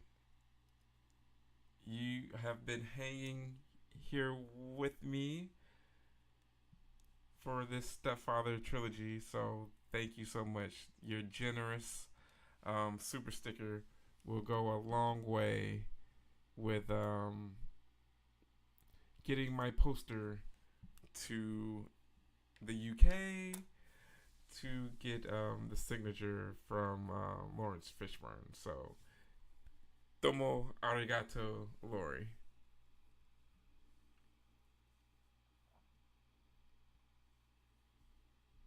Yes, major props to Lori.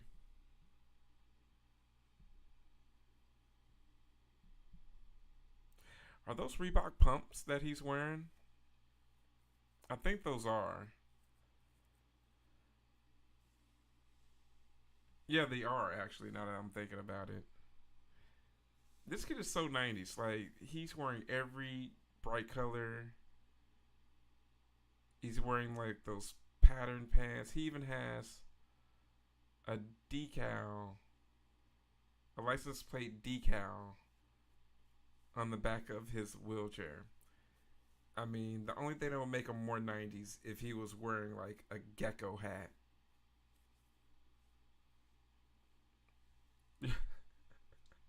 This part always made me laugh as a kid where he's like, walk. Tony says we got Spalding pumps, wore them once, got goofed on, never saw.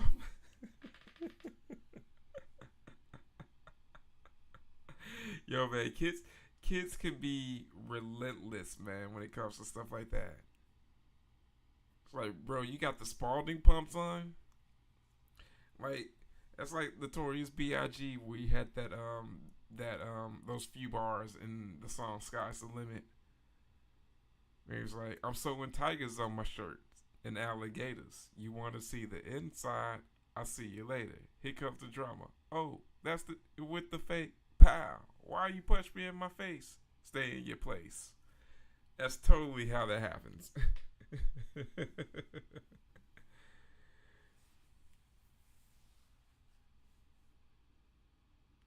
I love how he was just like, walk. It's like, bro, you think he's just in the wheelchair for no reason at all? Yes, it is definitely going to happen, Lori. And thank you so much again for your very, very generous contributions to the channel.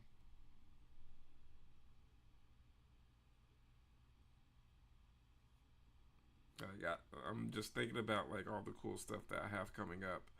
Thankfully, there's a little bit of a lull between now and like maybe 3 weeks from now, like 2.5 weeks from now. So I have that, and then the next week I have Days of the Dead and Phoenix. So thankfully, that gives me time to actually save up some extra money and things of that nature. So it's gonna be a cool one.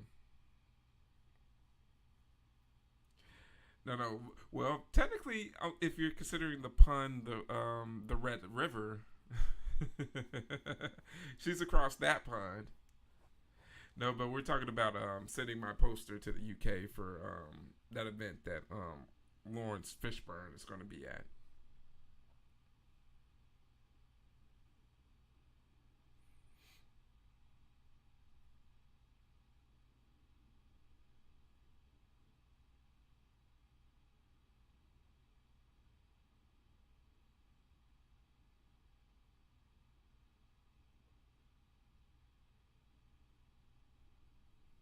But you know what? The one good thing that they did get with choosing this guy as the stepfather is the fact that he's definitely creepy. He's very unsettling.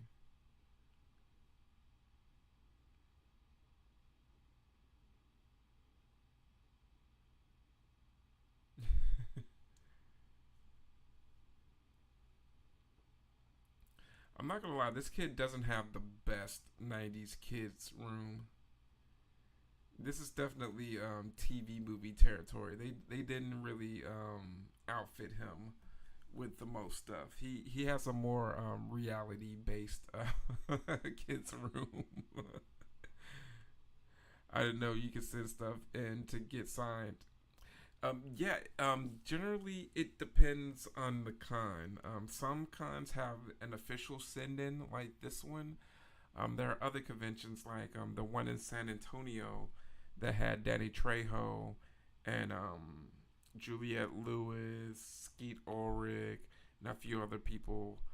They had an official send in. And then there are people that have like assignment businesses, like the Johnny Horror, who was in the chat earlier tonight. He does consignments. So what he does is he goes to different conventions and he'll grab signatures for the different celebrities for people that want to obtain them but can't be there. So for like assignment people, they'll charge like an extra 20. I mean, it really depends on the assignment business. I've seen anything from $10 extra charged on, or up to like $25. So the more reputable the consigner, the more that they can charge because they have that good reputation.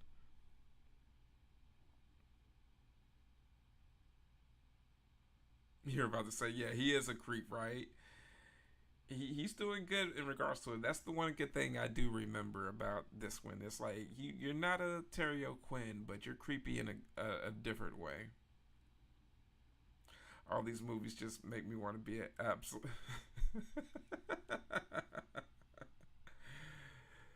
Tony, I think you could totally play a great abusive stepdad in a film. You should do it, man. Yeah, I mean that's how I've been able to come across a few signatures that I've been lucky to get. Like my John Carpenter one was through a friend that did consignment for Texas Nightmare. I figured I might as well just go ahead and get that guaranteed signature and not worry about standing in his autograph for hours and not get it.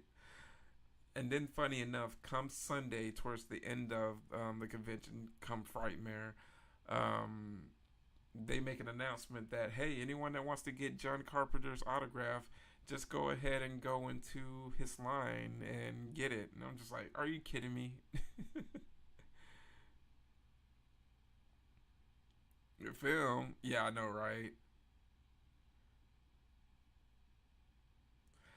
So it's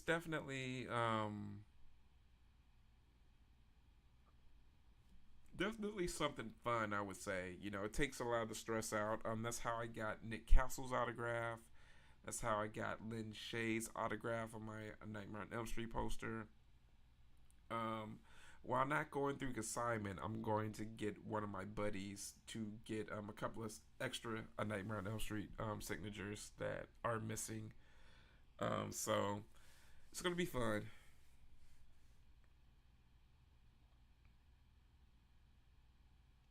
It's like, wait a second, I think I got a new family that looks a little bit better than this one. This kid can walk. It's like, what a ableist dork. It's like, this kid can walk. Let's go with you. I'm your new daddy now.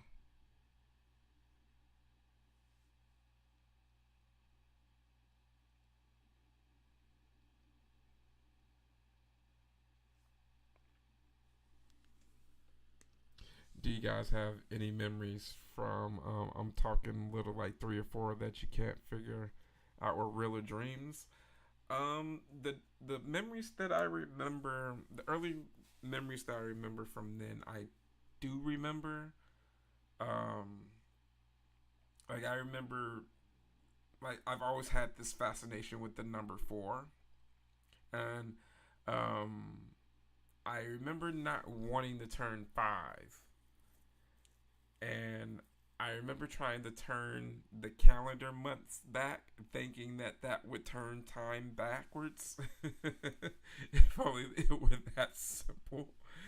But yeah, I do remember that memory. That's probably my earliest memory that I remember concretely. Um, Other than that, I can't remember much before that. So yeah, it would be like pretty vague stuff where it's just like that may or may not have happened.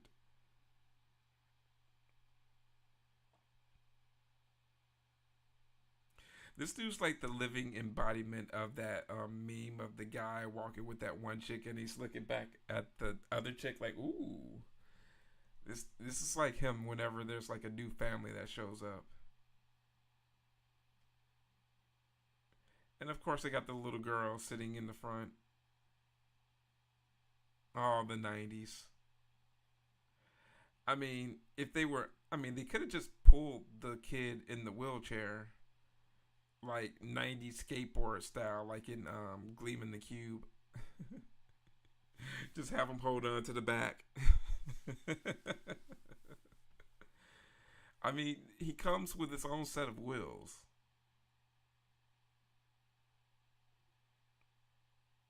New family. Yeah, you're messing with this perfect family, man.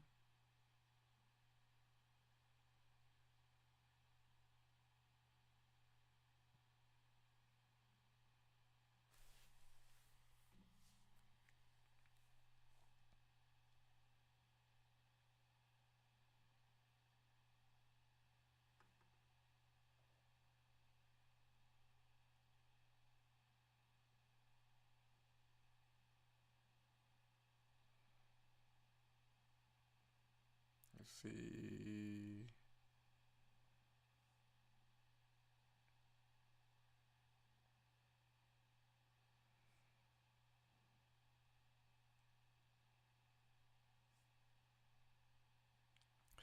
This dude is totally always on the lookout for the next best thing.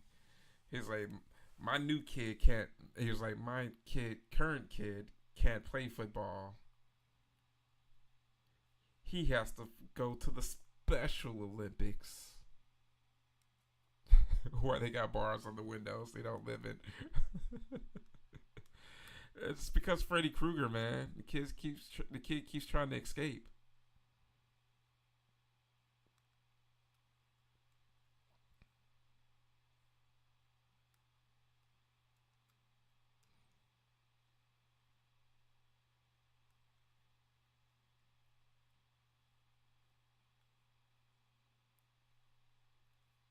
Of course, he played at Notre Dame.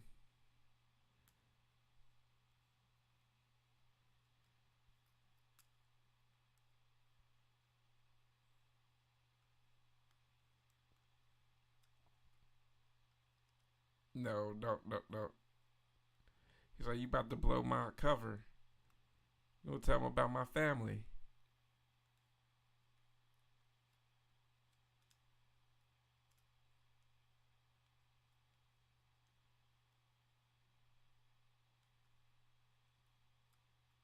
Oh, Father Brennan. It's like, hold up.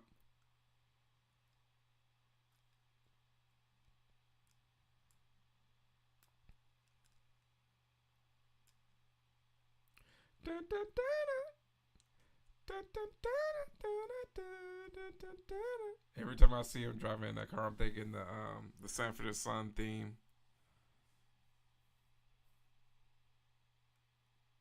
He's like that guy that yelled at Elaine. That's why they. Yeah, exactly. It's always that one guy.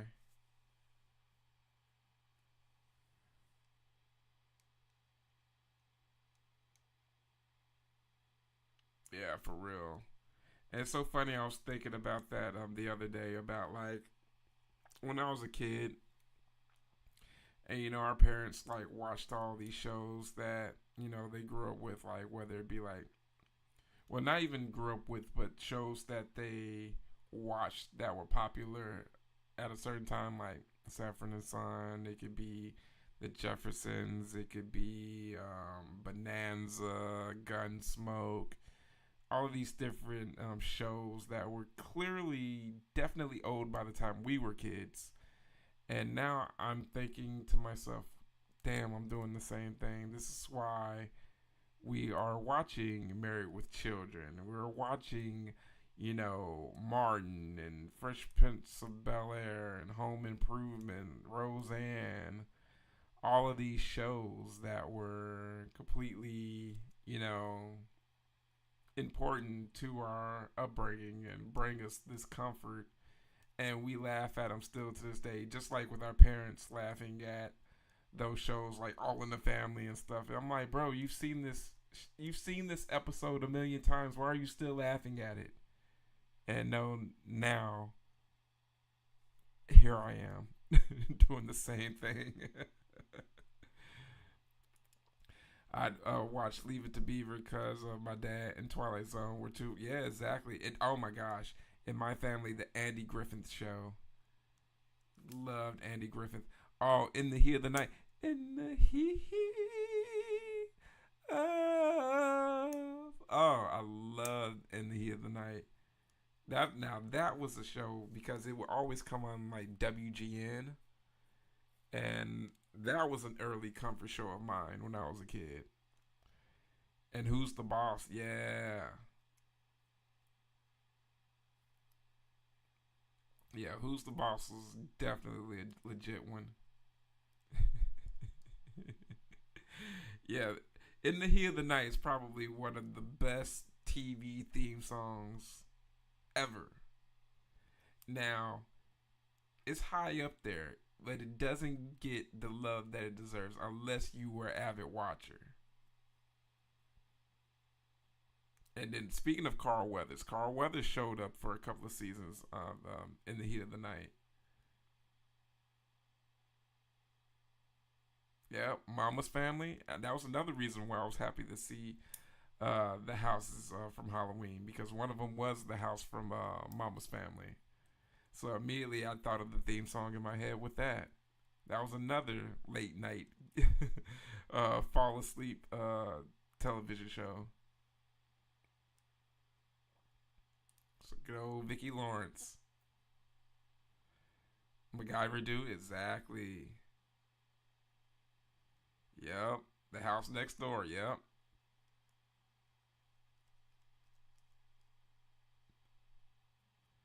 Yeah, gotta love some MacGyver. MacGyver was another awesome theme song. I had the time of my. Man, these stepmoms are pretty horny. Well, not stepmoms. These single moms.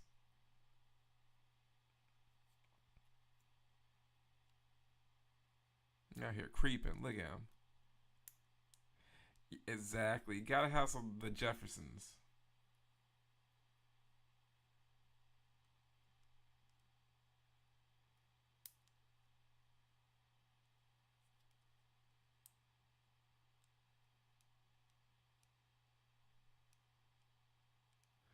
Yeah, the Jeffersons 100. And then the fact that, when you find out that the Jeffersons was a spinoff, and then you find out, spinoffs of spinoffs,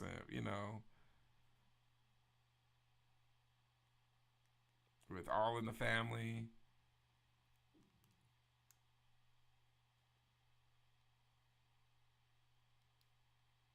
See, there you go. So continuity, they left the scar.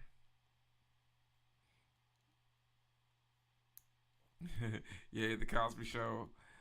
Always have, always will. Alf rules, though.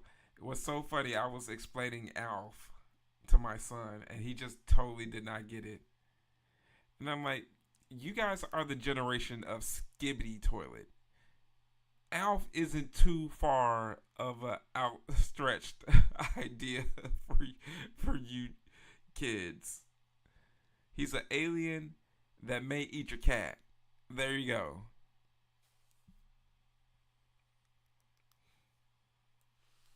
It's like it's not that hard of a concept to grasp. He's trying to get back home, and he's stuck with his family. But then again, I had to tell him, I'm like, man, we loved all types of weird family dynamics in the late '80s and '90s as kids. Because I'm like, hey, one of my favorite shows, well, not shows, but movies. It was turned into a show later, but Harry and the Hendersons. Loved Harry and the Hendersons.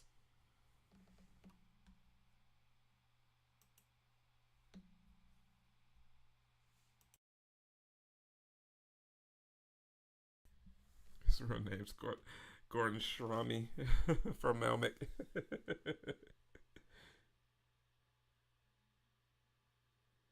Man, Alf is definitely a fun one. We'll probably watch a couple episodes.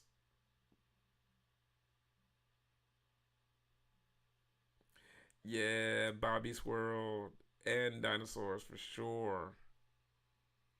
Dinosaurs had probably the most depressing ending for a show ever. I mean, it's kind of like, how else are they supposed to end? But it's like, dang, did y'all have to like really make it that depressing? Like, yeah, yeah, we know the dinosaurs are gonna die, but I mean, jeez. And then Bobby's World, yeah, Bobby's World was definitely a hard hitter.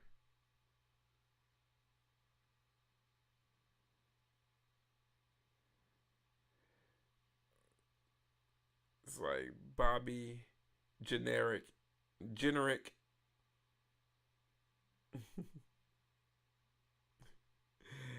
And I used to, I mean, I didn't understand why that was so funny as a kid, or why they would always bring up that joke. But I totally get it now. I'm like, oh yeah, I would totally have called them generic, generic.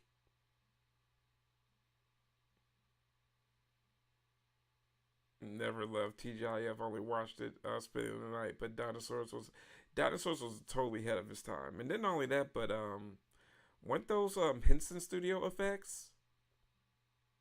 I think those were.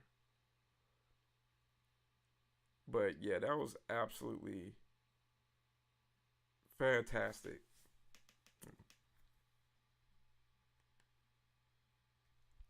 Okay, I'm just making sure my um, headphones didn't go out. For some reason, this ad is coming through with no volume. Okay, there it is. Yes, it works. It's just a stupid ad. You're still mad about the dinosaur ending? Yeah, I mean that was just so unnecessary. Like, okay, yeah, okay, now that you had this huge um asteroid hitting Earth. Okay. And now the temperature's all out of whack. Okay. There's no food for them to eat. Okay. So you purposely chose to end it like this? So they're gonna starve to death and die? Alright. Right, not the baby. Not the baby dying. It was like not the mama, not the baby. Yeah, like the original Roseanne finale, exactly. Some of those, those heart tugging finales will get you. Kind of like the Breaking Bad finale. Like the Breaking Bad finale was so good, but it makes me so sad at the end. It's just like, oh man. But it's a beautiful ending.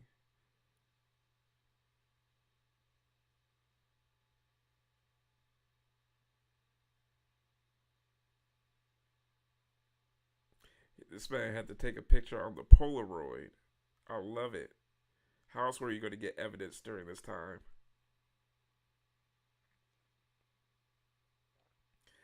Yeah, but I totally know what you mean. Those are some of the best ones. Yeah. Or what about the shows that you enjoyed that just disappeared with no finales or anything? They just took them off the air.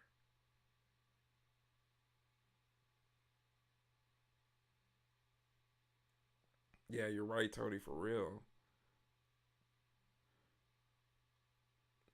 But I enjoy TGIF. Of course, I like Family Matters, but Family Matters started to get really hokey after a while. The jokes started to get really stale with Urkel. But I love Step by Step. I love the girls from Step by Step. Um, Hanging with Mr. Cooper was dope. Um, you had a few other things, but yeah, some shows are TGIF would be hit or miss because they will always switch up the lineups. Yeah, I think pound for pound, Step by Step is probably the best show on TGIF. Then you got Suzanne Summers. Oh man,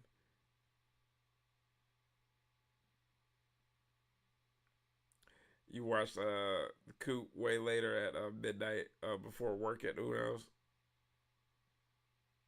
Oh, UPS. Did you ever watch the PJs? That show me and my brother faithfully watched. Yeah, I did watch the PJs here and there. I didn't watch it as much, but well, I didn't watch it as much when it first came out. But later on, I would catch reruns of it, and the PJs was absolutely freaking hilarious. And it really should have.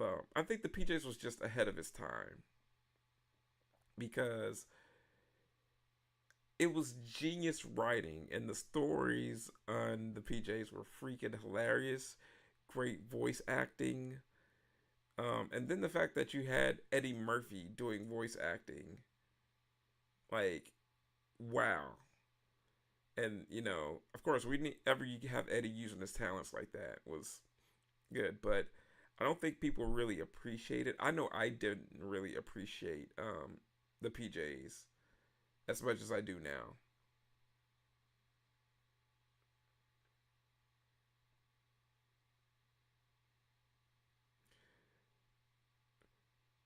No, I haven't. I haven't seen that one. That show.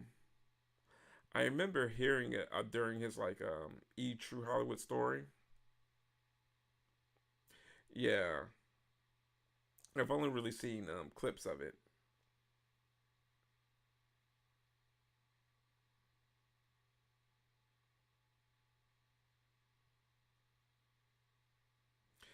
That man said, "I gotta get out of here. I gotta get." He's doing all the old school deadbeat stuff. He was like, "Man, I gotta get me a job out of town." Have you seen that documentary Kid 90? Lori and Tony. They talk a little bit about that with they have Sully Moon Fry.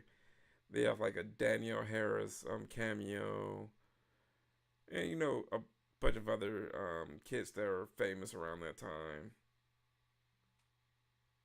It's a pretty good watch. It's more sad than I thought it was going to be.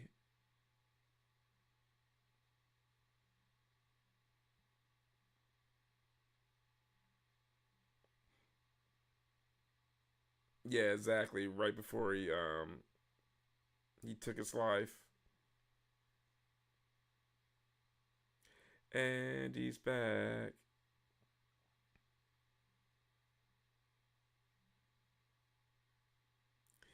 He knew Mom wasn't going to last too long with old boy.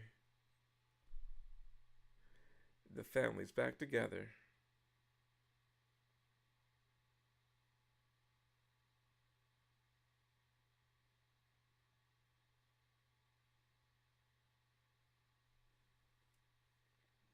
Yeah, it did kind of seem kind of clout chasey, but it is what it is.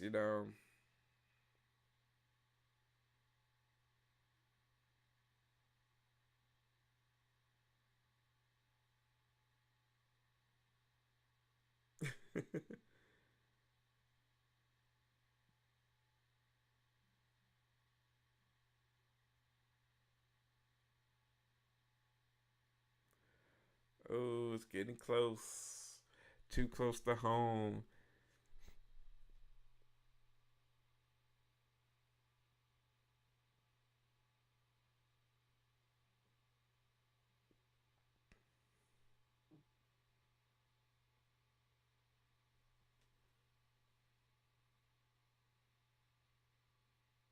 Uh oh, Nikki. I think these chicks try to set me up.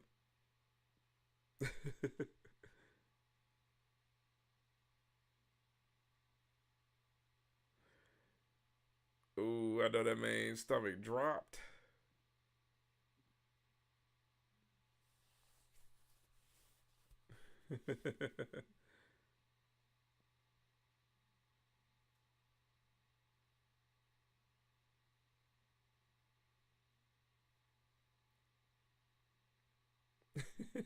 So, gotta go, gotta go.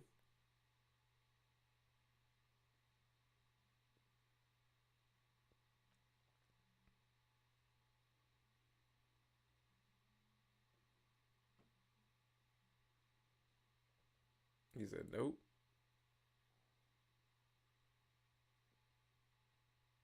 Uh oh.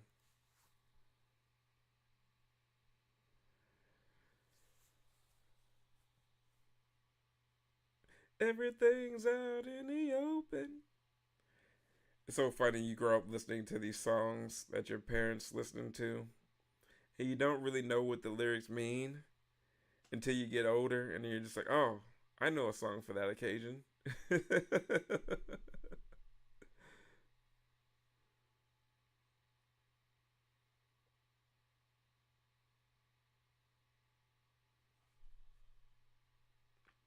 Man, early internet. And the funny thing is, like, okay, what is a kid doing with this technology?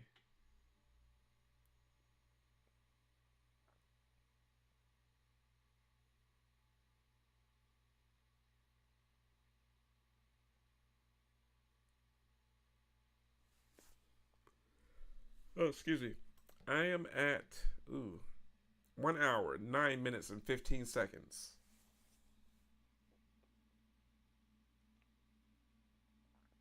All right, let's see if this surgery worked. Yeah, exactly.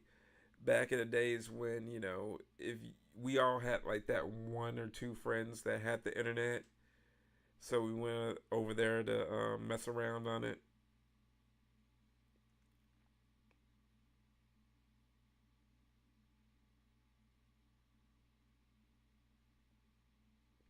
There's a keyboard typing. This kid must be up to something nefarious.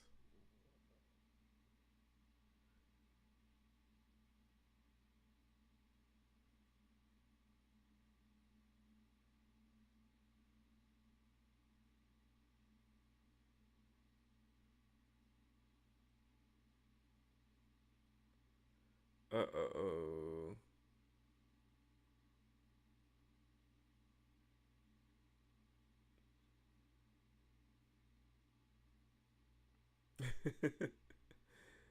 Of course. The softest door close ever. To where, of course, he doesn't hear. He senses but doesn't hear.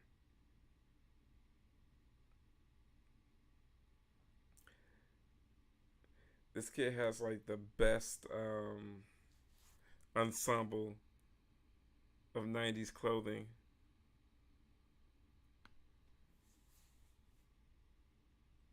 Yeah, exactly. Daddy Daycare is pissed. I haven't seen it. Yeah, it's pretty good.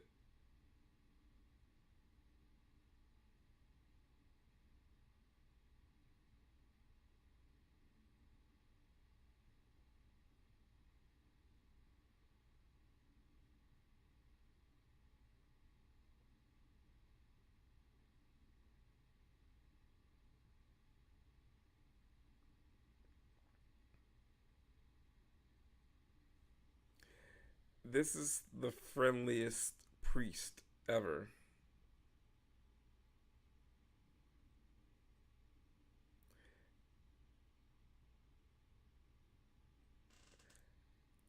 And you know what? Are you guys noticing a little bit of like squiggly lines towards the right of your picture? This is definitely a VHS rip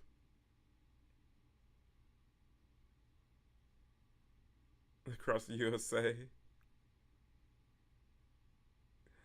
This is so charming of a cut. I love it.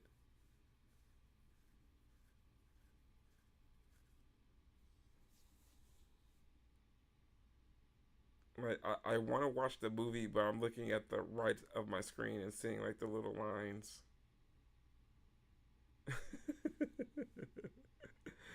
I love it.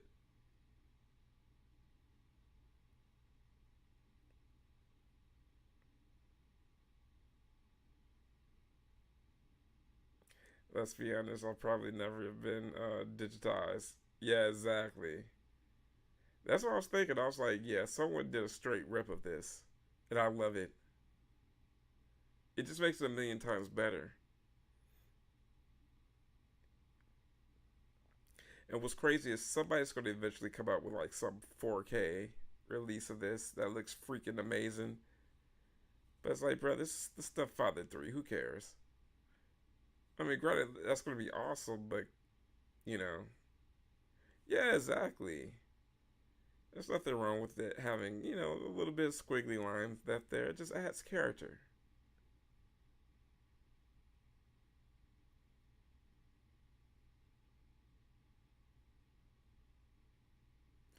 Exactly, Tony. I'm like, man, I could care less if such and such movie or part 15 of whatever series.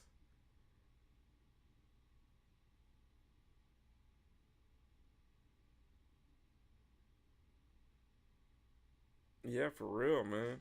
And then they're doing a lot of ruining with like special editions and a lot of these things where they're using AI with it. Where it's like, come on, guys.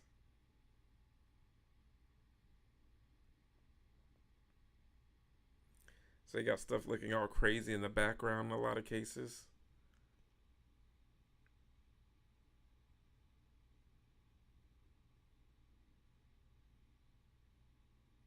No.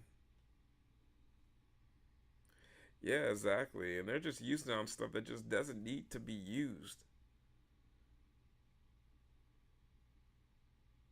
And I was like, man, y'all are just being lazy.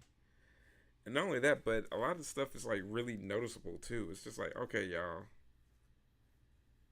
y'all know we can see how awkward looking this looks.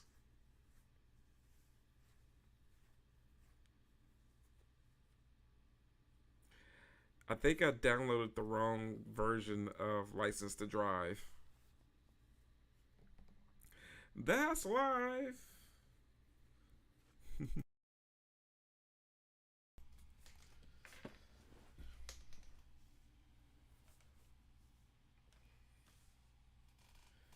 Yeah, exactly.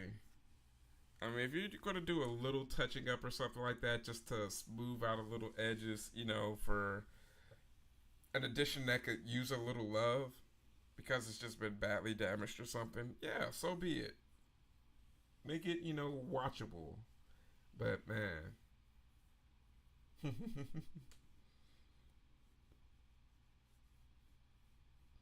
yeah, License to Drive is one of my favorite movies of all time.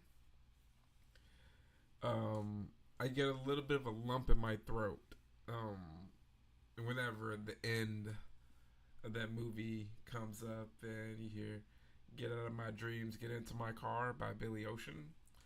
And I think it's like one of the most perfect endings of a teen comedy ever.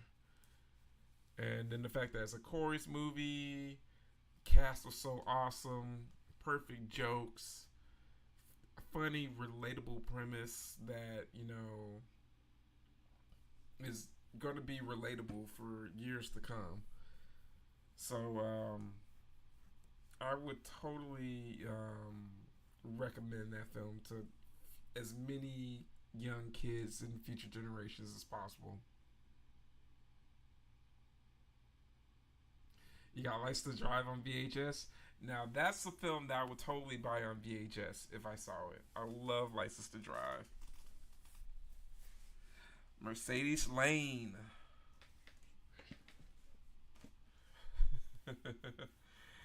You got some Carol Kane in there. Oh my gosh. That's probably the movie that I fell in love with Carol Kane in.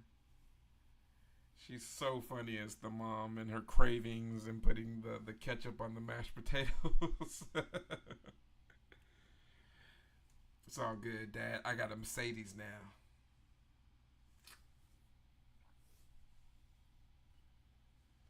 Yeah, man. It's hard to watch. Like, I always love that movie, but that movie hits differently after Corey passed. You got it for 60 cents with Life Force. That's a hell of a deal, man. I would totally pick that up.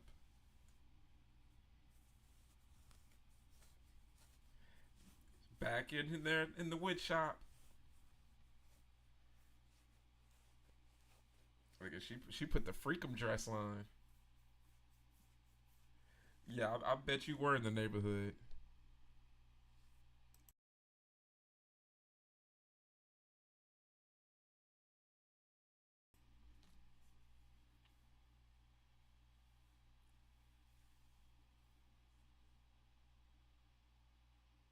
Oh, she wanted to move in. Oh, girl, you moving fast.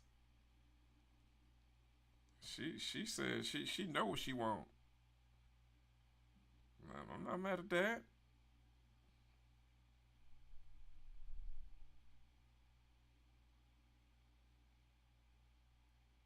Waiting forever, girl.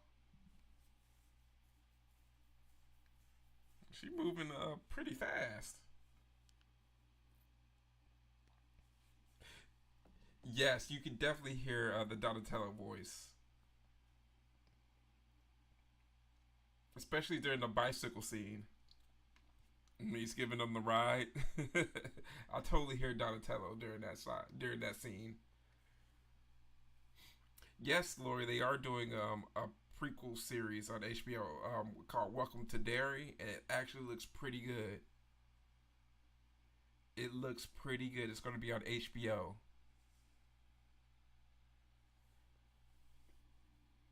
Yeah, it looks like it's going to be an actual pretty good watch. I think it's done by the dude who did the It movies, if I'm not mistaken, or someone connected to the It movies.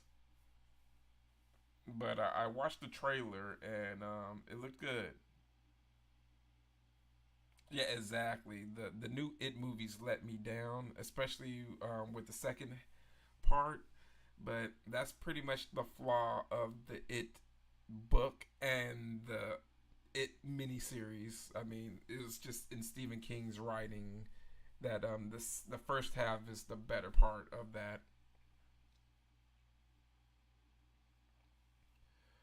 So yeah, I'm looking forward to it. I think it's going to be dope to see, especially some of the things that they talk about in it that they couldn't elaborate in the miniseries and in the actual movie, like with Dick Halloran and the veterans, and with the scene with the was it the fire?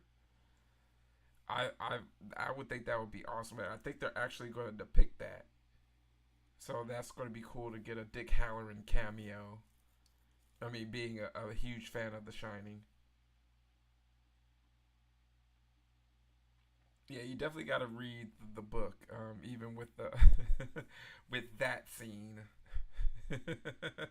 When you get to that part, you're just like Stephen King for real. Were you on a cocaine binge when you wrote this?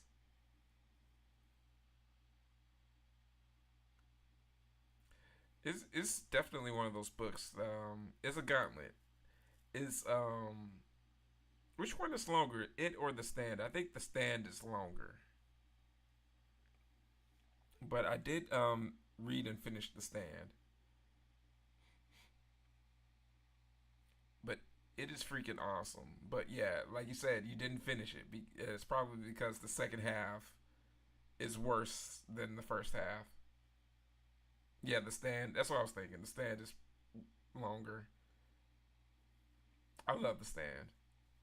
I'm a huge the stand fanboy.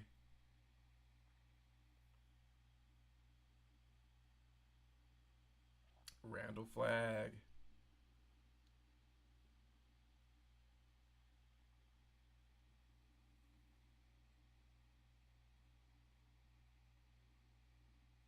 Not only that, but Joe Bob's in the stand.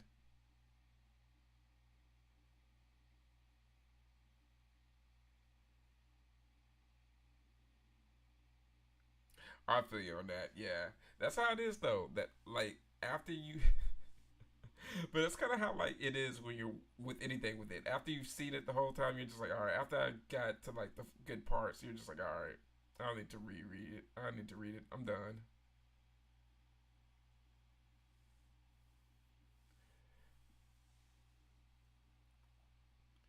Yeah, good old JB.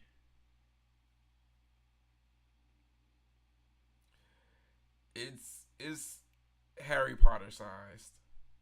Like think about like the thickest Harry Potter book.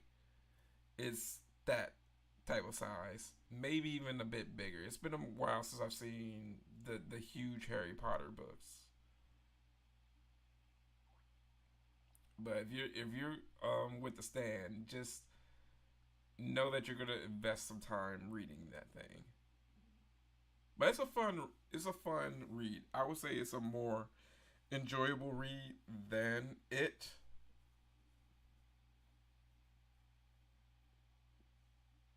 Yeah, it's something crazy. It's like 1,200, 1,300 pages, something like that.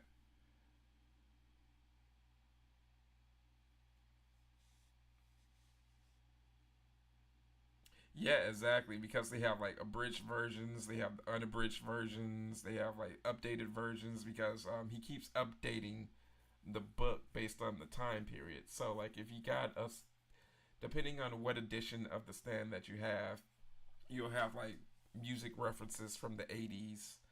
And then when the 90s came around, he changed certain things to make it like updated for the 90s.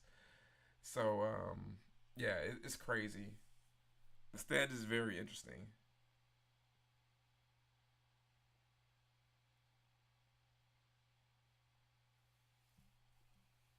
Tony's doing a check for us.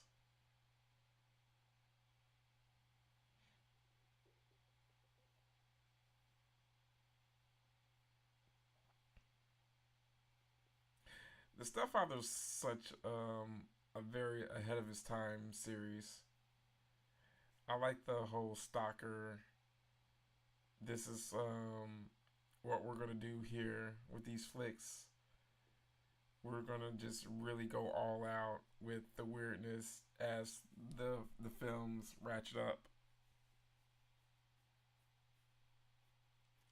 Yeah, he has a different type of creepiness than Terry O'Quinn.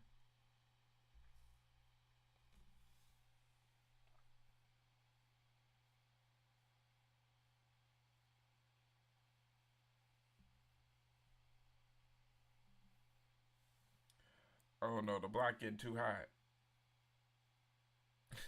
She's like, I know exactly where it's. Oh, this must be what they call one of those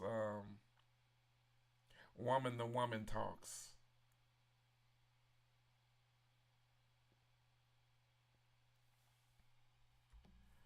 Do do do do.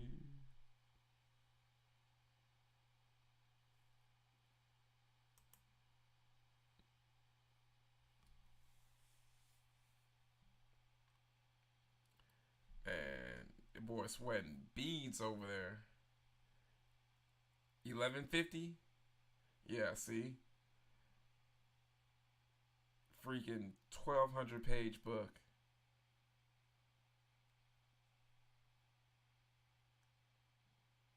But it's a good like you go through it really quickly and you develop your favorite moments of it.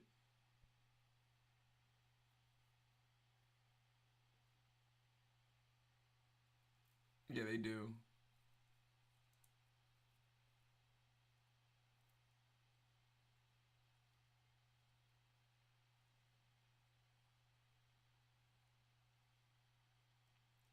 It's so crazy because his haircut is different from the sponge haircut, but you hear it in his voice.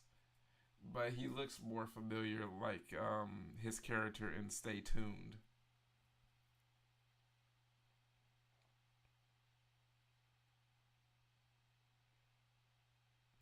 Yeah, the Stan miniseries, both of them are actually pretty good. I prefer the '90s one, but the 2021 does add some things that I've always wanted to see in the '90s one. So I give it props for that.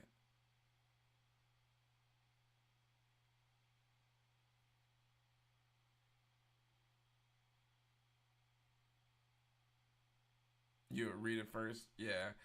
If you, yeah, I would totally read it first as well. But I would say definitely go abridged version. And if you really, really like it, go unabridged.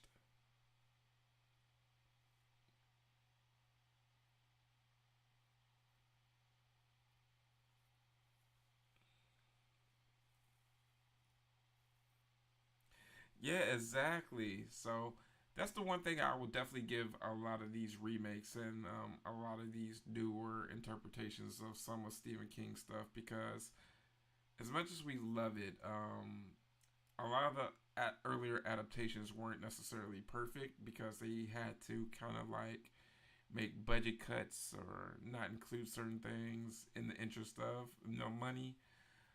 So you're right. I always wanted to see the leprosy guy. I always wanted to see the leper, and he looks super cool. And he looked pretty cool. And the same thing with like the tunnel in the stand. I always wanted to see the tunnel because that was such a creepy part of the book. So when they got to the tunnel part, I'm just like, well, in the '90s miniseries, when they made out of the tunnel, they just made it seem like, oh, okay, we just had to deal with the dark. And I was just like, okay, y'all dealt with nothing. So when they added the actual reason for fear, I was just like, okay, this is cool. Yeah, like that's still one of my favorite miniseries for Stephen King. Like I like other ones like Rose Red, Storm of the Century. I have a don't take me too seriously when I say this, but I kind of have a like for the Langoliers. Those very crappy special effects. They're very comforting in a way. They're like a meal that you know is so unhealthy for you, but you're just like, this is kind of yummy. And then Bronson Pinchot just chewing up all sorts of scenery. Bronson completely makes that film. Oh my gosh, he's so unhinged. Yeah. Oh yeah. The spider. I think the spider's gonna always come off a bit lame. Because even in the new one, the spider came off a little lame. I mean, like I said, that's just Stephen King's writing.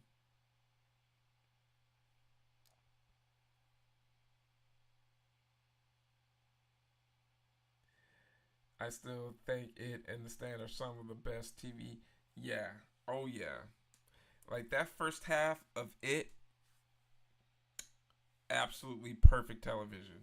Like I swear to you, if they could have found a way to like stick the landing, oh yeah.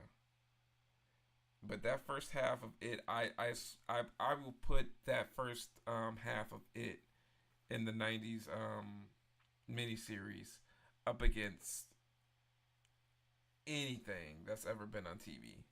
That's how confident I am with how good that is. Langoliers, yeah. I didn't know till last the guy that did Langoliers did Child's Play and Fright Night. Yeah, yeah, Tom Holland.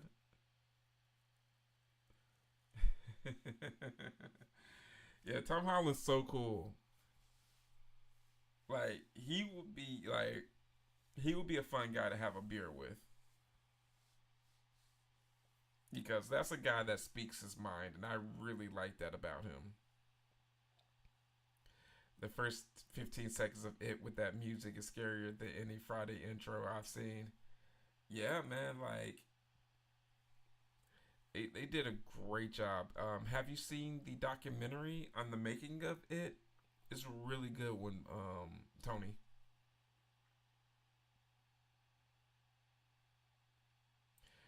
A Bo X or is that Bow X? Which one? I want to make sure I'm pronouncing it correctly. Hope you're having a good night. I haven't seen the Langoliers in a long time. That would be a good watch. That would be a very good watch for Discord. Oh my gosh, I would love to hear you guys' voices as we rip on the Langoliers together. So I'll keep that in mind and add that on the list. So I don't remember names. I remember faces and dongs. You may have, but you don't remember, so your game dope. Okay, yeah, that's a good watch. And of course, they of course talk about Jonathan in that, and they brought everyone back for that, which was really cool.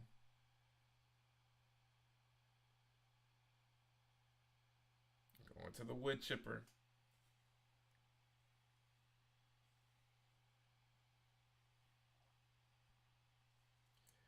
Well, that's one way to get rid of the evidence.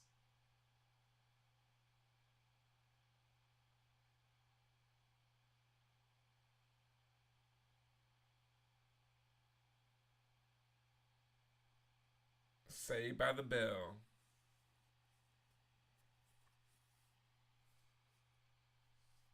You got saved by the family. If any of you guys need any timestamps or anything, of course, let me know. We're watching the Stepfather 3, rounding out our Stepfather Trilogy Watchalong.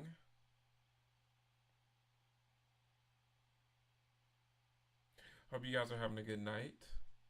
I've been having a fantastic one. Great way to start the week after our Friday the 13th part 1 through 4 marathon. That was a lot of fun. Yeah, they have to use the shadows in their favor. It's like, well, if we keep him in the shadows, he'll look enough like Terry. Look Terry ish. Make him to a Terry cloth.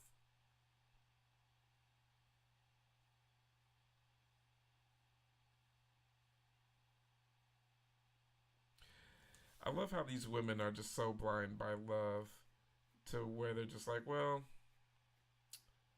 he's a good man though. And I've been needing some attention.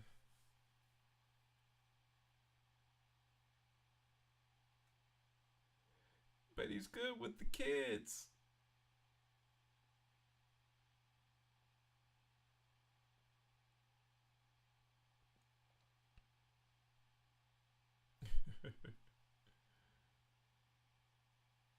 Yeah, you know what? You're right, Tony. He does kind of look like Terry in the shadows. Now that I'm looking at it,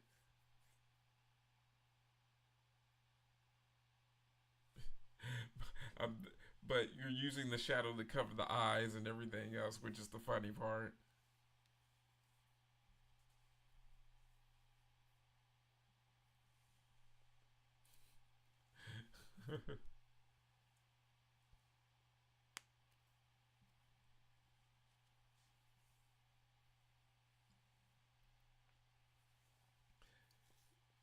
I guess the motto of all of the stepfather movies would be for women to continue to be nosy.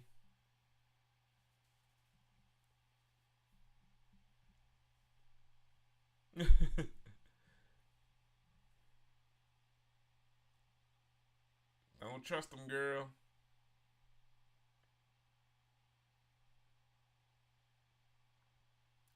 He's a fixer. One thing he gonna do, he gonna slap a chick. He like Wayne Brady.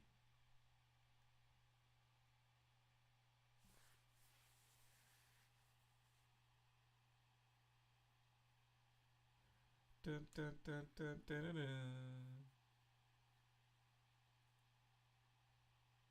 Is Wayne Brady gonna have to slap a bitch?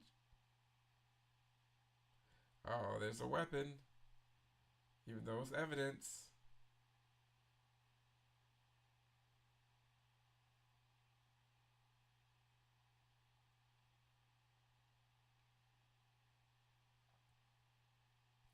It's like, yeah, girl, why you got to be so nosy?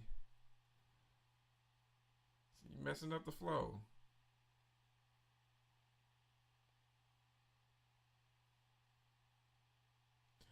You want to see Stepfather 4, where the 2 days are always always be fighting at barbecues and little kids' birthday parties, where the two dads. Yeah, exactly. It turns into a big competition. It's like I got the better gift, or the stepdad and the son show up wearing matching outfits, and the dad's like, "What's going on, man? What's up with this?"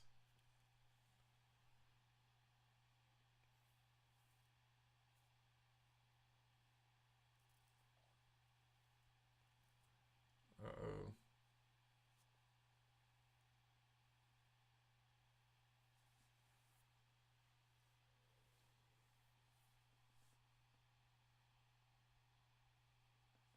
Dun dun dun.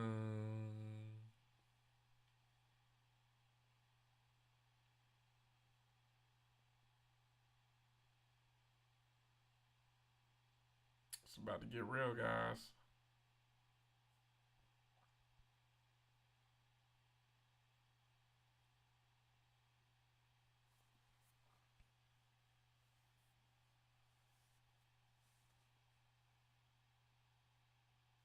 I love how everything is so wheelchair accessible over there.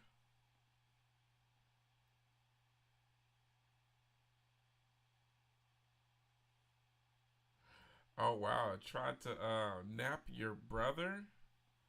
Yo, that's sick, man.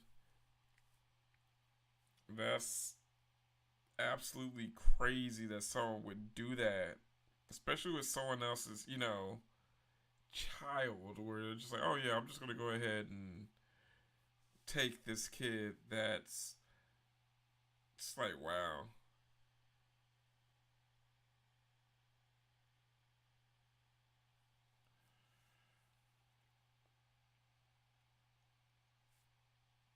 Yeah, some of these people are crazy, man.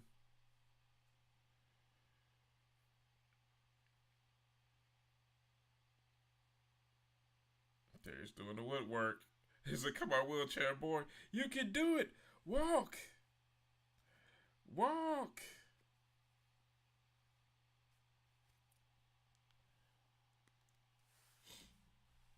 You got this. You can do it. I guess he was super encouraging, and he may have been a little bit right when he told him, "Walk, you can walk." My dad and uncle drove up to Sacktown and said, "Yeah, exactly." Sometimes that's how it is. Sometimes, man. Oh wow, got the pop. Oh wow, what type of story?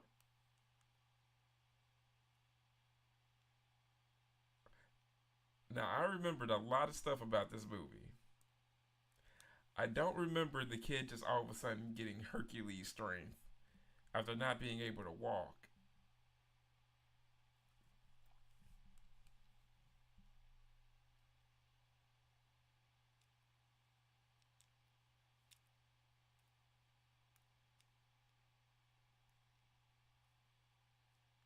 Like I'm so confused.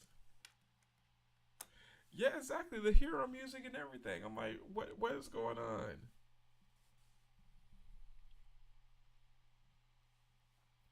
Like, bro, you just learned how to walk again for like 5 seconds, gained the strength of Samson, and decided that you were just gonna, I don't know, all of a sudden forget how to use your legs now.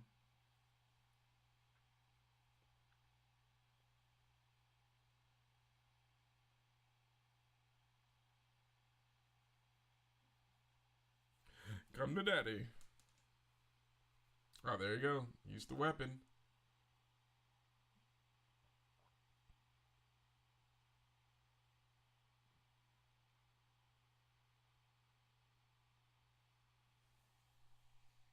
It's like the Big Lebowski. I know a spiral when I see one.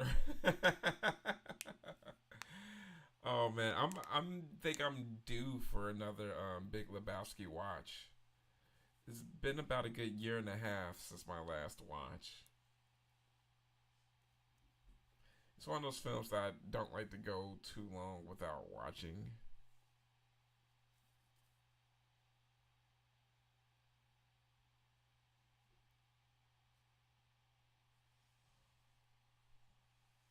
Come to daddy. Oh, work hazard.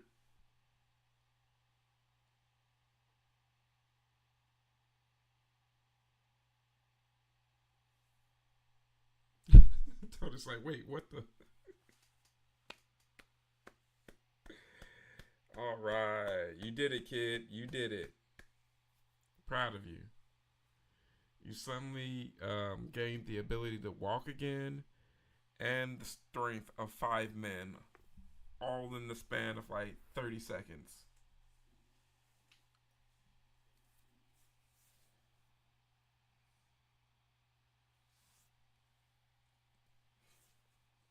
Lebowski Fest.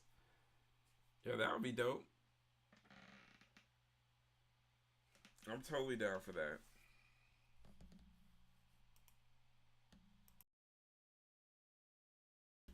Yeah, I'm totally down for that. That would be dope.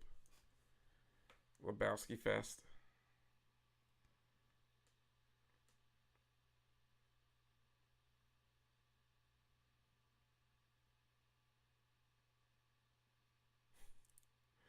Well, she's like, I gotta save my man. Girl, he gone. Yeah, I want to do all types of stuff like that. Like, I want to go to Blob Fest. I think that's in Pennsylvania as well, but I think that's like closer to like Philly. So one of these years I'll end up doing it. I mean, maybe next year because that's another like historical spot.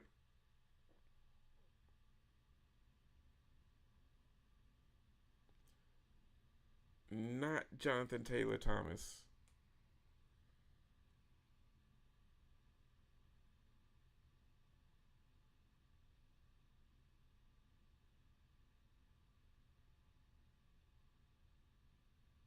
Yeah, like he could definitely get 7-10 splits like it's nothing.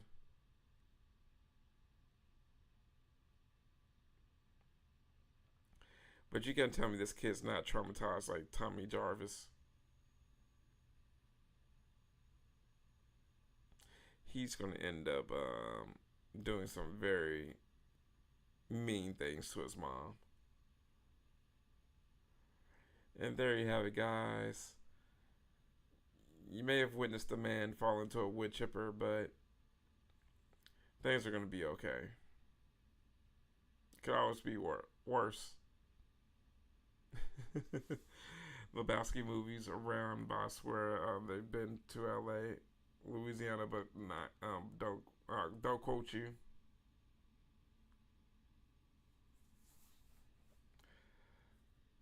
And of course, gotta look back again. Something's not quite right. Ooh, gotta love that good one-liner.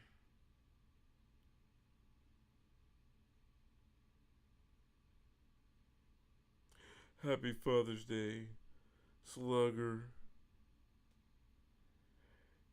I love how that was like the best they could think of at that moment. Such TV movie writing.